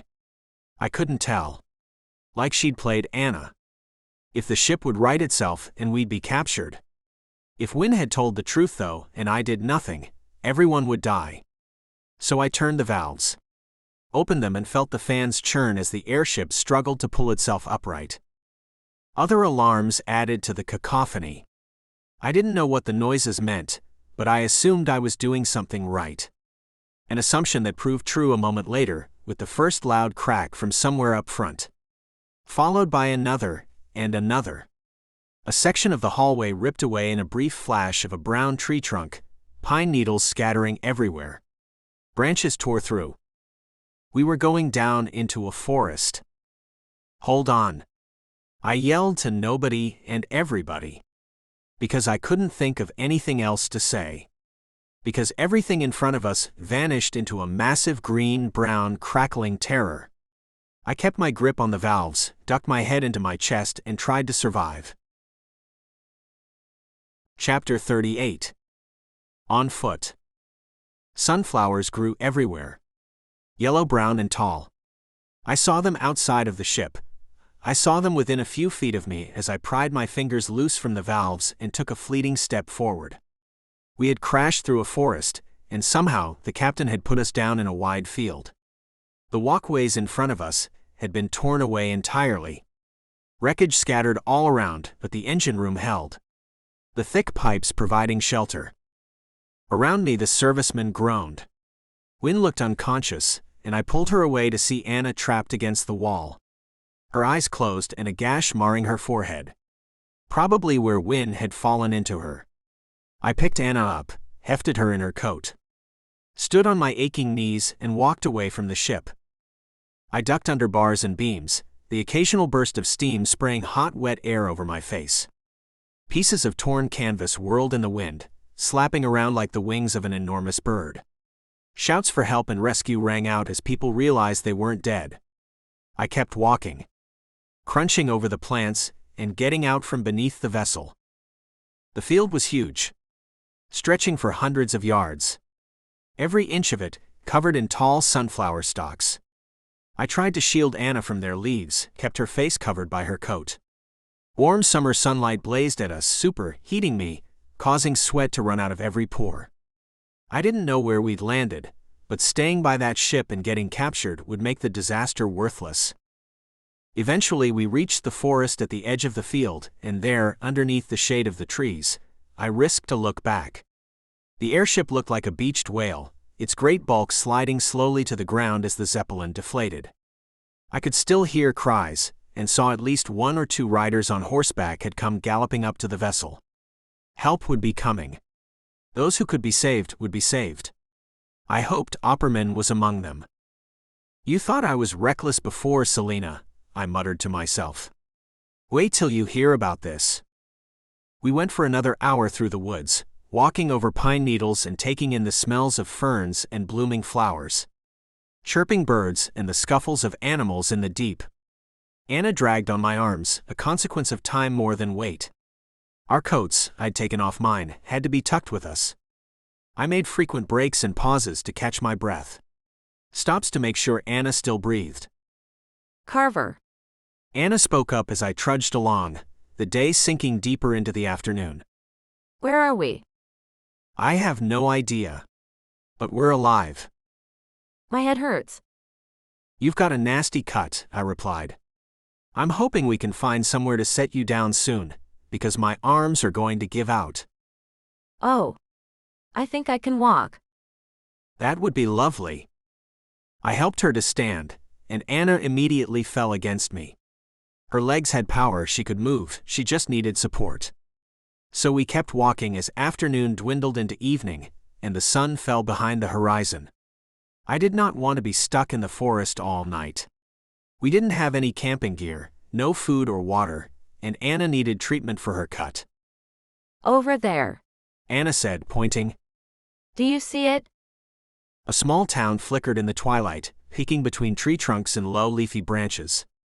I'd been looking for salvation the entire time, but now that we'd potentially found it, I hesitated. A farmhouse maybe, someplace where odds of us running into other survivors were slim. A town only a few hours' walk away from a crash. We wouldn't be the only ones heading there. Carver, Anna said at my hesitation. I don't think I can keep going. Then let's get you some help, I said, and we turned towards those burning lights. Being free wouldn't help us if Anna died, or if her gash became infected. The town grew. As we came closer and left the forest, I realized the dense tree trunks blocked much of the town from view. Traffic, motor cars and horses, and a rail line washed their noise over us as we approached.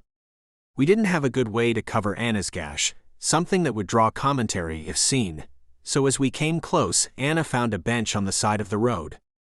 Kept her head low and her hair covering the wound. I continued into the town, trying to find some form of first aid. A place we could stay that wouldn't ask questions. And hoped our crimes hadn't beaten us here. Chapter 39. Slice of Life. A broad avenue, caught between old and new, cut through the center of town. Between motor cars and horses sharing the street, kicking up dirt and mud as they went by to the scattered flickers of neon signs going up outside storefronts and saloons, I realized that Chicago's common luxuries hadn't spread everywhere. No automated taxis, a lack of paved roads, and on the other side of things, clean air. My mask hung inside my coat, in the breast pocket designed to carry it. First there'd been Inman's Camp, and now this town. I resolved to get out more. Find more places where the world wasn't best experienced through a filter. I scanned the windows and the marquees, trying to find something that indicated a doctor. Some sort of a hospital or clinic. I passed by places selling food, drink, and virtually everything else a person might need. A small clock adorned every light post, their hands adding a mechanical cadence to the buzz of the place. People shuffled about without Chicago's hurried, frantic nature. Their eyes fell on my coat and didn't slide away but lingered instead, with the curious fascination of seeing a legend come to life. I made it a block and a half in, before I saw the glowing heart hanging in a front window. Inside, through the glass, I saw the usual white coats of nurses and doctors, tending to a smattering of patients covering the range from early evening drunk to late afternoon farm accident. A perfect spot. I smuggled Anna to the place, keeping her head down and pressed into my chest, as though she were suffering from some sort of grief or cold, even though she wore her coat and the night was warm. Whatever attention we attracted quickly drew away to the roaring sound of another engine, the laughter echoing from a nearby bar, or even just a glance up at the starlit sky.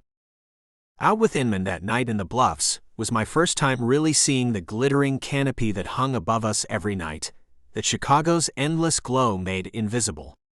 The town split the difference, its lights washing out the smaller stars but letting the brighter ones poke through. Part of me wondered if Riven lived on one of those, a place hung up somewhere in the cosmos that we happened to travel to when we crossed over. Inside the clinic, a nurse took one look at Anna and leapt into action. Set her down on a chair, swabbed the wound with a wet towel, and set about to stitching it closed. Anna took the whole thing without talking, staring forward with a glazed look in her eye. Exhausted. Like me. Where did she get this?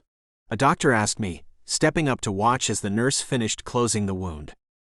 Running through the woods, I said. Tripped and fell. Aren't you a little old for those kinds of games?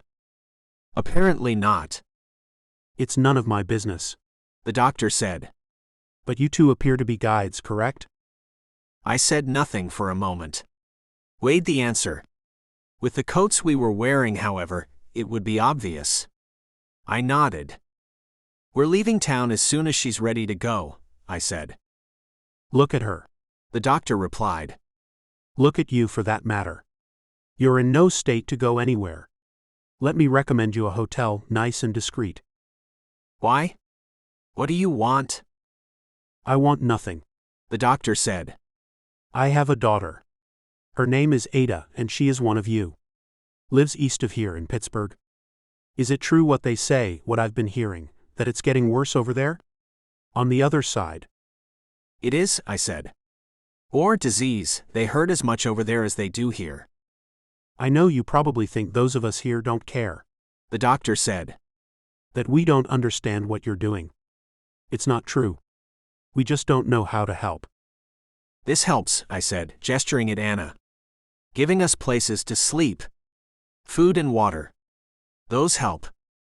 Then we will do what we can, the doctor said. When she's done, the two of you can leave. No payment necessary. I looked at Anna's face, her sagging eyes as the nurse cleaned up the stitches. You mentioned a hotel. It's a block further in, the doctor said. Called Pine's Rest. Tell them we sent you and they'll treat you well. Remember that she has to get those out in a few days. Minutes later, the two of us were walking down the street towards the hotel. Anna kept her eyes crawling over the scenery. I tried to keep her standing straight. What were you talking about with the doctor? Anna asked. For once, someone was saying thank you, I said. I bet that's a rare thing for you, Anna replied. I liked it better when you were quiet. The Pine's Rest stood 5 stories of ordinary. Without the doctor's direction, I would have kept walking by. Pine's Rest had a small sign and dim windows, a lack of energy. Then again, we didn't want attention. I definitely didn't want excitement. For that, the Pine's Rest fit perfectly. We booked a room on a promise of paying in the morning, and went upstairs. A pair of twin beds in a small space that made me reminisce about the airship's comforts. I didn't have much money left on me, and I didn't think Anna did either. If we were going to book passage all the way to New York, then the Pine's Rest would have to go without. Another crime to add to our growing list. A part of me despaired at how easily I came to that conclusion. Such small-time acts no longer seemed to have relevance in a world growing darker and more desperate. I'm going to cross over, I said. I don't think I can, Anna said. Not tonight. You could feel better on the other side. Carver, haven't you had enough adventure for one day? In this world, yes. When I lied on the bed, the thriving hum on the street outside the window pouring in, I felt the pull towards sleep. That threat of diving deep into that unconscious pool. Rather than follow that pull, though, I focused my mind on Riven and attempted to cross. Chapter 40. Where to go? I lucked out. A guide had never used the bed before.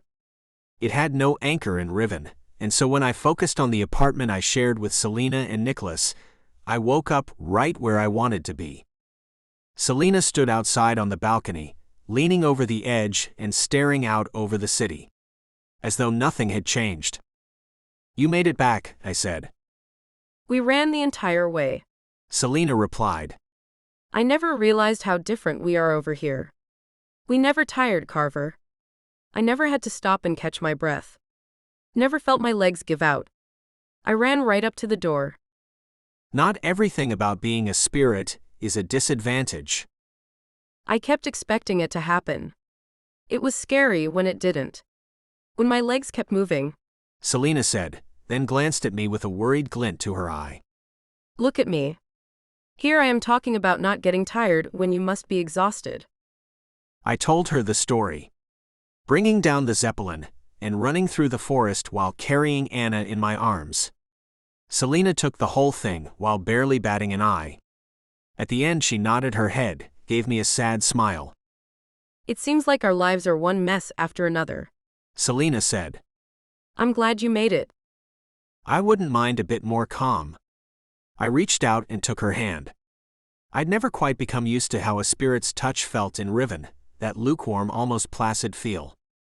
The lack of real blood moving through their veins. But I held on, threading my fingers through hers. So what are we doing now? I don't think we can attack the mountain again. I agree, I said. As much as I'd like to think we can beat him, Peter's too strong. Anna and I are on our way to find him on the other side, where he won't have his weapons. His spirits. If we take him out over there, that will break his bindings. Peter might even go right to the cycle by himself. You really think that'll work? I shrugged. It's all we've got. We stood in silence for a minute, watching the sparks flare. Then Selena let go of my hand, and pulled me in for a tighter hug. I'm sorry you never got to say goodbye to them, Selena said. If it matters, Catherine and Graham were wonderful during the trip out. Were amazing to get to know while we stayed here in this apartment. They were always funny, always enjoying every moment together. Whether they were fighting spirits or not. A side of my parents that I never saw. Yes, we had a chance over the last couple of months, after freeing Graham, to catch up with each other, but most of our nights had been spent chasing ghouls and closing breaches. Wrangling spirits to keep Riven whole. Not a lot of opportunity for family togetherness. Not a lot of opportunity to grow bonds between mother and father and son. Tell me more, I said. Did you ever talk about their past? Who they were or what they wanted to be? Selena paused. Then spoke slowly. Carver, you may not understand, but it feels strange to talk about life when you're no longer living. I don't talk about my children or ask you to try to find them, because it feels like that part of me is no longer here. Catherine and Graham were the same. We only talked about what they'd done in Riven. Their adventures together. Never once. I asked. My mom never talked about how she died? Or what brought her and Graham together? Selena shook her head. I'm sorry. Maybe we weren't close enough. We stayed out there for a while longer. Talking, touching, and reveling in a moment without horror and violence. Sometimes I needed a reminder that those moments could actually happen in Riven, or outside of it. I'm going to go back to her house, I said. I bet her diaries are still there. I never finished reading them. I'll go with you, Selena said. There's no reason to stay here. Also, Nicholas is hard at work at something new. Something new? You'll have to ask him. You remember him talking about the cycle, how he wanted to learn more about it? I guess seeing how it worked in the mountain gave him an idea. We went downstairs to the bottom level, on the ground floor, and found Nicholas bent over a table. A lot of the machines that have been in the room had disappeared. When I asked the scientist, he gestured towards the mound of metal and tubing and other scraps gathered together on that table. Riven isn't booming with raw material, Nicholas said. So, I'm converting it. I think the end result will be well worth it, however. What's that result going to be? I asked. I'll know it when I find it, Nicholas said. Right now, it is only an idea. Something that might solve all of our problems if it turns out to be true. Or, if it's not the case, then I'll have merely wasted days and days of effort. Is that all? Your tone implies that perhaps engaging in such random activities is, in fact, a waste of time. Nicholas replied. I can assure you that it is not. Especially when time has no endpoint, provided you stay alive. Whether I live or die isn't looking too certain right now, I said. Don't take too long. Selena chimed in. You know how we like your toys, Nicholas. Toys? Nicholas said. Catherine and Graham never called them toys. I suppose it is too much to ask that I get some appreciation. We love you, Nicholas, I said. If you really loved me, when you get back from wherever you're going, if you could bring another bit of metal. Any metal really, but I would prefer something thick. Iron or steel. If you would be so kind. The scientist said.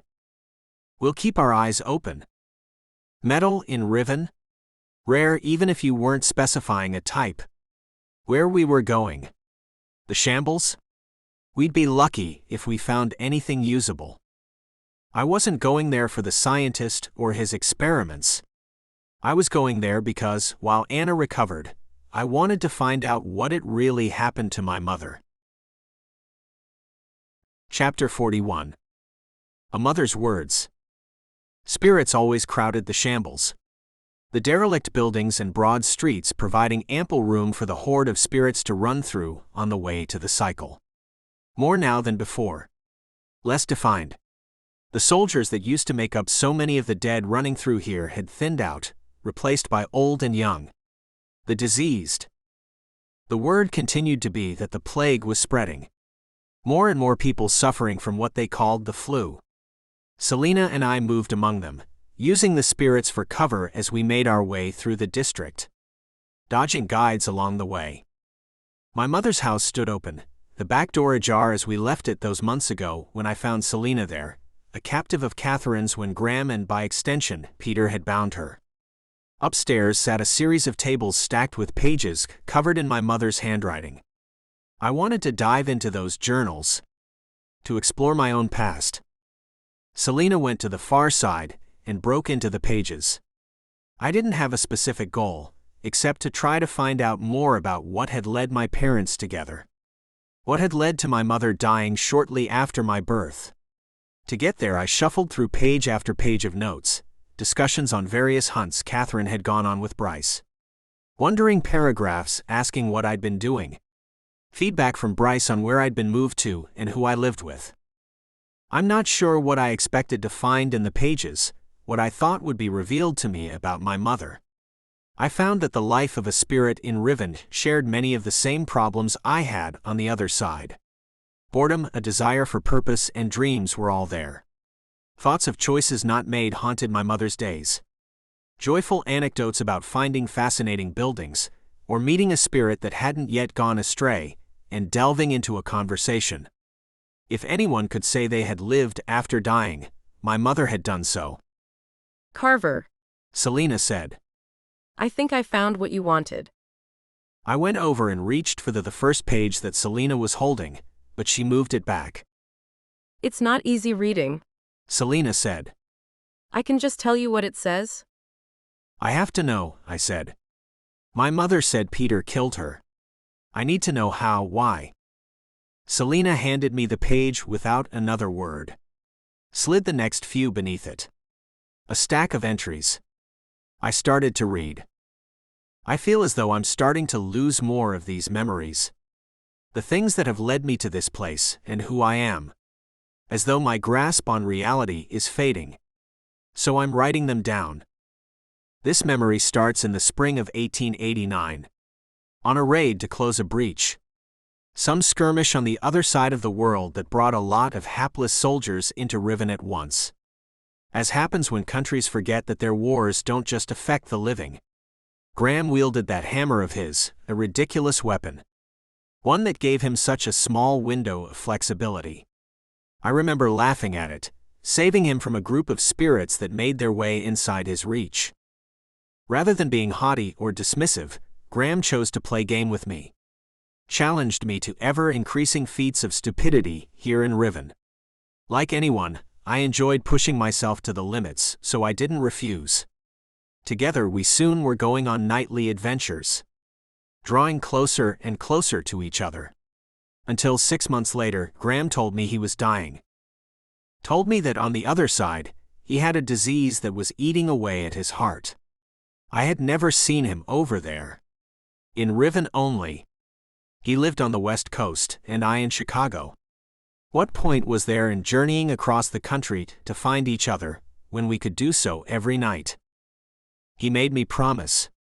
Promise to bind him when he died. When he felt he was going, Graham crossed over and stood with me next to him. I held his hand and he told me when he felt the cord binding him to his body sever. I replaced it with my own. The next few pages talked about how they continued in Riven. How their love grew, despite having no connection on the outside world. My mother started spending more time in Riven, often crossing back only to wake up, eat, take care of bodily needs, and then dive back in. At least until that fall. I could feel it, though I didn't know how. I was pregnant. With child. I didn't believe it at first, but I found myself having to cross back more often. Sickness presented itself at regular intervals. I was often tired. Graham promised to keep filling my quota while I was otherwise occupied. Because he was not present in my world, that was all he could do. I scoured the libraries during the days. Spoke to other guides I felt I could trust. Even told Bryce, the new guide that I was mentoring at the time. Throughout history, there had been a number of these children, born of spirits and people mingling in ways that, perhaps, were not intended.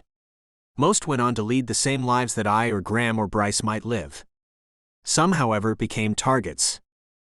As the summer wore on and my due date grew closer, I noticed more attention paid to my activities. Guides not assigned to Chicago moved to the area, claiming they were visiting for other reasons. Neighbors I'd never spoken to noticed me in the halls. Asked me when I was due. It wasn't long before I began to see them at night, before I crossed over. In the shadows during the day. I could feel them outside my apartment door. Waiting. I knew why. They wanted to take my child and use him to bring the worlds together. I secured Dr. Farth's promise that no one besides the medical staff would be allowed to enter during my labor. That no one would have access to my child, beyond those required to keep him alive. But Dr. Farth had allegiances beyond my own. He had just been given the assignment to care for us, the guides in Chicago.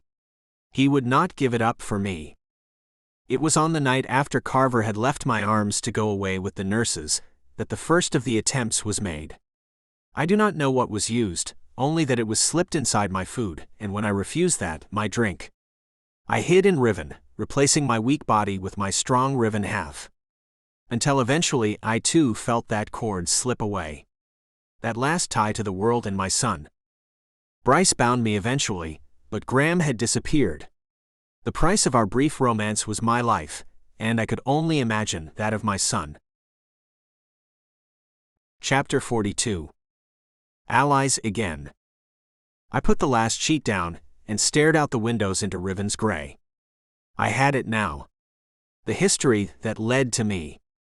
The suspicion and fear that consumed my mother in her last days, as she felt Peter's thugs closing in. She'd known my condition, and accepted that Peter would kill her for it. The most terrible part, though, was that Catherine didn't feel like she could even try to stop it. At least not over there, in the real world where she lived alone. In Riven she had a chance, with her weapons and her friends. How strange that Riven, her salvation, had become more dangerous to me than the world she left behind. Carver, Selena said, moving over near the stairs. I don't think we're alone. I moved my hand to the lash. We had grabbed my equipment from Anna's place in the Warrens, on our way over here. It felt good not to be relying on random weapons, but instead on the familiar gear that I'd worked with for so many years. Selena drew her cleaver, and the two of us took up position, me looking over the stairs from behind, and Selena ready to spring if the intruder made it to the top. The stairs creaked as someone walked up. The moment any heads appeared, Selena would be able to take it off, or I would be able to loop the lash around their neck. But when I saw Alec's face, I hesitated. Don't kill me, Alec said. I'm not here to fight. What if I don't believe you? I said. This isn't about us. This isn't about you, Alec said. They're going to cleanse Bryce. Cleansing. Blinding was the usual punishment, a severing from Riven. A cleansing amounted to the capital degree. Taking your soul in Riven and sending it into the cycle. Wiping you out in both this world and the other. Reserved only for the most severe offenders. I'd never heard of one ever being sentenced. More of a cautionary punishment than something actually delivered. Why? I said. Because he helped you. That's ridiculous. Why aren't they just blinding him? Piotr wants to make a statement, Alec said. He says that the guides cannot be divided at this time. That we must all be together. However, cleansing Bryce is not the way. That's not the only problem with Peter, I said. I brought Alec up to speed with the details.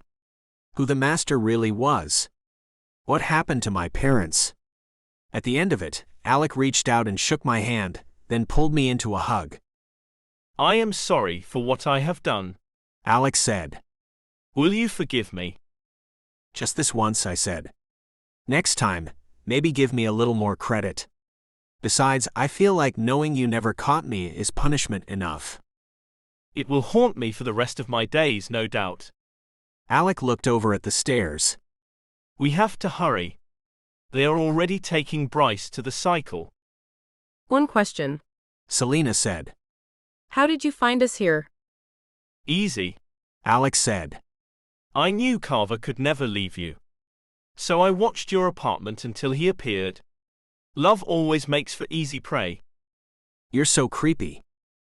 And you, Morn Friar, a spirit with a cleaver, are not? Alec replied. Selena glanced at the blade in her hand and shrugged. Glad we could agree, I said, nodding towards the stairs. They're taking Bryce? Let's go save him. As we walked down the stairs and outside the house, Alec pointed to an object leaning against the entry wall. My crossbow. I thought maybe you would like it back, Alec said. I found it beneath the beds. Hidden like a child's toy. Alec, I think this is the first gift you've ever given me, I said, refusing to acknowledge his judgment of my chosen hiding place. I recall giving you your life more than a few times, Alec replied. I couldn't argue with that one. Chapter 43. Stay of Execution. 4 guides, with Bryce in the middle. They were nearing the gate to leave the city through the shambles, the stream of spirits making their way around and giving the guides plenty of room. Bryce, for his part, walked with his head up and his eyes gazing forward. Hands tied behind his back with a length of chain. Seeing my mentor a prisoner filled me with deep anger at ruined justice. This wasn't right, and Bryce walked in irons because of me. We're outnumbered by 1, I said. I'll take a shot with the crossbow, try to even it out. Selena, you get Bryce out of there. Alec and I will handle the other 3. I can fight too, Selena said. You don't have to protect me. He's not, Alec said. Bryce is the most important target, and we don't want to kill the guides. If you can get Bryce away, then we can leave, I said, and Selena nodded. Looked like she understood why I didn't want her carving up my former teammates. We were in the bottom floor of a building a block behind the guides, a block of dry road and damned spirits marching out of the city. I went up to the 2nd floor, climbing a stair that wobbled with every footfall. Riven's rot claiming the house piece by piece. Crept out onto an overhang, praying that it would hold my weight. It creaked and I heard something snap beneath me, but it stayed up. I lay down and set the crossbow in front of me, looked down the length of its shaft, and set my sights on the rear guide. I loaded the normal bolt. Not enough, hopefully, to kill. Only incapacitate. As the front guide started underneath the open gate, I fired. pulled the trigger and, without waiting to see whether the bolt hit, dropped off the overhang and hit the street running. Alec and Selena were out in front of me, dashing along the side of the streets to stay out of the spirit crowd, and sprinting towards the quartet of guides. Or I should say, a trio. My shot had found its mark. The rear guide stumbled away from the rest, clutching at his back. The other three were losing their chance to get ready, looking at their companion, and not paying attention to their approaching adversaries. Which was exactly the point. Alec, gauntlets ready to work, sprang out from behind a pair of spirits and tackled the guide on the left. He appeared to wield the standard set of guide gear, the one given to new trainees. A sword and a knife, simple and deadly. The one on the right, my target, had the same combo. The leader in front looked like the only experienced one. She held a pair of short axes, double-bladed, with more hanging from her belt. As Selena closed, the lead guide shoved Bryce to the ground and held her arm back to throw one of the axes. "Duck!" I shouted. But I didn't need to. Bryce rolled and kicked the guide in the knee, knocking her off balance and forcing her to catch herself on the ground with a hand. The guide on the right stepped up to meet Selena, his sword stabbing out in front. A maneuver that would work well against mindless spirits with no thought for their own safety. A move anyone with a functioning mind could dodge without a second thought. Selena sidestepped the strike to the right, smacking the sword aside with her cleaver and engaging with the long knife, going for a non-lethal stab into the guide's leg. The new guide had some skill though. He saw the strike coming in and back, stepped out of reach. Out of reach for Selena, anyway. My lash came by Selena's right side, whistled over and wrapped itself around the guide's wrist.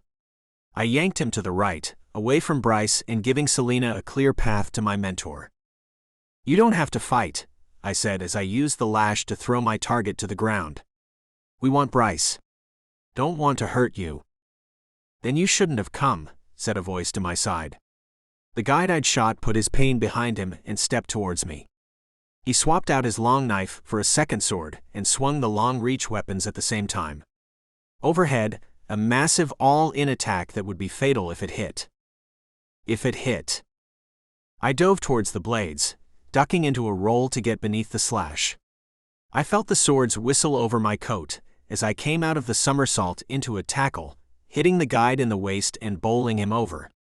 The guide let out a pained yell as his back hit the ground, and I realized he hadn't removed my crossbow bolt from his shoulder. A shoulder now planted into the hard street. I took the moment of shocked pain and used it to throw away his weapons, kicking them out of his hands to the side. They disappeared beneath the trample of spirit feet. "Carver!" Alec shouted. "A little help?"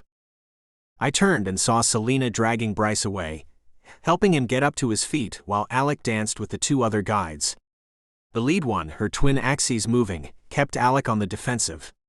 He had to constantly shift his gauntlets to get in the way of the strikes, sparks flying every time the edges struck Alec's metal. The other guide, the sword and knife wielder, circled behind and looked for an open strike. The guide focused too intently on Alec to see me coming. To see my lash before it wrapped around his leg and dragged it out from under him. I sent the guide crashing down, his head striking the street and falling limp. "You're clear," I called. Alec caught the words, blocked one more strike from the lead guide's swinging axe, and went on the offensive. Two quick jabs that forced the guide to stick her axes in front of her face for defense. A move that exposed their hafts for Alec to grab. He did so, then kicked the guide in the chest. Used his grip on the axes for added force, and as she fell back, pulled the axes free. I turned my right, the first guide back on his feet, sword and dagger ready. Only he didn't look quite so eager to engage. "I repeat," I spoke. "You don't have to fight this one. Back off and we'll let you go. Then you can help your friends." The guide glanced over to his leader, who was reaching to her belt to draw new axes. She stopped as Alec moved closer, raising her own axes and showing her what might happen if she continued to fight. "We yield," the leader said. "We're done. You can have your prisoner." "For once, a good decision," Alec said. "Take him now," the leader said. "But we'll send up the sparks as soon as you leave." You'll be tracked. Found. You can't hold on to him forever, and we'll make sure you share his fate. We could kill them too, Selena said from the side, as she used the cleaver to hack off Bryce's chains. Hard to use a sparker when you're dead. How about we take the sparkers with us? I said. A little less lethal, I think. I barely finished the sentence before the guide with the bolt in his back, sitting up from the ground, stuck his hand in the air and launched the sparks. The rapid cadence, achieved by holding down the trigger and letting more of the gas ignite, signified an emergency. Alerted any guide nearby to come for help. We were out of time. Run! I yelled. And we did.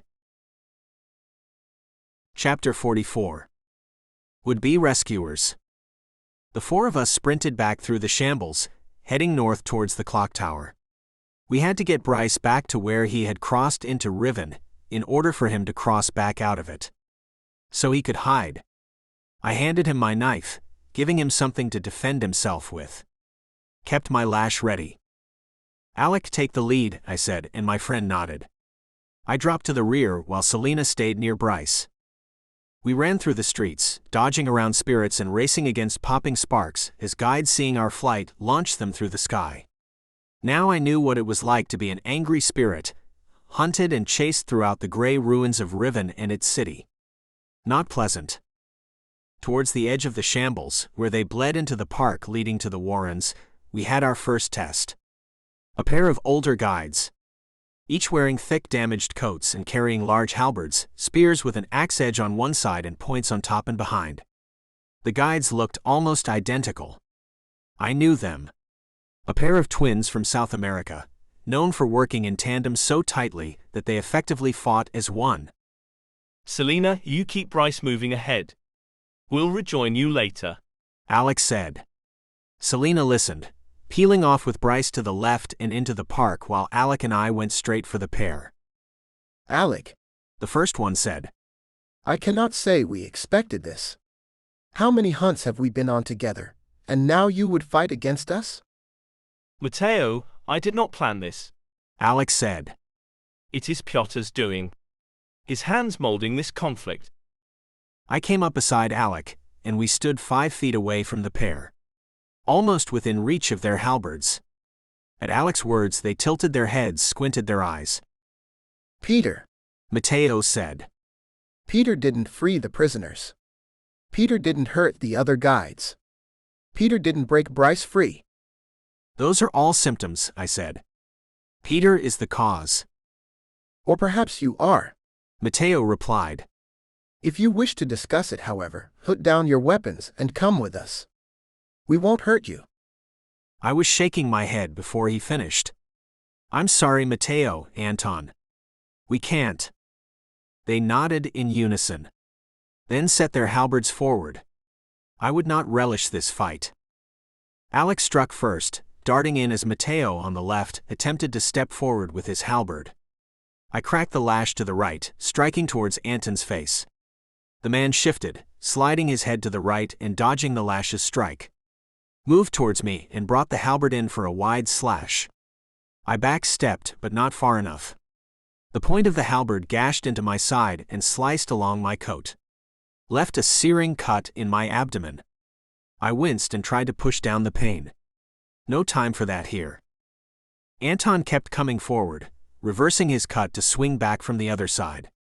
If I'd had my knife, I could have tried to catch the spear. Instead, I did the only thing I could and flicked the lash again. This time mid-swing, Anton wasn't able to dodge my strike. As his halberd's blade fell toward my side, my lash struck into his chest.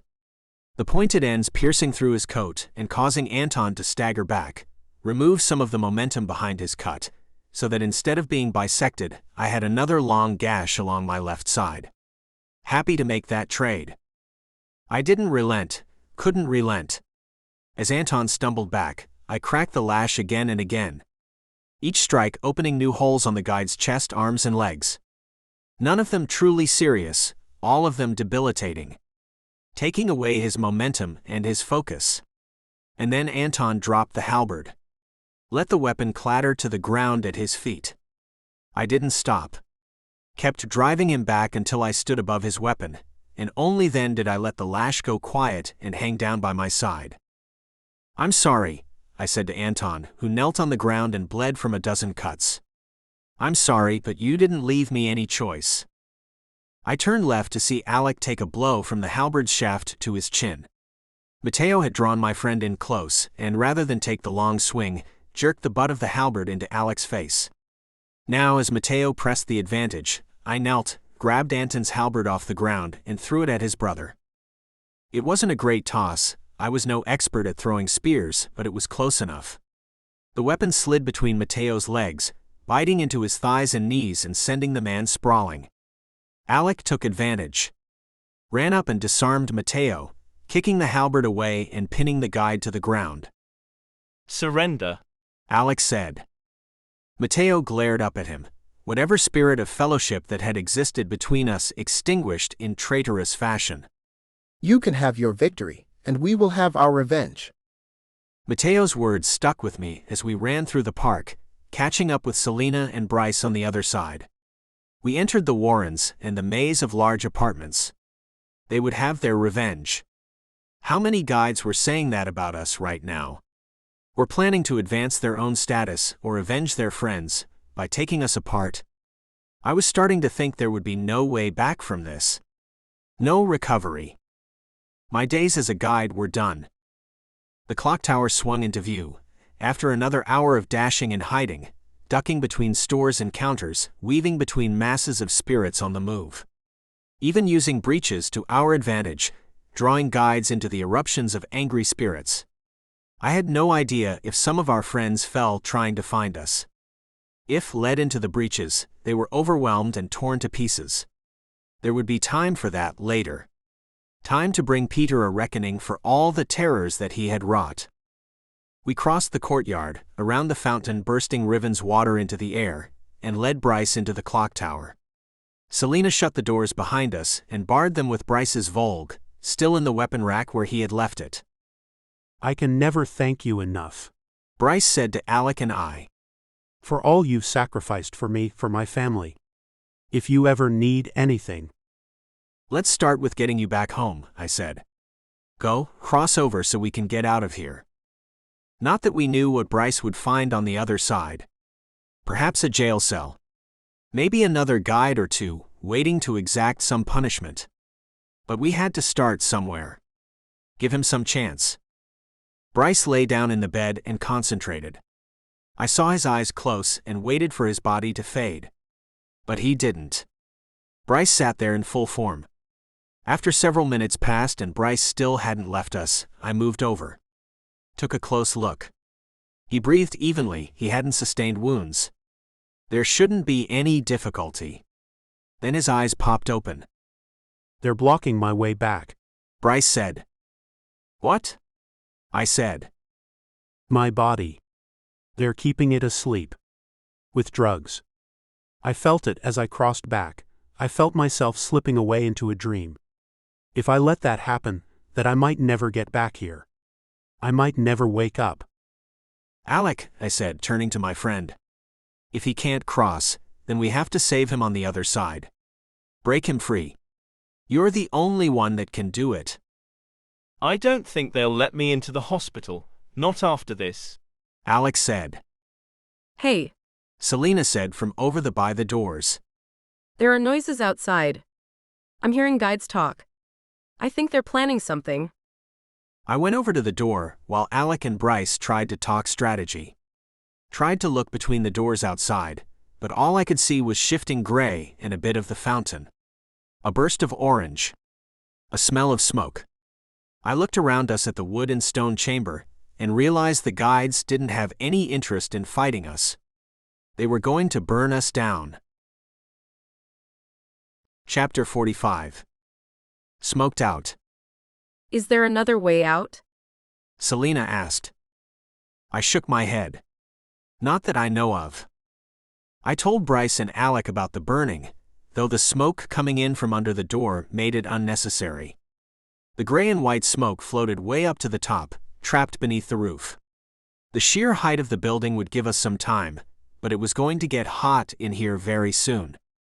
I can't cross back. Bryce said. There's no way out. Selena and I can't either. I glanced at Alec. Alec, go. You're the only one that can leave. Go back. Leave the rest of you. I'm not a coward, Alec said. You're no good dead, I said. I looked back towards the door, the first flicker of orange popping through near the hinges. The smoke thickened. I couldn't see the roof above anymore. Go back. Find Bryce. Get him free. That was a compromise Alec could accept. He slid onto the bed, closed his eyes, and faded a minute later. That left the three of us in the middle of a building rapidly turning black, as flames crawled their way inside. Any ideas, Carver? Selena asked. I've got one, but you might not like it. I don't think liking it matters anymore, Bryce said. What's important is whether we make it out alive. That's not a guarantee. I pulled the crossbow from my back, moved an orange bolt to the front, and cranked it into firing position. This thing is going to cause a lot of destruction. I'd stand back. You're going to bring down the building on top of us? Selena asked. Just be ready to move, I said. Bryce, if you want your weapon, now's the time. Bryce nodded, went over the door and grabbed his Volg out from the locks. And winced. It's really hot. He ran by me as I lifted the crossbow, aimed my shot at the front wall. The door facing the fountain. If things went right, the bolt would explode and burn through, collapsing the structure and causing enough chaos for us to get away. If things went wrong, the clock tower would fall and bury us in rubble. Or we'd run right out into certain death at the hands of the guides. I pulled the trigger. The bolt launched out and embedded itself in the door, or what was left of it, as the fire made a meal out of the building. The bolt popped and expanded in a blooming orange nova, a spreading swirl of superheated light that devoured the rest of the door. Branches launched out like electricity, tendrils snapping and grabbing onto other parts of the tower, climbing and expanding and consuming the entire front of the building in a wave of heat and light. Around us the structure groaned. Wood and rock began to fall as supports vanished, either annihilated by the fire, the bolt, or crumbling beneath the pressure. I pulled Selena to the ground, crawled beneath the table that had for so often served little purpose inside a place we didn't spend much time. Bryce joined us, squeezing in as rocks and boards chipped off the table's surface. Heat blasted our faces as the shouts of guides wondering what was going on came through amid the crackling roars. I took a moment to start winding the crossbow again, loading a second orange bolt. My last one. I didn't want to use it, but if we needed a way out, or a deadly distraction, then the crossbow was our best chance. Behind us, the rear structure snapped as the roof, losing its front support, listed down towards the fountain. The clock, the heaviest part of the building, pulled the roof down with it. I glanced behind, over Selena's shoulder, to see the burning boards at the back of the building simply split in two. Then the roof came crashing down on top of us. Go to the right now, I said. Bring the table. As the building collapsed, we shuffled, keeping the table over our heads to catch the embers and rocks and stone as they fell. Charged towards the right wall as it folded in at us. Holes opened, ashen and orange and burning. The raging heat licking our feet and our hair and running down our throat to scorch our lungs. We're not going to break out, Selena said. Stand up and run, Bryce said. Lead with the table. We hit the wall in 10 steps, the side of the building bulging and bending and breaking. The table smashed into it first as Bryce, Selena and I were pelted with burning chunks of wood and rock. I felt the stings of embers burning through my coat, singeing my neck, and burrowing their way into my wrist and hands. But I held on. We held on. The clock tower's wall did not. We burst through into the open alley between the clock tower and the next building, a shower of sparks heralding our exit. A shower infinitely dwarfed by the raging inferno behind us.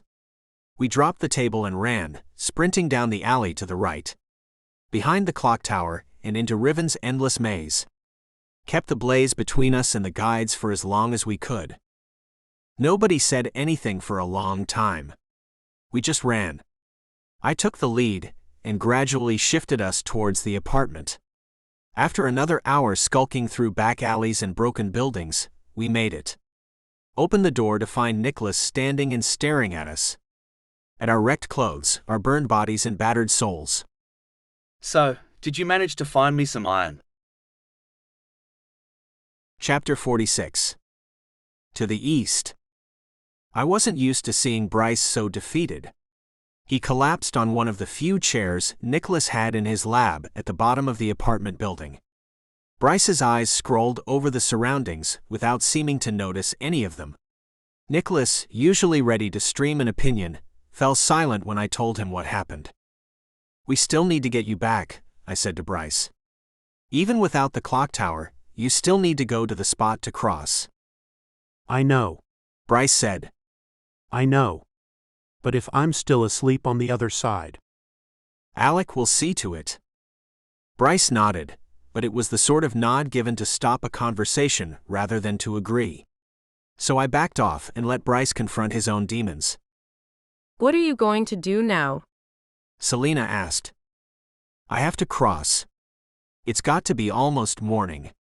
Anna and we have to get to New York. Have to stop Peter." "And us? Do we sit here and wait for you to come back?" I shook my head. "No, when Bryce is ready, you should try to get into the clock tower. Or what's left of it. If Alec gets him free, you may not have much time from him to cross out." Selena and I went back up to her apartment, said our goodbyes, and then I laid down in the bed and crossed over to the other side. Dawn broke over the town. Gold rising in a beautiful morning as woodland birds whistled. A few souls moving outside the window, beginning their daily tasks. Anna breathed slow beside me, lost in some dream. Not for much longer. I gave her what time I could as I readied. Went down to the front desk and acquired a schedule for the trains. 12 hours ride from here to New York. The sooner we started, the better. I thought you'd have had enough of trains. Anna said as we made our way to the station an hour later, the Pines Rest going without payment for our night, courtesy of a back door. Weren't you a hostage the last 2 times you rode one? Almost. With my luck, airships aren't much better. At least it's easier to get off of a train, I said. I don't have the money to buy a car, and we don't have the time. 12 hours. I've never been on a train that long. If we're lucky, I said. We won't meet anyone we know. The hours will pass by in peace. I'll even get a drink. Maybe. The train we were catching dwarfed the small station. A long passenger rail that stretched for car after car. I spent the last couple of dollars I had to get us tickets at the reduced rate, for guides. Once we got to the city, we'd be relying on whatever we could scrounge. Whatever charity people would offer us, so long as they didn't know who we actually were. The cars were ramshackle, and we only had a bench to ourselves. No money for a luxury compartment, or any kind of sleeper cabin. Compared to the opulent airship, this was more my usual. Why do you think your mother gave up? Anna asked after I told her what I'd read in my mother's diaries. She just stayed there in the hospital. I don't think she had a choice, I said. The way she wrote it, it seemed like they were coming after Catherine even before I was born. Peter knew what I would be. But he couldn't use you until you grew old enough to make it over to Riven, Anna said.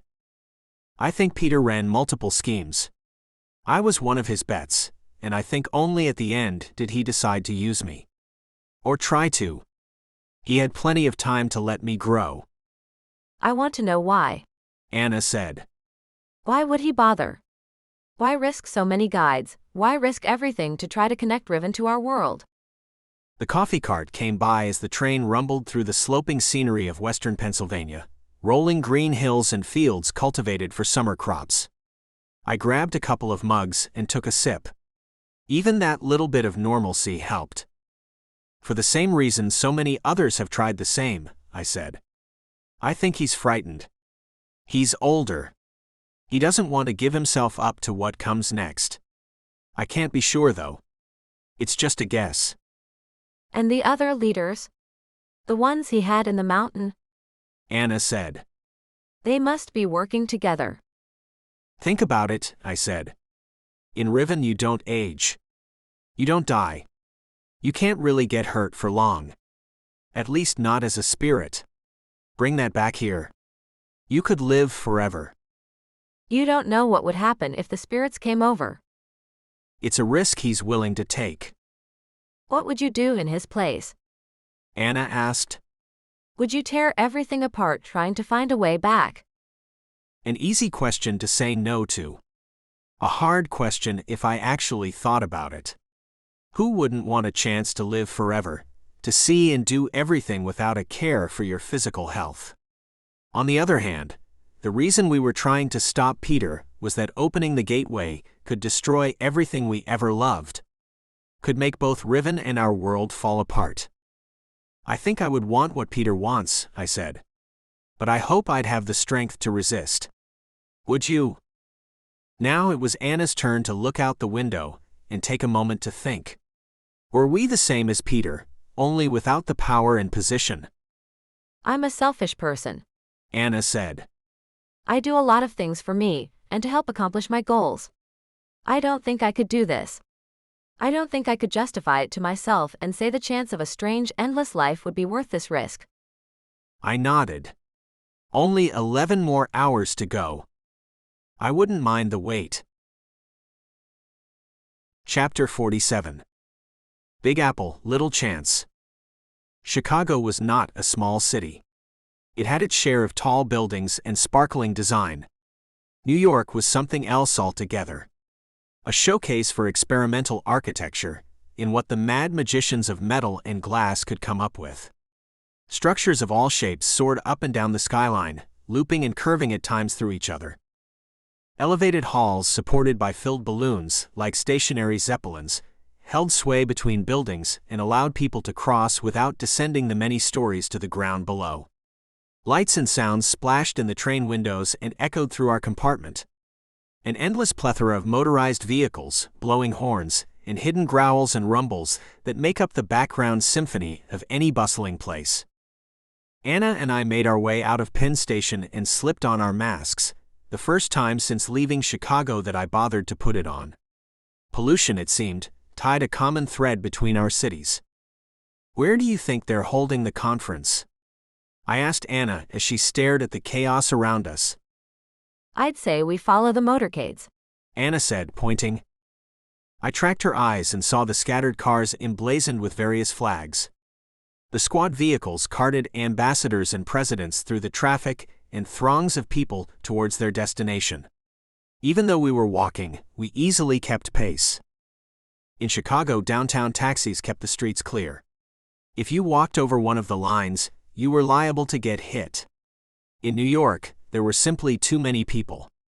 No automated taxis, only the human variety. An endless array of cars and horses, walkers and riders. As we neared what looked to be a large square, I heard the cries of a nearby newspaperman, shouting out the evening edition, including tonight's various speeches and the schedule for tomorrow. I pulled us towards the crier and, after begging Anna to pay for a copy, grabbed the newsprint. He's not here tonight, I said, looking at the lists of politicians from around the world. Tomorrow, though, Peter has the evening to himself. What are you thinking? Look around, I said. There's so many people, so many police. There's no way we're going to be able to take him out on the street. But if we can tail him, maybe we can find out where he's staying. You're starting to talk like a sneak, Anna said. Maybe you're rubbing off on me, I replied. I can only hope so, Anna said. If we're not going after Peter tonight, we need somewhere to stay. And I'm broke. That makes two of us. We stood in the street, Anna reading through the paper and me scanning the crowd, trying to think of something to do. I couldn't lean on my guide contacts. The New York group would turn me in the moment I showed my face. We could just wander the streets until the next day, but I didn't relish the idea of taking on Peter after going all night without rest. How about this? Anna lifted the paper and pointed to a printed ad calling out services for connecting people with their lost relatives. Either here or in Riven. Sneaks? You might be wanted by the guides. Anna said. But I'm still a sneak and on their good side. I think. Do you even know them? Do you know every guide? Anna replied. Come on, let's go. The ad noted an office in the Lower East Side of Manhattan. A solid 20-block walk from where we were now, but I relished the exercise. Taking in the sights and sounds of a different sort of metropolis. The buildings here were taller, more compressed in the smaller landscape. The sounds were different too, mixed accents and calls for foods of different types. There was a feel of motion here that I didn't have back home. There were similarities, mechs stood everywhere. The conference boosted security, made patrols even more prolific than in Chicago. Masks were the status symbol of the day here too, with the wealthier groups sporting artistic arrangements over their faces and the less off going with colored cloth filters. The reaction to seeing a pair of guides was the same sort of nervous caution. Crowds parted around Anna and I as we walked along. Eyes crawled up and down my coat. Eventually, with the sun vanishing beneath the horizon and the city basking us in bright lights, we made it to a squat building that seemed quivering beneath the towering construction around it, not long for this world. The office and the apartments above belonged to the Sneaks, or as the sign outside declared, New York's finest finders. The door was unlocked, the inside lit by a plethora of lights. Look, they have electricity, I said to Anna. They have money, Anna said.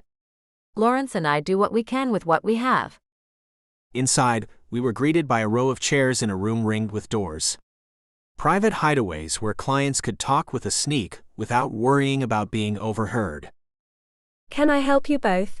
Said the woman as she came out of the back hallway. Unlike Anna, who made her way in a casual outfit, the sneak wore a professional dress. Ready for business, and for a certain type of clientele that I didn't think would bother leveraging a sneak. I have a favor to ask, Anna said. At the woman's nod, we launched into our story. Filtered out details like bringing down the airship. Whittled it down to the two of us needing to spend the night in the city, and not having the funds to do so.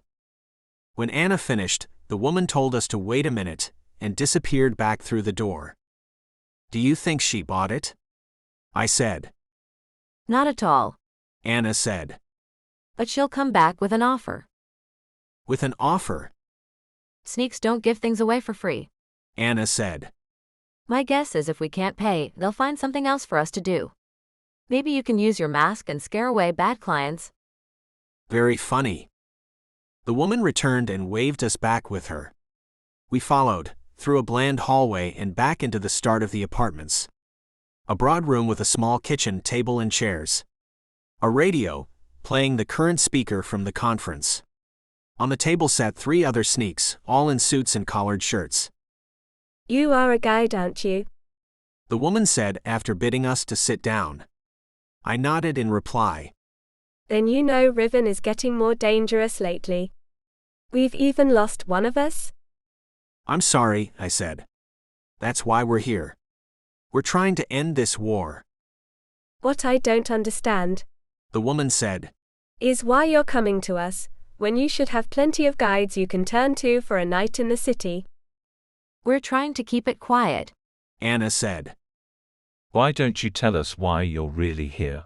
One of the other sneaks, a thin older man, said. Or we'll send you out that door right now. I looked over the group, saw only curiosity, not hostility. A willingness to believe. We need to stop the leader of the guides from breaking Riven apart. Chapter 48. F.E.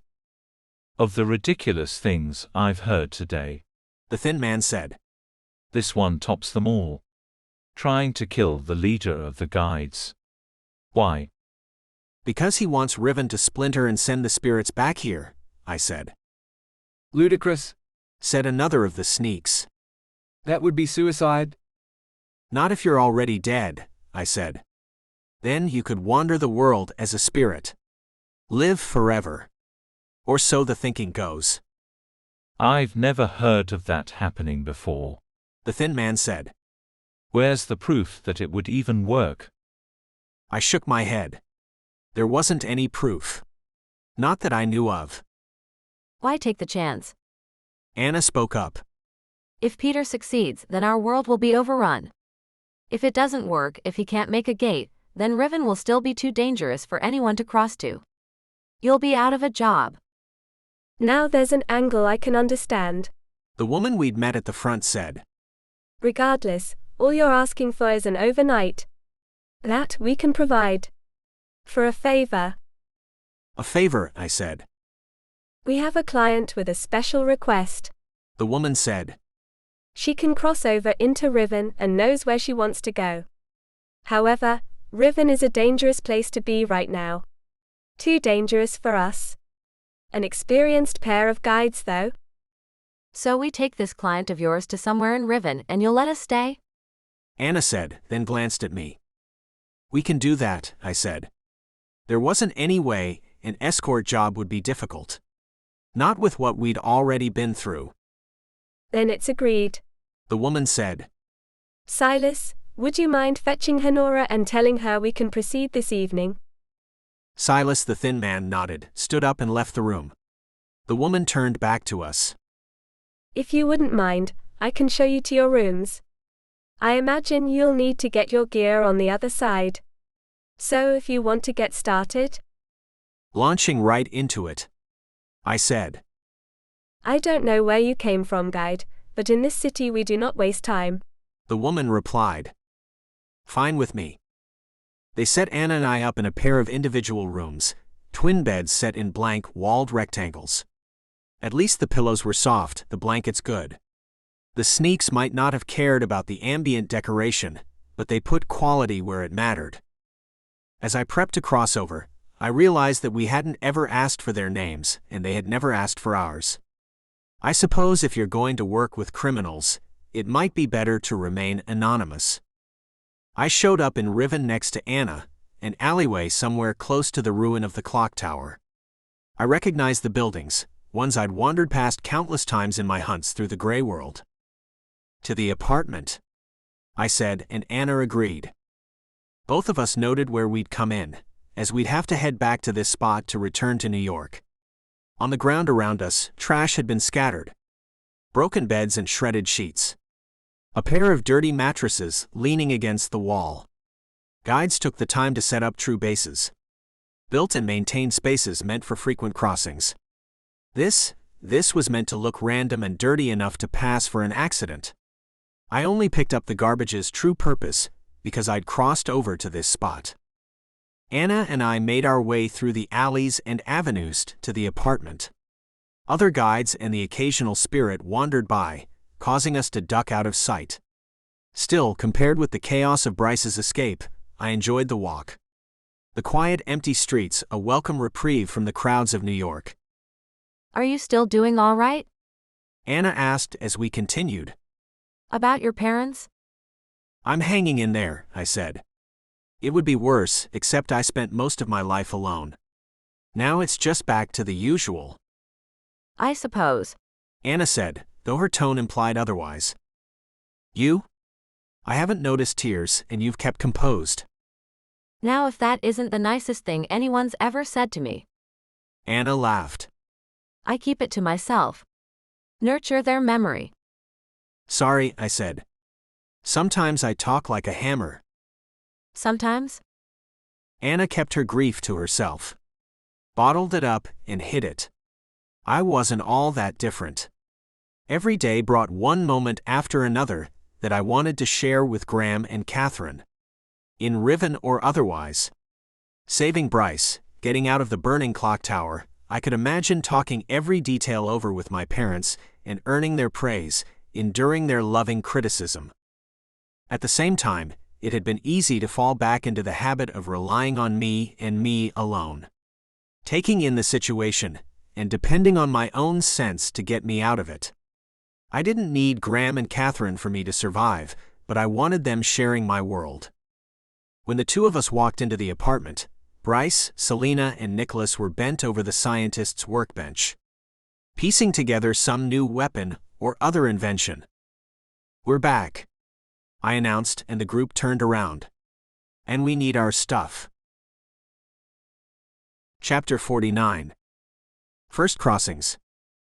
If there was a moment when I felt that Bryce was no longer my mentor, it came when he let me go with Selena and Anna. Let me leave the apartment armed and ready for adventure, but without him. Bryce said he had to wait for Alec, as the guide was still working to see whether he could locate Bryce on the other side and free him. If Alec could cause a large enough distraction for Bryce to cross over. On my own. The leader of our little band. We headed back towards the trash-littered spot in the alley near the clock tower, where the child would appear at some point soon.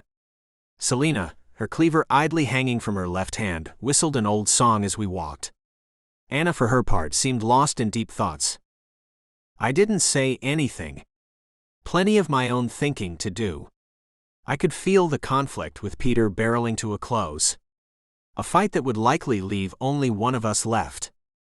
The questions niggling at my head concerned what would happen after. Would the guides rebel or scatter, letting angry spirits run amok? Would they rally behind me or someone else?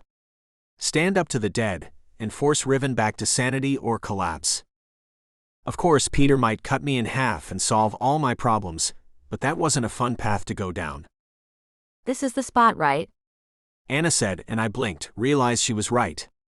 Same alleyway, same dirty mattresses. So we wait. Selena said, then glanced at Anna. Is this what you did before? Took people on trips through Riven? Sometimes. Anna had a defensive edge to her voice. Only if they could cross over, though. Most of the time, it was find and report back. Running errands, you mean? I laughed. Selena might have picked up some of my old prejudices. I noticed, Anna said. They were only errands if the client wanted them to be. When you're helping someone heal an emotional wound or get a last conversation with a loved one, that's not so trivial.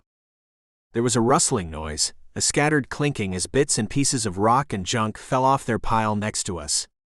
Climbing from beneath a sheet, a dark girl of no more than 12 looked out. They said to hide, so I hid. The girl said. They said there'd be a man and a woman. Were they talking about you? Are you Honora?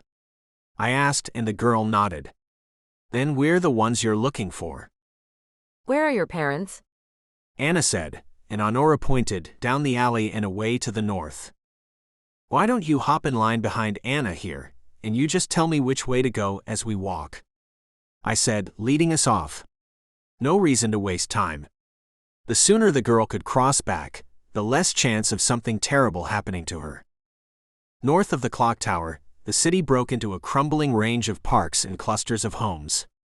A place that would have been a ritzy residential area if the ponds weren't dusty and dry, the homes razed, and the trees shattered bits of their former selves. Of the parts of Riven that had suffered over the centuries, the north had fallen the farthest. When did you first cross over? Anna continued her conversation with Honora, peppering the girl with question after question. At first, I didn't understand why, but then I noticed Honora was paying more attention to her answers than to the ruins around us. Ignoring the occasional spirit wandering by. The sparks bursting in the air above as guides called to each other. 3 years ago, Honora said. It was scary. I didn't understand. I bet, I muttered. Remembered my own first time vividly.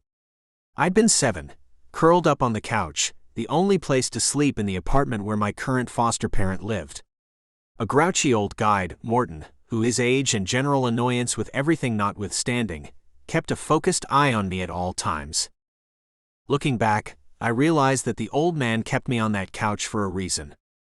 It was tied to the top of an apartment in the Warrens, a room with one door that he'd locked from the outside. When I launched myself into Riven, without a clue of what I was doing, I'd been safe. The windows were barred, metal rods jammed into the walls. I could only stare out at the city below me, until he opened the door. Did you talk to your parents about it? Anna asked. They told me it was just a bad dream. Honora said. That I didn't have to worry. Morton hadn't played games with me. That same night, when he'd opened the door, He'd given me a knife almost half as tall as I was. Told me that no matter how old I was, every knight had a chance of killing me. Morton, in his black long coat and crag-covered face, had glared at me until I held the knife like I meant to wield it. The first of many lessons. Mine did too. Anna said. Only you knew that wasn't true, right? Honora held out her left arm and nodded to a vicious twisting scar. I learned. My first encounter with an angry spirit happened more than a year later. A year of crossing into that locked room and waiting for Morton to let me out. We'd avoided any real guide work in that time. Exploring, taking twisting routes that I'd thought were planned, but really, was Morton's work with a resonator to avoid any danger. That night, not long after I'd turned 8 years old, we stopped outside of a busted-up store. Bare shelves broken and leaning on each other, ash flakes clustering in the corners. Morton had turned to me, taken one of his constant rattling sighs, as though dealing with me was a burden ill, promised and unearned. In there, Morton said, is a trial. Your first real test. Do you think you're ready? Yes, I said with a child's invincibility backing my voice. You're not. Morton replied. You're going to get chewed up. Torn to pieces. If you're lucky, I'll be fast enough to save you. If you're not. Morton had probably meant that line to leave me scared and cautious.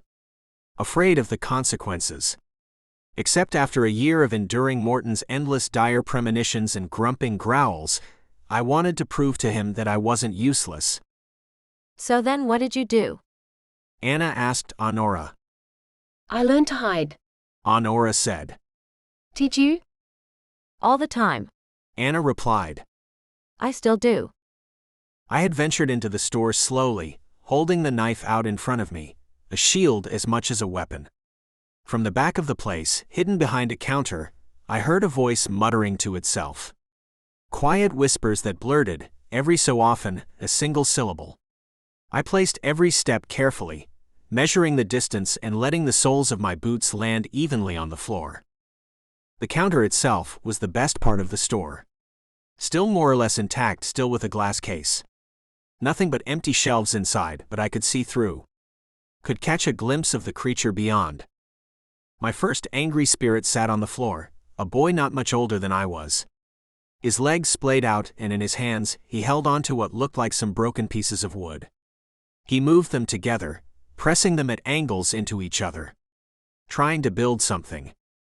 I could finally make out his words.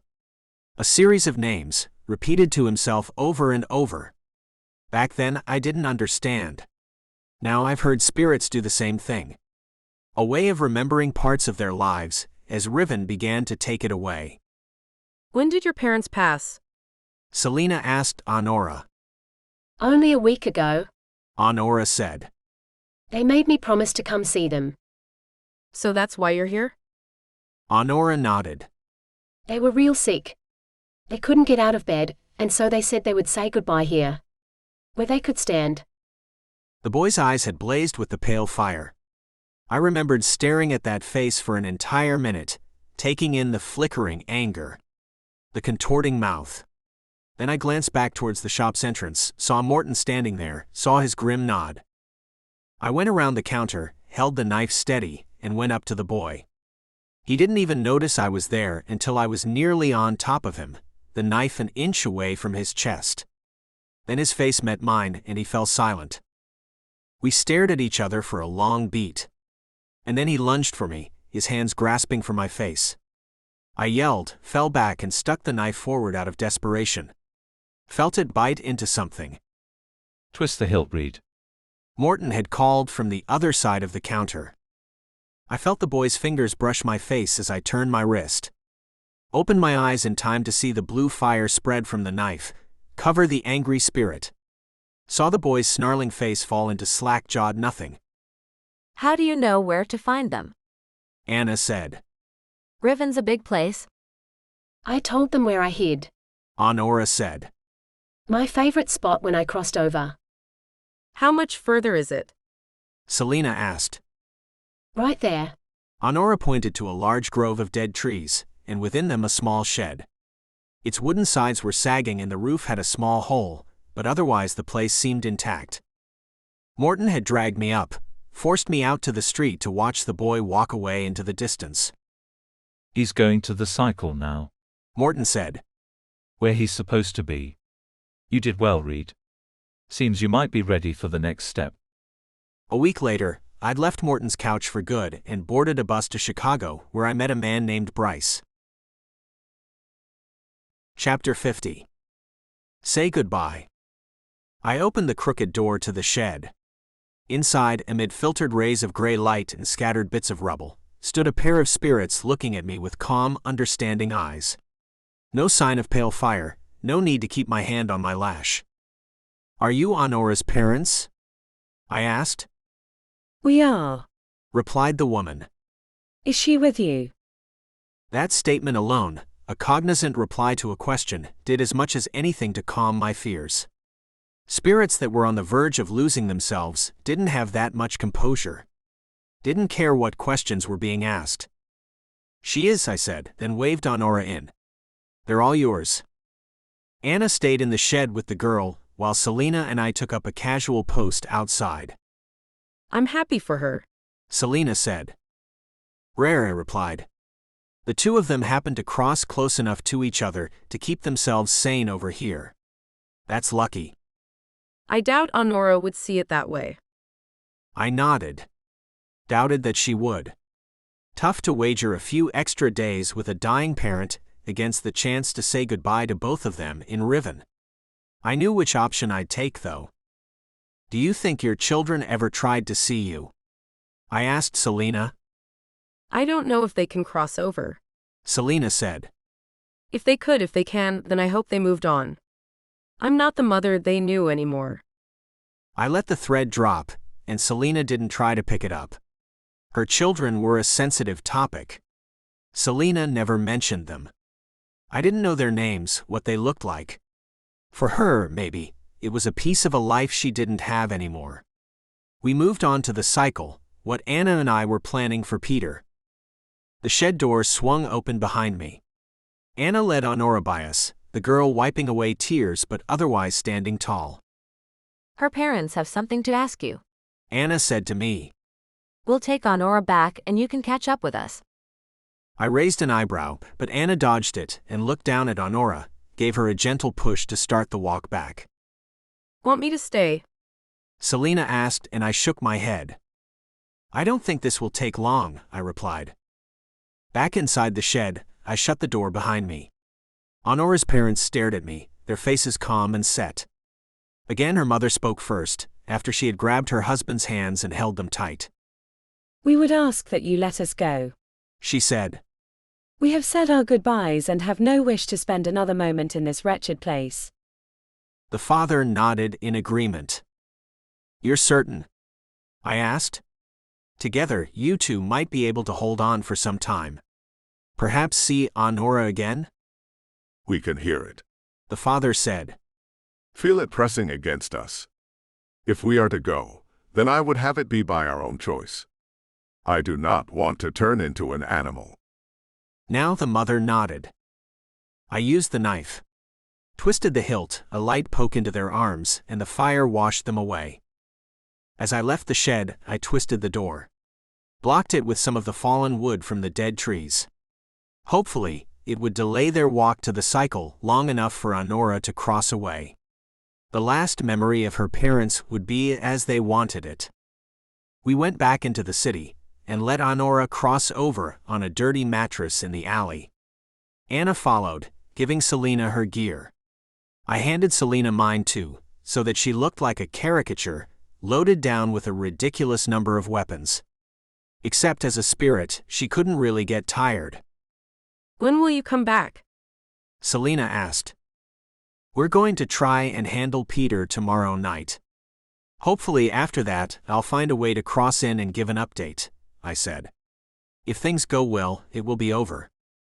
Then the real battle begins, Selena said, her eyes flashing up to a set of exploding yellow sparks overhead. We'll save it, I said. With all of the other guides, we can hold Riven together. Remember when I said I didn't like this place? How I wanted a way out. You nearly got me killed trying to find it. She'd led me right to Graham and his vicious hammer. To be fair, Selena had also led Alec and Bryce to my rescue, but still. Sorry about that. Selena replied. What I'm trying to say is that now, rather than feeling trapped by Riven, I feel like I'm a part of it. I'm participating in this world. I found a new life, Carver, and I don't want to lose it. Chapter 51. Talking and Tracking. When I crossed back from Riven, it was mid-morning.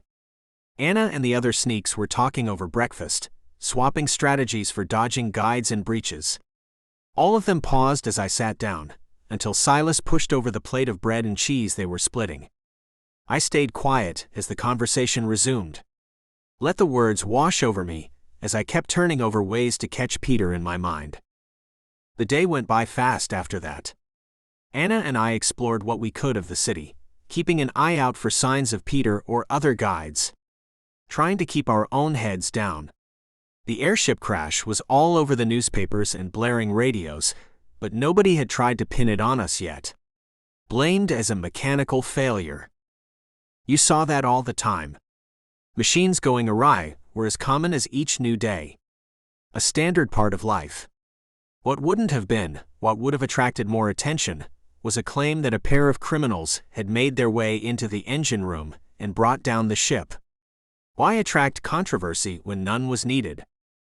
Eventually we made it to a wide square where, in the middle, beneath a large marble dome, and surrounded by a colonnade covered in the flags of all the states, a banner welcomed the participants in the World Peace Conference. The sun dipped low. Peter's assigned speaking slot would be up soon. I guess it's time, I said. My feet could use a rest anyway. Anna replied. We walked up to the entrance, a long series of thin steps that nonetheless brought us high enough to stare over the heads of the crowds shifting back and forth behind us. A large array of security stood in front, holding batons and wearing the deep blue uniforms of New York police. You think they're looking for us? Anna asked. I don't think so, I said. Why would they think we'd come here? Oh, I don't know, maybe because we crashed an airship heading to New York. Just act confident, I said. Nobody's blamed us for the crash yet. The Confidence Act got us to the front of the line, to the point where a police officer, holding a large set of papers with names on it, stared at us and shook his head. You're not on the list, you're not getting in. We're late additions. Anna tried. Sorry. The officer replied. If you're with an embassy, or you have a sponsor, get them to come and add your name. Then I'll let you in. If you're just looking to listen though, they'll play the broadcasts at any of the bars around here. The officer gestured at a couple of establishments down the steps. Anna and I chose a place by the name of the Guided Spirits. It seemed fitting, a bar themed after Riven. It was empty inside, perhaps owing to the slightly early hour and the entertainment on offer. Speakers around the small bar, a place full of wood furniture and gray speckled walls, blasted out one windy speech after another. How are we going to catch Peter from here? Anna asked. All we need to know is when he leaves. I waved down the bartender. Then we can follow them to his hotel and try to get in there. With your bare hands? Anna raised an eyebrow. With whatever I can find. We've come this far. We can't stop now. The bartender gave us a nod and a free drink. For being guides, he said. I asked how he named the place, and the man said that he'd flamed out of guide training as a child, but still remembered how Riven looked. How it felt. He asked if it had changed at all in the decades since he last crossed, before they blinded him to keep him safe. I told him no. The speakers burst with static, a change in the presenters. Whomever was leading the evening schedule announced that the next speaker came not from any country, but was perhaps the most impacted of all of them. Peter's talking, I said. I can't believe it. What do you bet, that he'll talk about opening the gate and sending all the spirits back from Riven? If that happens, I think the police might do our job for us. Over the speakers, we heard the gruff tones of Peter's voice. Thanking the various countries for attending, and that he hoped this summit could prove to be a beginning to ending the deadly war. All of you have seen your sons and daughters part ways with their lives in this bloody and miserable fighting, Peter said. Yet for everyone that gives themselves in service to their country, my guides pay an added price. In a war that you cannot see, we are trying to keep all of you safe. Throwing ourselves into harm's way day after day, night after night to send the very souls you lose to the cycle. Remember, as the negotiations continue, that every piece of land, every town, every treaty becomes worthless if Riven falls. If the angry dead return to take what they've lost. I took a slow sip of vodka. Burning anger bubbled up as Peter continued to rail about the threats posed by Riven's collapse. The man who wanted to bring about that fall, doing everything he could to prevent it. Then again, there was a reason the guides followed him without question. Peter was a leader. He knew when and what to say. After another 10 minutes outlining all of the dire consequences, Peter concluded his speech with a plea for peace. Applause played him off the stage. The announcer declared the evening's events concluded. And our night began. Chapter 52. The Attack. I thought it would be harder to find Peter in the masses leaving the conference center. Hordes of people in light and dark jackets, despite the warm weather.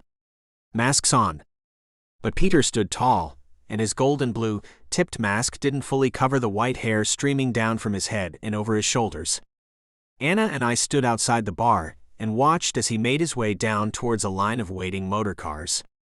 And then ignored them. Continued to walk along down the avenue, pursued by a gaggle of reporters throwing questions. Maybe he's got a close hotel, Anna said. Easier for us then, I replied. We started off, careful to keep some distance between us and our quarry. Not that it would have mattered. The sidewalk was so crushed with people, even at this time of the evening, the sun having set and lights popping on, that recognizing a random person seemed a ludicrous idea. If not for that flowing white mane, there would have been no tracking Peter. After several blocks, Peter turned and held up a hand. The reporters, along with their note-taking recorders, paused. I heard Peter tell them no further comments and good night. The man we were after vanished inside of his hotel. We followed. The Avalon looked as if Ezra's had transformed into a large hotel. Instead of a single crimson bar, dark wood made up most of the interior. A marble floor greeted our steps, and a fleet of doormen attended to guests going in and out or seeking direction. Restaurants bordered us on either side of the lobby, places well beyond the small amount of cash the sneaks had given us for last night's work. We drew eyes as we went in, our dirty cloaks and haggard appearance doing us no favors with a crowd looking for confirmation of their own high status. Not that I cared. I had no interest in the puffery of the city.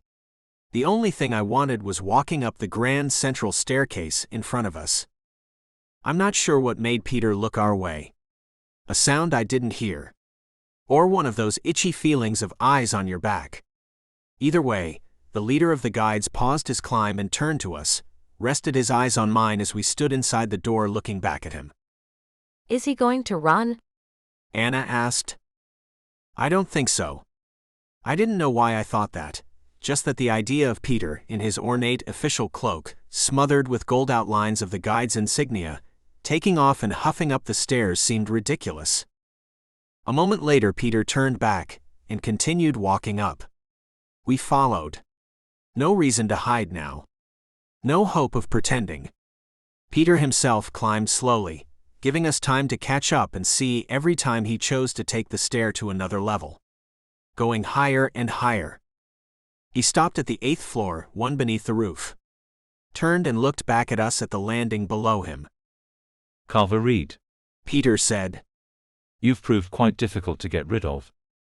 Through no lack of trying on your part, I replied. I'm only doing what is best, Peter said. Riven is collapsing, and we need a way to remove the pressure. Letting spirits cross back over isn't going to help anything. Ah yes, because you are an expert on such things. Doubting me, someone who has all the wisdom of the guides that came before plotting his course. Can we shut him up already? Anna muttered. I took a running start, pushing myself ahead of Anna. For 2 reasons. 1, I didn't want her as implicated in this. If possible, Anna could get away without drawing too much attention to herself. Without ruining her life the way I was destroying mine. And 2, I really wanted Peter to myself. For my parents. Peter turned and ran down the hall as I charged. I hit the top of the stairs and rebounded after him. Heard Anna pounding the carpet behind me. Why are you running? I yelled after Peter. If you are so truly trying to save the world, then why hide your intentions? Because they would never understand. Peter replied. He abruptly turned to a room, jammed a key into a lock and twisted it. Opened the door as I reached him. Pulled me inside as I grabbed his shoulder. I heard the door slam behind me as we went into the room, a spacious suite with multiple beds and lanterns hanging from the ceiling. Outside the windows, Manhattan sprawled forth. I saw it for only a moment before I felt other hands pulling me off of Peter. I threw an elbow behind me, felt it catch a chin. The hands let go of my right arm, and I swung a punch at the guy holding onto my left. He caught it, and I recognized that face. Bloodied and battered. Scarred and angry. Derringer shoved me back against a dresser, rattling the radio sitting on top. Brought his left hand in a hook towards my face, which I ducked and countered with a waist-high tackle. I heard a click, the door locking as I shoved Derringer into a chair. He toppled over on the ground, groaning. And then I felt a point sticking into my back. The sharp pain of a knife kissing my skin. You'll want to stop now, Carver. Peter said, sparing a glance for Derringer. Or Poke ends your life right here. I froze. Tried to look around the room and see if there was an easy out. Something I could use to turn the tables. Until then, I could ask questions. Keep them distracted. You and Derringer are impossible to kill, I said to the man behind me. How did you even get here? That reporter told us everything. Poke said. A knife to the throat was enough to open him up. We caught the overnight train. It seems you and Anna were too slow. That night we spent in the hotel. That had given them an edge. Nothing we could do about it now. Doesn't look like your travel did Derringer any favors, I said. Are you as messed up as he is? A horror show for the eyes? I felt the knife shift, Poke's muscles tense. If I could turn fast enough, could take the blade away. I took a breath. Carver, if you move, Peter said, nodding to Derringer. He'll shoot you. No matter how fast you think you are, you can't beat both of them. Derringer pulled a revolver from his jacket and leveled it at me. Caught between a knife and a bullet. Not exactly how I wanted this to go. Chapter 53. Forced over. They sat me down on the bed. Derringer going to the bathroom to clean up while Poke kept the revolver leveled at my face. Peter stood in front of me, hands at his side and looking almost sad at the situation. The strange thing is, Carver, Peter said, when I made you the head guide of Chicago, I meant it. I thought you were up to the task. After Graham and Bath failed, I'd all but given up at using you as a way out. Riven is collapsing, but it would still need strong guides to keep the flood in control once the spirits had broken Riven apart. I thought you could be one of them. Thanks for the consideration. Now though, Peter said, even if you could help me, your death would be warranted. You caused terror and hurt to people both in this world and others. You injured guides, civilians. Bound spirits rather than sending them to the cycle. By any measure, Carver, you are a criminal. One that deserves nothing less than death. And yet all of this is because of your actions, I said. Yes. Peter said. Blame me? I'm the source of all your problems. It sounds satisfying, doesn't it? To throw all the wrongs in your life on the shoulders of someone else. Let me tell you, Carver, what feels better. Owning your failures, owning your successes. I will give you one more chance to redeem your life. Cross over, find me at the mountain and give me the chance to save Riven. There is still time for us to relieve the pressure. To use your miracle to help us control Riven's end. What if I say no? My mind swirled through options and opportunities, ways to get out of the bed and make a break for it. I could dive through the window, plummet to the street below and splatter all over the ground. I could make a desperate grab for Poke's gun, but even if I managed to wrest it from his hand, I'd take at least one bullet. Would still be outnumbered. I didn't know where Anna had gone, but I was glad she hadn't followed. Glad Peter didn't seem to care about her. If this was truly the end, then I hoped that she could find a happy way to spend her last days before spirits overran the earth. A simple answer, Peter said. First Poke here will shoot you. Then we will track down Bryce and Alec, make them pay for aiding you. We will send Anna, that sneak which you insisted on making into a guide to receive a cleansing. At the end, when the spirits break the cycle and open a path out of Riven, all you will have caused is suffering. You've thought about this. It gives me no small amount of satisfaction, Peter said. Now please choose. I looked at the barrel of Poke's gun, Peter's face, and decided the only way I had a chance to help my friends was on the other side. A useless death here would mean nothing. So I closed my eyes, focused on Riven and crossed over. Except I felt myself getting pulled. Pulled far away. This bed had been used before, had already been tainted and tied to a place in Riven. A place well beyond any I had ever been. And when I opened my eyes in the gray otherness, I was lost. Chapter 54. The Fields. All around me, reaching nearly up to my chin, were long white stalks of grain. They shifted back and forth in Riven's breeze. The swooshing sound coupled with nothing else, the near silence playing into my ears as I searched the surroundings. I'd crossed over outside the city, that much was obvious. Lawrence, the sneak that worked with Anna, had once shown me the maps in their office. Their basement lair beneath the building being constructed in Chicago, a city I might never see again. He said east of Riven City lies an endless field of grain.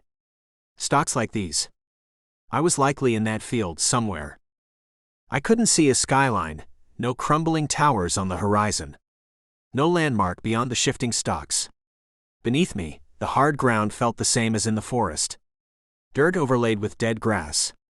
I had no weapons, nothing other than the shirt and trousers that crossed over every time. The coat I brought with me. Still, I was in Riven. That gave me options. I fell within myself and reached out. Focused on the bond between myself and Selena. Sent my emotions soaring across our great divide and connected with her. Felt her warm rush of happiness that I held and treasured. Where are you? Selena said through our bond. Did you find Peter? I told her the story. By turns experienced her shock and her anger. I'm sure she felt mine as well. So now I'm here, I said. Wherever here is. You're supposed to meet them at the mountain? Selena said. That's what Peter told me, I replied. I don't think he expected me to cross here. Then use it, Carver. Use the time to think of something. To find a way to win. I'll try, but I'm curious, I said. Someone crossed in this bed, someone brought it here. Why? Selena didn't have an answer. I couldn't get a direction, so after a minute, I decided to walk. To brush aside the grains with my hands and wander through the endless field. The stalks felt dry but not brittle. Hard and strong. For being dead, or whatever they were in this world, the grain wasn't ready to fold. How are the two of you hanging on? I asked Selena as I walked. It's getting harder and harder to leave, Selena said. More breaches are forming every day. The guides are everywhere. If I have to leave, I can wear my coat and take my cleaver and they don't notice that I'm not one of them. Do you think Riven is falling apart? As we know it? Yes. Then am I doing the wrong thing? Should I give it up? Find Peter and let him use me to open his gate? Selena stayed quiet after that one. Let me wander further underneath that unchanging cloud-covered sky. If I hadn't felt the stream of conflicting emotions coming through our bond, Then I might have thought she hadn't heard the question. He wants to bring himself back. Selena said.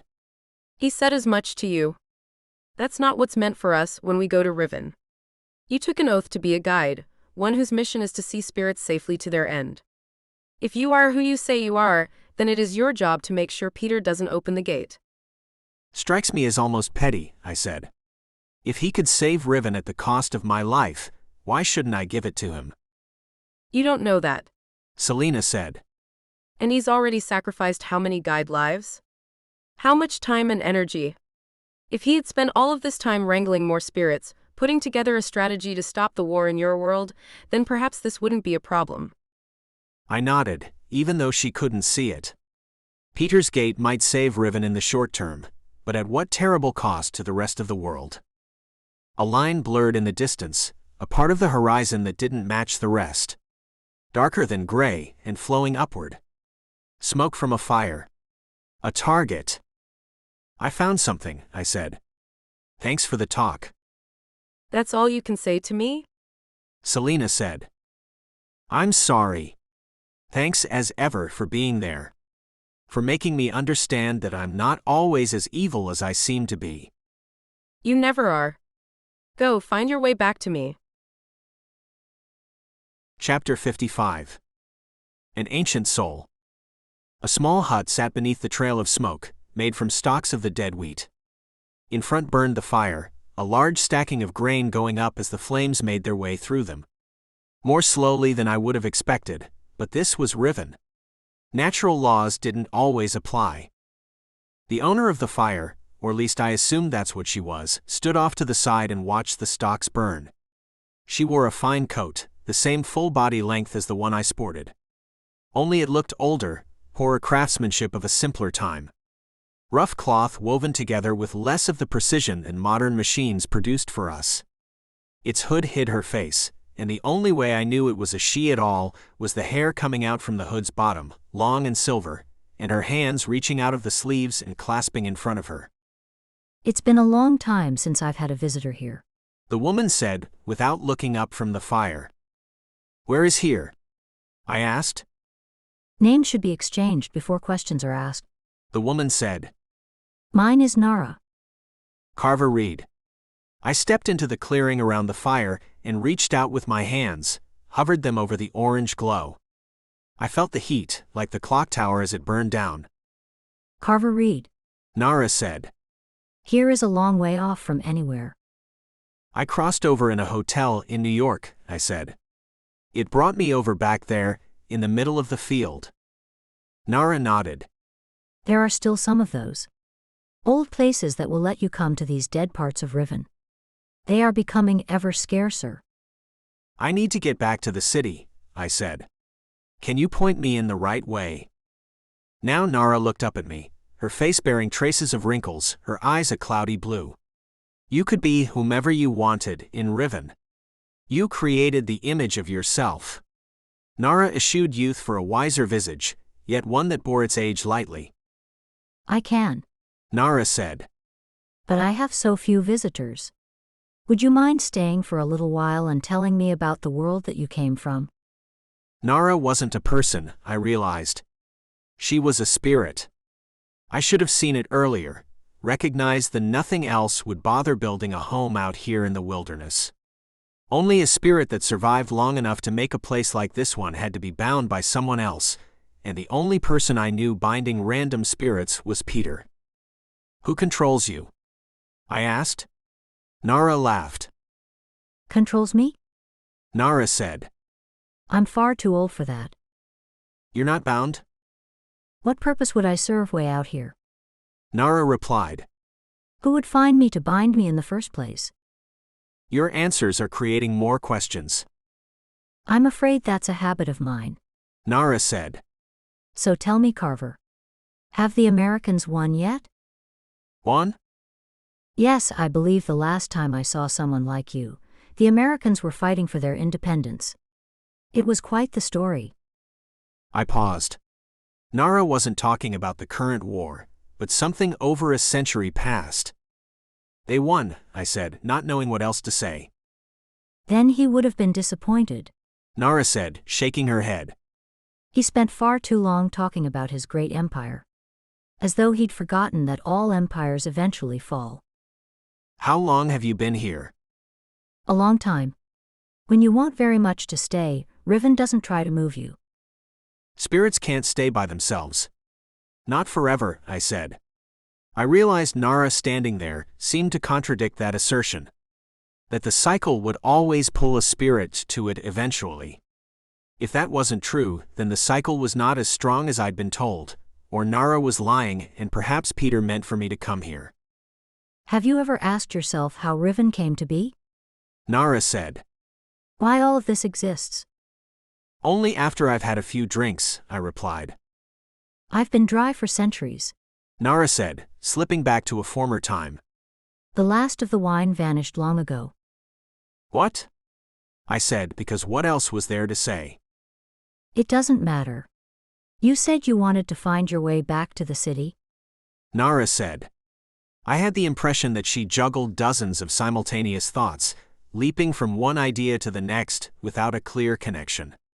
Long ago, it actually was one. The city. Now it's ruins, I said. And won't be that for much longer. Is it finally falling apart? Too many spirits, I said. Riven is being overrun. Which is why you want to go back? I told her everything. I wasn't sure why. Whether it was the soft tones of her voice, the feeling that Nara had infinite amounts of knowledge and equally infinite patience. She did not seem to judge me for my fate, or for my part in making Riven what it was. She listened like someone who had no desire to ever talk. So I have my reasons, I finished. I should say that you do. Nara said. Except from what you've said, you lack the skill. I have to try. If you are victorious, what will you do next? I suppose I'll try to help the guides as best I can. Assuming I'm not locked up forever. May I make a suggestion? Nara asked. I feel like you're going to, regardless of what I say. When you're done, when your quest for vengeance ends, come back here. Nara said. You say you want to save Riven. I can help you. I'm standing here right now. I'll take any hints. Tips. Nara smiled, a chill pair of lips. A look not flavored with kindness or joy. Rather, she made the gesture seem mechanical. An expected part of conversation, and nothing more. I've been waiting for a long time. Nara said. I can wait a little longer. I will help you find your way, and when you are done, you will help me find mine. Chapter 56. A new binding. So what do you know about Riven that's going to help me? I asked Nara as we stood around the fire. Such a broad question. Nara replied. A spirit can learn much in centuries of living here. Then, because I don't have centuries, how about we get right to it, and you give me the thing that's going to help me the most? Difficult to answer. Nara said. But if you were to ask me what I could most easily give you, then it would be to tell you about the binding. I already know how to do that, I said. Binding a spirit was one of the first things you were taught, once you had passed the basic training necessary to become a guide. Bending spirits to your will, if only for a brief time, was integral for searching out breaches, for gaining allies in dangerous situations, or even because you needed someone to talk to. All of that was fine, all of it accepted under guide rules, provided you let the spirit go after you were done. Selena and I chose to ignore that part. Then tell me. Nara said. If you are so sure of yourself, how much of you have you given away? Given away? I mean what I say. Have you nurtured those you bound, or do you sustain them? Do you feed them your life to keep them strong, or teach them to grow their own? Grow their own? Spirits were already dead. They couldn't have their own life. Nara didn't make any sense.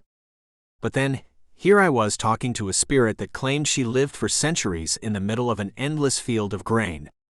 Sense didn't have a large part to play in this particular situation. I do what I was taught, I said. Part of me goes to live with every spirit I bind. It doesn't come back?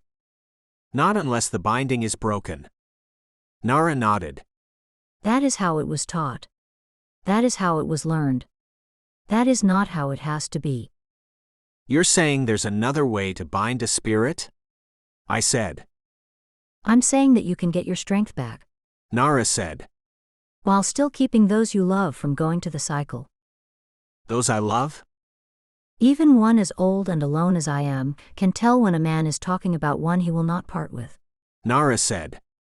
The defensive edge in your tone, the way your eyes find their way to the edge of the clearing. How you needlessly avoid talking about any specific person. It's all how you try to protect the one that you love. I can help you, help her protect you. Fine, I said. Then tell me. Or show me. Or do whatever it is you have to do that's going to give me my strength back. We're wasting time. I'd felt that boost once before. When the ghoul near the mountain had broken my binding to Selena and Nicholas. Having that strength back would be a boon against Peter, an edge I would need to hold my own against him. Look for the missing part of you. Nara said. I nodded. Find it and find her. I reached into myself and looked for that small itch, that missing part of me. When I found it, I touched Selena across our bond. Sent a wave of happiness through. She replied in kind. I felt a question come back from her, asking me where I was, what I was doing. I told her only to wait. To listen. Now you must withdraw from her. Nara said. Take it back. Take it all back. You mean break the binding? Nara shook her head. Withdraw it. You will see what happens. Like flexing a muscle, like holding my breath. I took in the connection between Selena and I. Her worry seeped through, the concern she probably felt coming from me.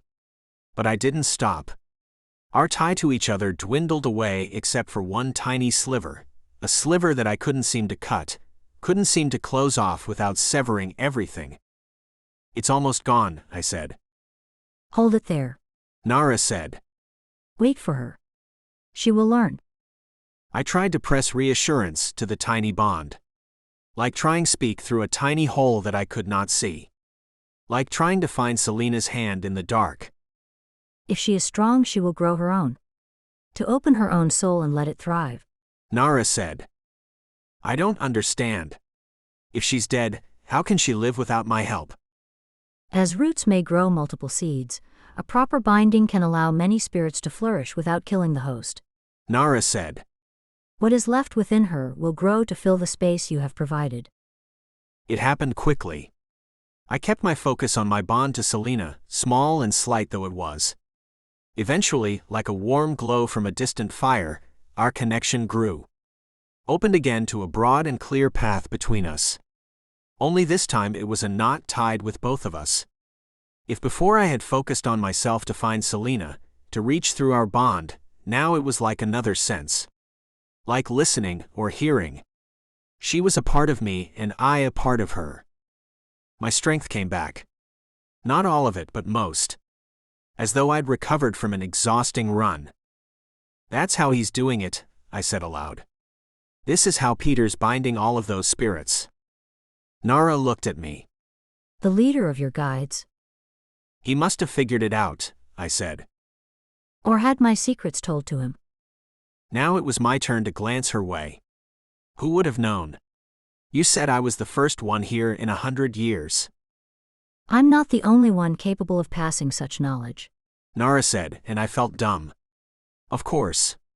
If any one of those guides had known how to bind spirits like this, they could have passed it down from one leader to the next. A secret to keep all of their spirits awake. Waiting for a chance to break out of Riven's chains. Thank you, I said. Next I'd have to repeat the process with Nicholas. Grab every bit of myself back that I could. Save your thanks. Nara said. You will give it when you come back. I will, I said. You keep insisting on that, why? Because none of the others have done so. Nara turned back to her fire. They have taken my knowledge and left me here to rot. Chapter 57. A return. Time in Riven was a fluid concept. There weren't days to track, movements of the sun to follow as it trekked across the sky. There was only a growing sense of exhaustion, a tingling awareness that my body back in the real world might need some attention. But there was no going back. Nara and I even tried, after I insisted. Even if I crossed over into the muzzle of Poke's revolver, I might be able to get some water. A bite to eat. Keep my body from withering. We followed my trail of flattened and broken stalks to where I crossed over. Under her watchful eyes, I sat down amongst the wheat and tried to cross back. At first, it felt normal. Riven fell away, and my soul, or my consciousness, or whatever you want to call it, drifted. The feeling of the grain stalks, a pile that we'd made to give me enough of a bed to cross back, fell away. I floated on water in an endless sea of night. The void that all of us went through while crossing between Riven and our world. After a few seconds, I should have woken up on the other side. Instead, I kept floating. Something wasn't right. If you've ever experienced those moments before you fall asleep, those instants where you can tell you're about to slip away into a dream, that's what happened to me. Where my formless, shapeless self started falling into that void. They're blocking my way back, Bryce had said. I couldn't wake up. Poke or Derringer or Peter were keeping me asleep. I pulled away from that sweet urge, that surrender to the endless dark. Pushed my soul back to Riven. Focused on the bed of grain, that gray sky, until my eyes opened into Nara's curious face. Then you must hurry, Nara said when I explained why I'd come back. Any chance you could help with that? I said. I don't exactly know my way around here. It all looks the same. To an outsider, I suppose it does, Nara said. Then she pointed. Straight that way. You will catch sight of the city walls before long. I will keep my promise, I said to her. I'll come back for you. For me? Nara said. No, Carver Reed, I think you will come back for yourself. Not knowing how to respond to that, I left with a nod. Trudged through the grain until the wall appeared in the distance, its gray bulk shimmering in the view on the horizon and gradually becoming real. I told Selena I was coming, told her to get Bryce and Alec ready. I had no idea how long Peter would wait for me. How many days he was willing to lose. Or how much longer I had before Riven fell. Once I was in the city, though, it was apparent that Riven teetered on the edge. Buildings like the palace, once dusty but whole, were marred by broken walls and torn gates. Spirits and ghouls taking out their frustration, the telltale gouges of guides striking back with weapons of their own. I'd asked Nara, asked her if with all the space in the grain fields whether Riven could survive. If the spirits could spread out into the infinite.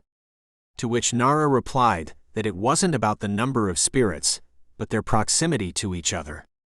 The collective force that in small amounts can make a ghoul, but in larger ones could form breaches and eventually tear those same holes open.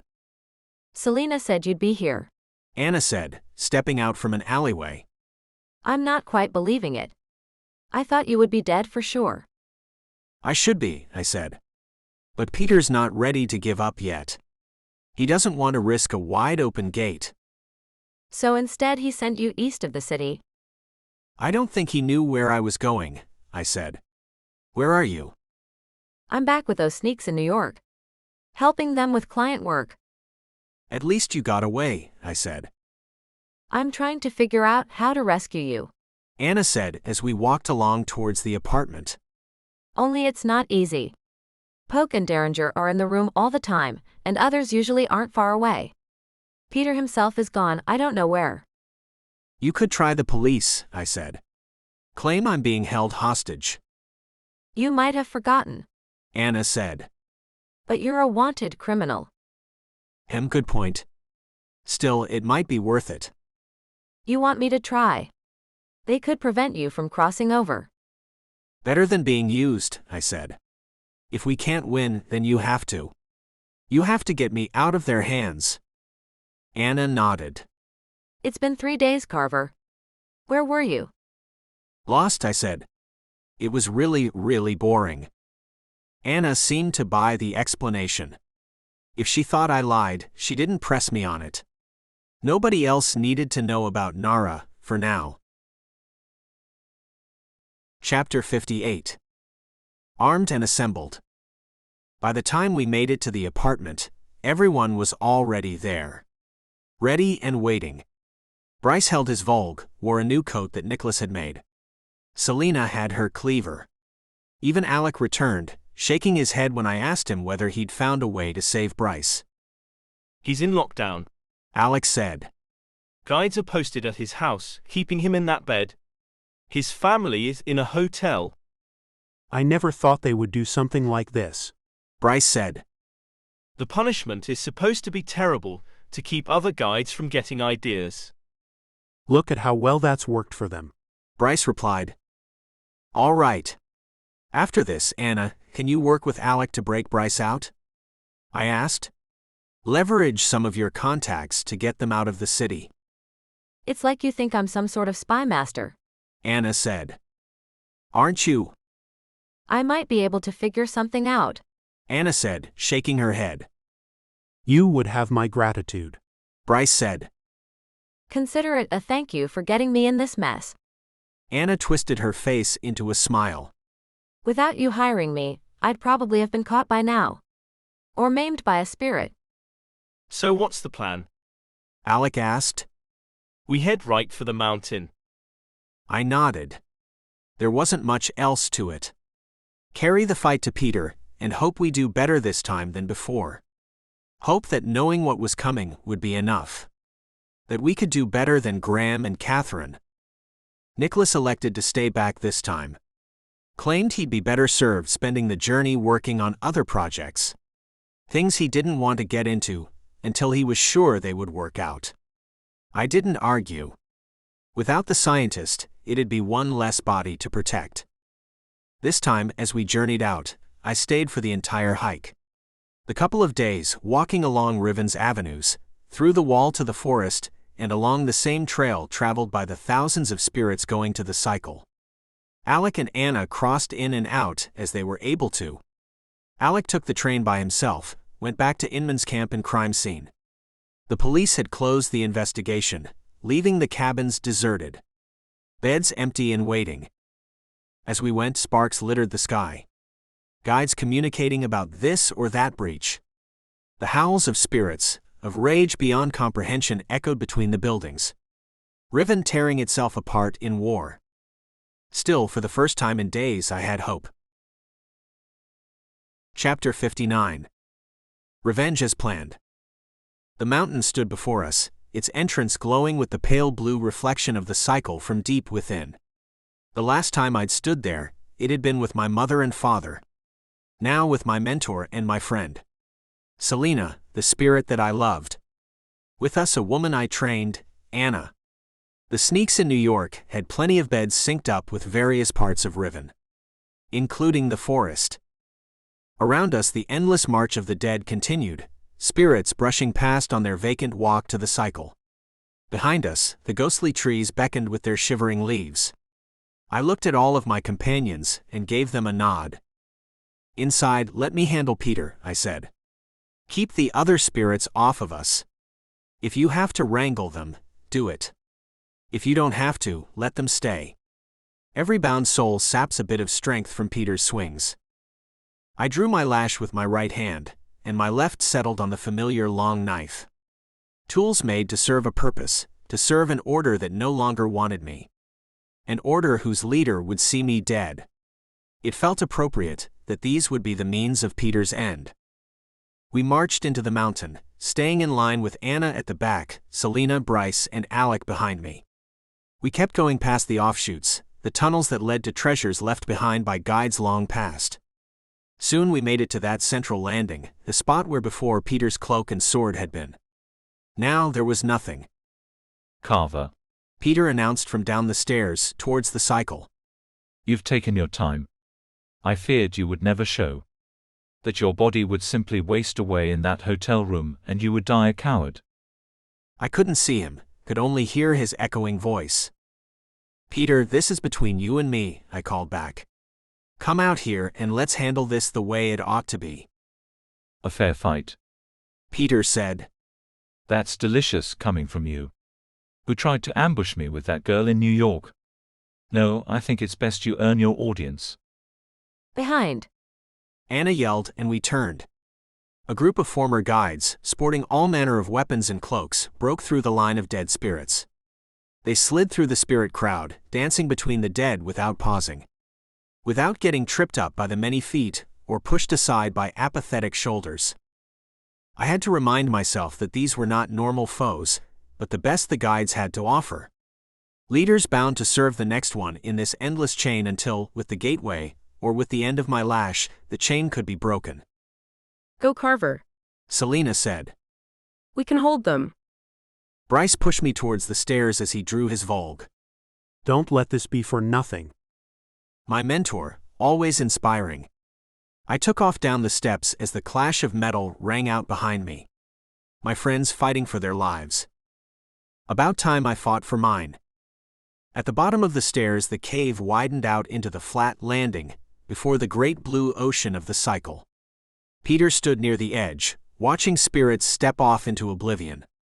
Facing me, though, were two spirits that I thought I'd lost. Hello, Carver. Graham said, his hammer sitting on his shoulder.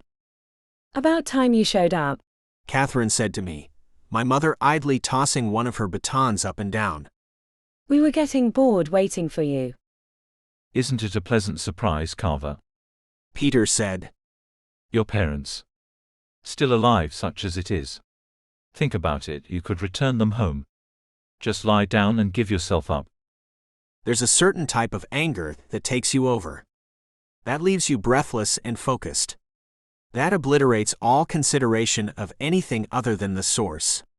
That renders reality into a single white-hot dot, and you can't think about anything else. Can't do anything except lash out against it in a ceaseless frenzy. Peter was that dot, and I would erase him. I took a step towards Peter, and my parents closed the gap. Graham raised his wrist, that same contraption ready to fire one of its burning wires. I swung with the lash, cracked it against Graham's gadget. The lash's coil wrapped around the metal, and I pulled back so hard that the gadget itself tore off of Graham's wrist and flew back towards me. I snapped the lash, still coiled around the gadget. Aimed it at Catherine, coming in at me from my right side. She swept her baton up through the gadget, hooking it and pulling hard. Trying to tear the lash from my grasp. Only I wasn't the same guide that I had been. For one, with Nara's trick, I'd grown stronger. For two, I had no concerns. No hesitation. No fear. Peter had brought me to the edge of reason. To the point where there was nothing left except this fight, this victory. So I twisted my shoulder and pulled. Swept my arm and dragged my mother and her baton with it. Knocked her into Graham as he stepped forward with the hammer. They fell over each other to the ground. I didn't hesitate. Ran up and used the knife. First my mother and then my father. 2 stabs, 2 blue fire burns, and my parents were gone. Again. Impressive. Peter said. Though I suppose I shouldn't be surprised. They didn't want to hurt you. They resisted so heavily. Resisted? I looked into their blank eyes as my parents rose up. Have you ever seen Graham open with that wrist of his? Peter said, drawing his great sword and leveling out towards me. Why would Catherine try to catch your lash instead of simply dodging, cutting underneath and delivering her strikes? Your parents let you win. I reached my hand towards my mother. There was a chance, now that they had been separated from Peter, that I could rebind them. Perhaps make this a 3-on-1. Then I saw Peter's sword shift in the corner of my eye. Whistle towards me in a long cut that forced me back from my parents. Time for these two to have peace, don't you think? Peter said. My parents, oblivious to the world, turned and walked those fateful steps to the cycle. Only moments until they fell. I think you need to stop talking, I said, raising the lash. Peter shuffled back from my first strike, the lash falling short. Moved himself away from my parents and I, towards the left edge. I followed, using the lash to keep Peter and his waving great sword at a distance. Every time it cracked, I forced him back another inch. Closer and closer to that ever-present blue. I spared a glance as my parents walked out on that short precipice with the other spirits, about to leap into the cycle. I wouldn't be able to get to them. I wasn't sure I wanted to. They deserved their rest. They had suffered enough. If I wanted to pay back their memory, I would do it by sending Peter along with them. Chapter 60. Up close and cutting. My lash's shadow shot a curling line through the cycle's glow as it reflected on the cavern walls. My knife partnered with it, a straight edge pointing up towards Peter's throat.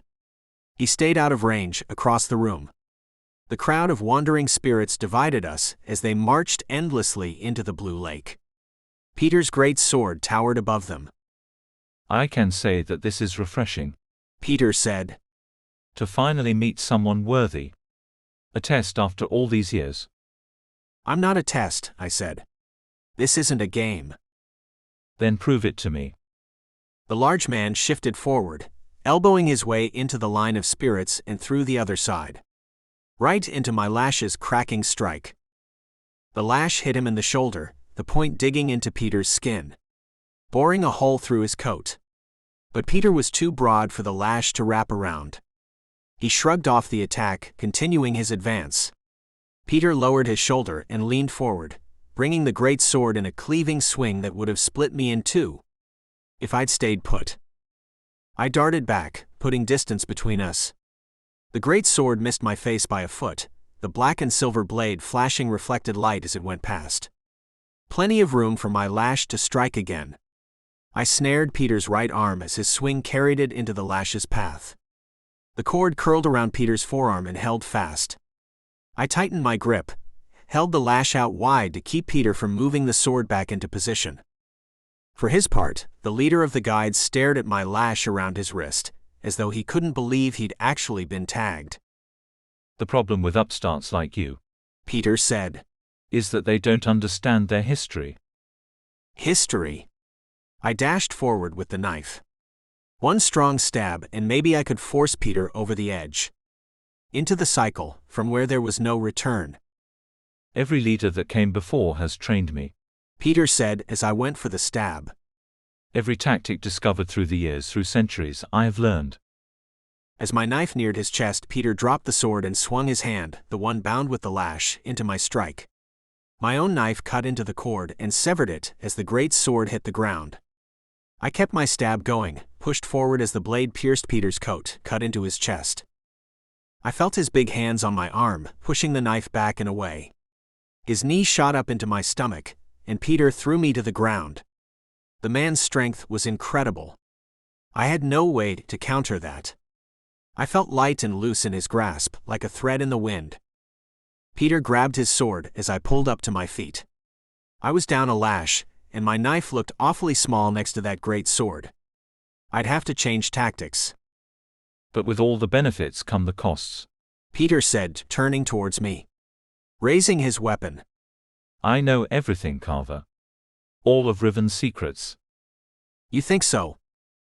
I know this place is doomed, Peter said. The only hope we have lies in finding a way out.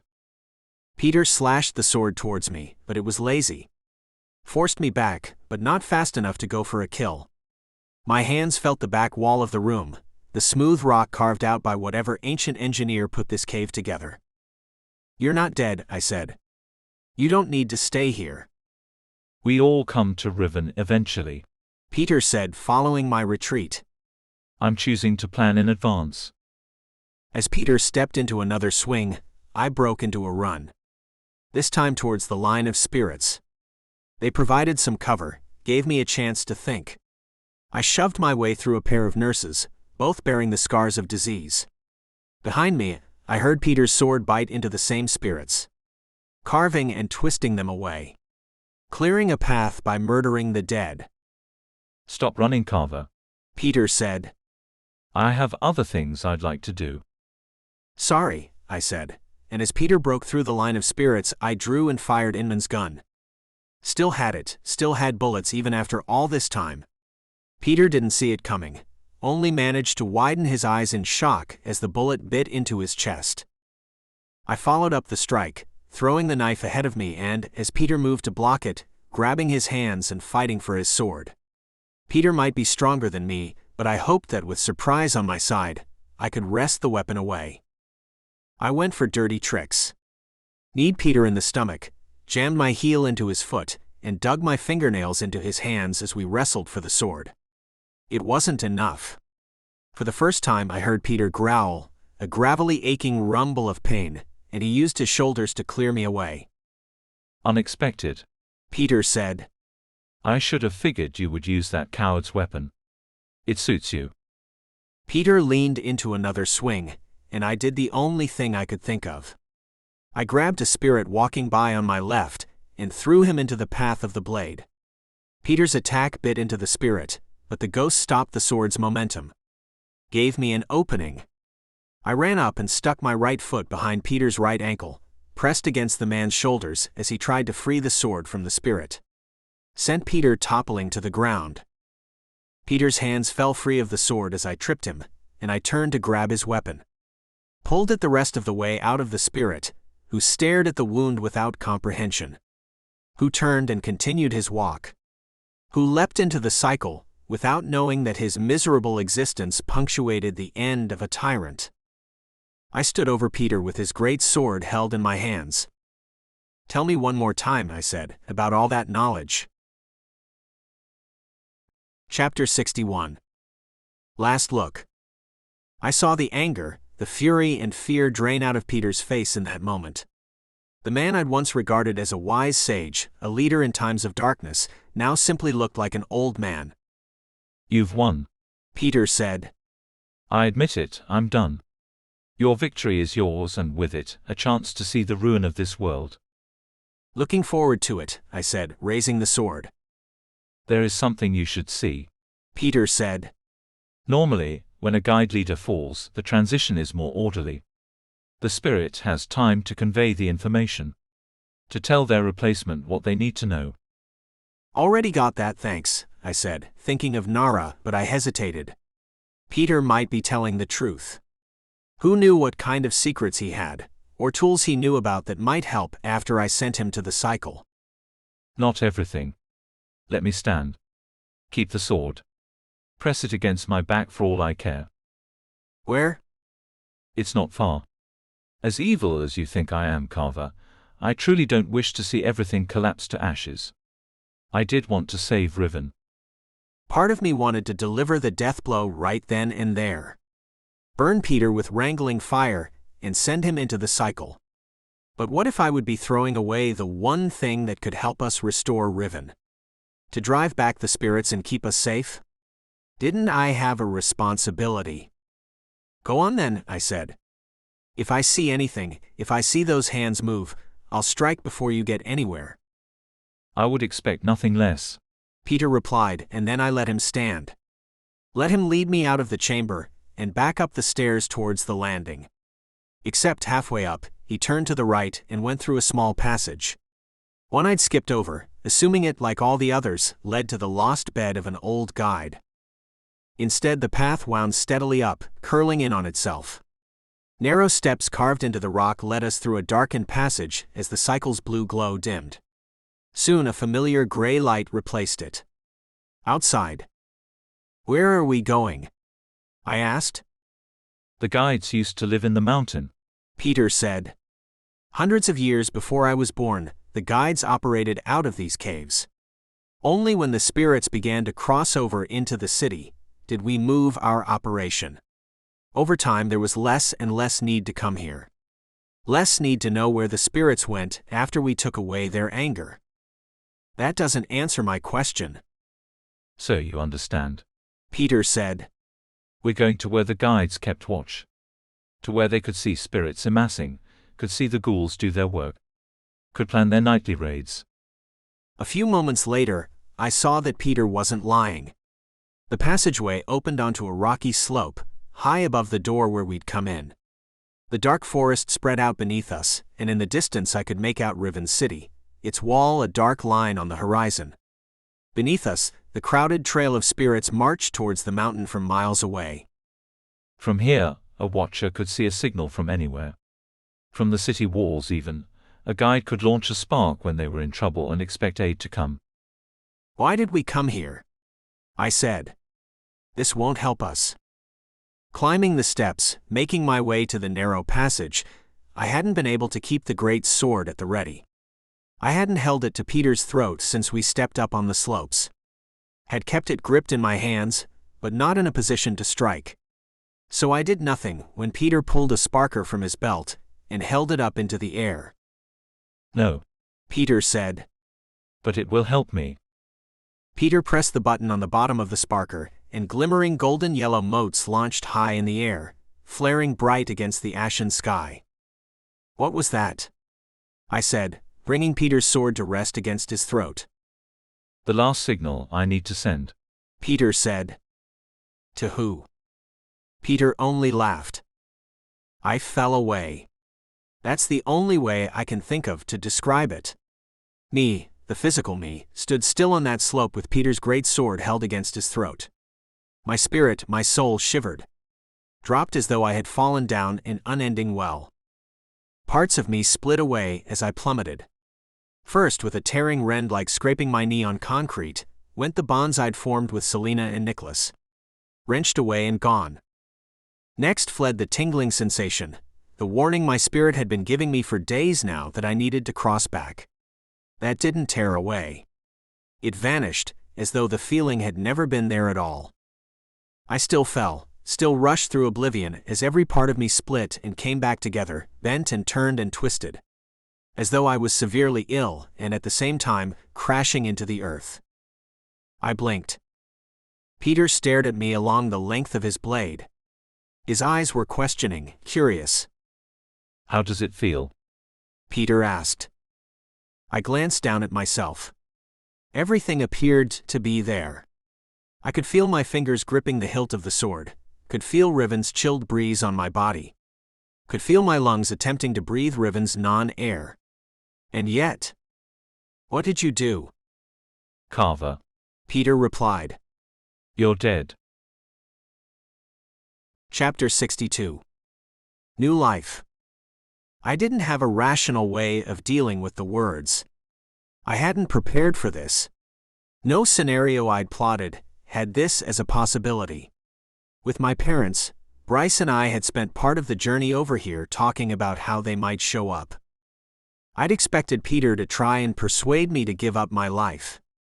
One more opportunity to take the easy way out. I'd planned to deal with a fight that I might lose, and had kept Inman's pistol as a surprise. Bryce and I had practiced the grappling, him holding his Volg like a sword so that I'd know how to wrest it from Peter's grasp. If I was going to die, we all assumed it would be by Peter's hand. Instead, it had been Derringer's gun, or a knife in a hotel room in New York. My body hadn't fought to survive. I'd been murdered. You gave up, I said. I searched inside for that connection. That tie to my physical self, but there was nothing. You'll never open your gate. Does it matter? Peter said, nodding out over the expanse of Riven in front of us. Look at it. All of those points, those pools of light? I followed his eyes. Speckled like stars on the night sky were shimmering circles, the closer ones in the forest revealing themselves as Peter called them. Pools. They're breaches. Peter continued. Every single one of them. More appear every hour. Riven is overrun. I'll either escape when one of those angry spirits tears a hole, or I'll be too dead to care. It'll be the latter, I said. I pulled the blade back, and with a single clean stroke, ended Peter's reign as the leader of the guides. His body crumpled to the ground, then rose. A pure spirit now. One that could live again. Except I was waiting. Twisted the hilt on the great sword, and burned out the glimmer of a soul in Peter's eyes. He left me there on the slope, walked back into the tunnel on the path to the cycle. I don't know how long I stood there, watching the breaches glow on the sprawling landscape beneath me. There weren't guides operating in the forest. Spirits crossing from those breaches would continue to pour out, find each other, and feed off of their anger to become ghouls or packs of roving, maiming monsters. Peter was gone. The master, as we'd called him during those months trying to find out who he was, had met his end. Riven, though, seemed as bad as it had been before. Carver? Selena's voice came up out of the mountain, carrying up the passageway. Up here, I replied, and before long Selena joined me on the mountainside. Is everyone all right? Selena took in the view, then settled on the ground next to me. She spared a long look for Peter's great sword. We're still here if that counts. Alec took some scrapes, so he and Anna are crossing back over. Good, I said. They'll need their energy. And Bryce? He's waiting for us back near the cycle, watching to make sure all the spirits Peter bound go in. Always about the mission with him. I saw Peter go over the edge. Selena said. That means it's over, right? One part, I said. Tell me, can you feel it? Feel what? The binding. You and I. I watched her eyes as they closed briefly, as Selena searched for the tie that had kept us together for more than a year. Watched as she opened them, took her hand and placed it over mine. I can teach you, Selena said. How to resist the cycle. It will get easier. And this? I waved my hand at the view. I don't know how to deal with that. There's no way we can face all of those breaches. Maybe not, Selena said. But we've gone up against some terrible monsters before and come out alive. So to speak, anyway. We stayed there on the slope for a while longer, counting the breaches and measuring our affection in the silence. For our entire relationship, Selena had been dependent on my binding to keep her away from the cycle. Now, for the first time, I would need her help, her support to resist it. To guide me. Chapter 63. Hold the thread. The whispers started on what Bryce said was the second day.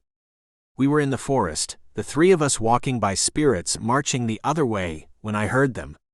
Soft and indistinct, like the remnants of a dream upon waking up. Less real words than urges. A pull to turn back, to return to the cycle. Laugh, Selena said when she noticed I'd stopped, when she and Bryce made it a few paces ahead. Think of something funny. That's hard to do on command, I said. But I did. Reached and replayed a memory of one of the many times Nicholas had detonated himself in his lab, all in the interest of research. A ruined oven and a scientist with his hair on fire, his coat charred and missing patches. The whispers stopped with my smile. Faded away, though I could still feel it. Like the tiniest thirst, lingering at the edge of my senses. It worked, I said, and Selena nodded. Bryce, I noticed, kept his eyes on me a little longer. One of his hands had gone behind his back, ready to draw his Volg. I was a spirit, unbound and capable of turning at any moment. I'd have done the same thing in Bryce's place. Selena continued dropping tips as we made our way back to the city. Tricks like laughing, or focusing on a treasured memory. Or a loved one. Anything that brought you into your own humanity. That's what kept the cycle at bay. It never truly goes away, does it? I asked her, as we went through the western gate to the city. You get used to it, Selena said. After a while, it's like anything else. Something you deal with. As if coping with death wasn't enough. Alec met us back at the apartment with a burst of good news. He'd been communicating with other guide leaders, and after pondering the situation, they'd decided to give Bryce his life back. And more than that, Alec said. Since you're the ranking guide, Bryce, we're going to vote to make you the new leader. I don't want it, Bryce said. I'm retired. Don't think you have a choice, Alec replied. You saw all of those breaches. If we're going to have a chance, we need someone that can bring the guides together. It's not going to be me. Bryce glowered in Alec's direction. Bryce, I said. Take it. You'd be the best leader the guides have ever seen. You know Riven inside and out, already have connections on the other side, and with me over here, you've got your spirit emissary all figured out. Spirit emissary? Bryce asked. I figured you'd want to create a new position, I replied. Someone that helps connect you with the spirits that aren't angry, that don't want to cross over quite yet. You're all assuming Riven's going to be around much longer. Bryce said. You're trying to make me the captain of a sinking ship. Because you're the only one that can save her. Bryce grumbled for a little while longer, but he didn't have any more fight left in him.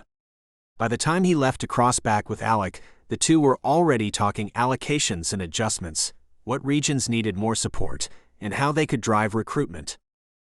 I watched them head towards the clock tower, a pair that I'd once made a trio, and felt lost. I see you picked up a new weapon? Nicholas asked, kneeling behind me to inspect Peter's great sword. I'd carried it back from the mountain, as with the lash severed, I needed some sort of defense. It's a trophy, I replied. Rather deadly for a trophy, Nicholas said. The carvings on this are exquisite. I'd say it goes back at least 100 years or more. Possibly ancient. Some of it anyway. Some of it? Yes. It looks like your sword is a composite. I can pick out at least 3 different types of iron and steel. Points at which they've been joined. If this were out on the other side, such a technique would make a weapon like this prone to shattering. Nicholas shifted his goggles up above his eyes. In Riven? Perhaps it works differently. I hefted the sword and looked at it, the black and silver streaks running down the blade.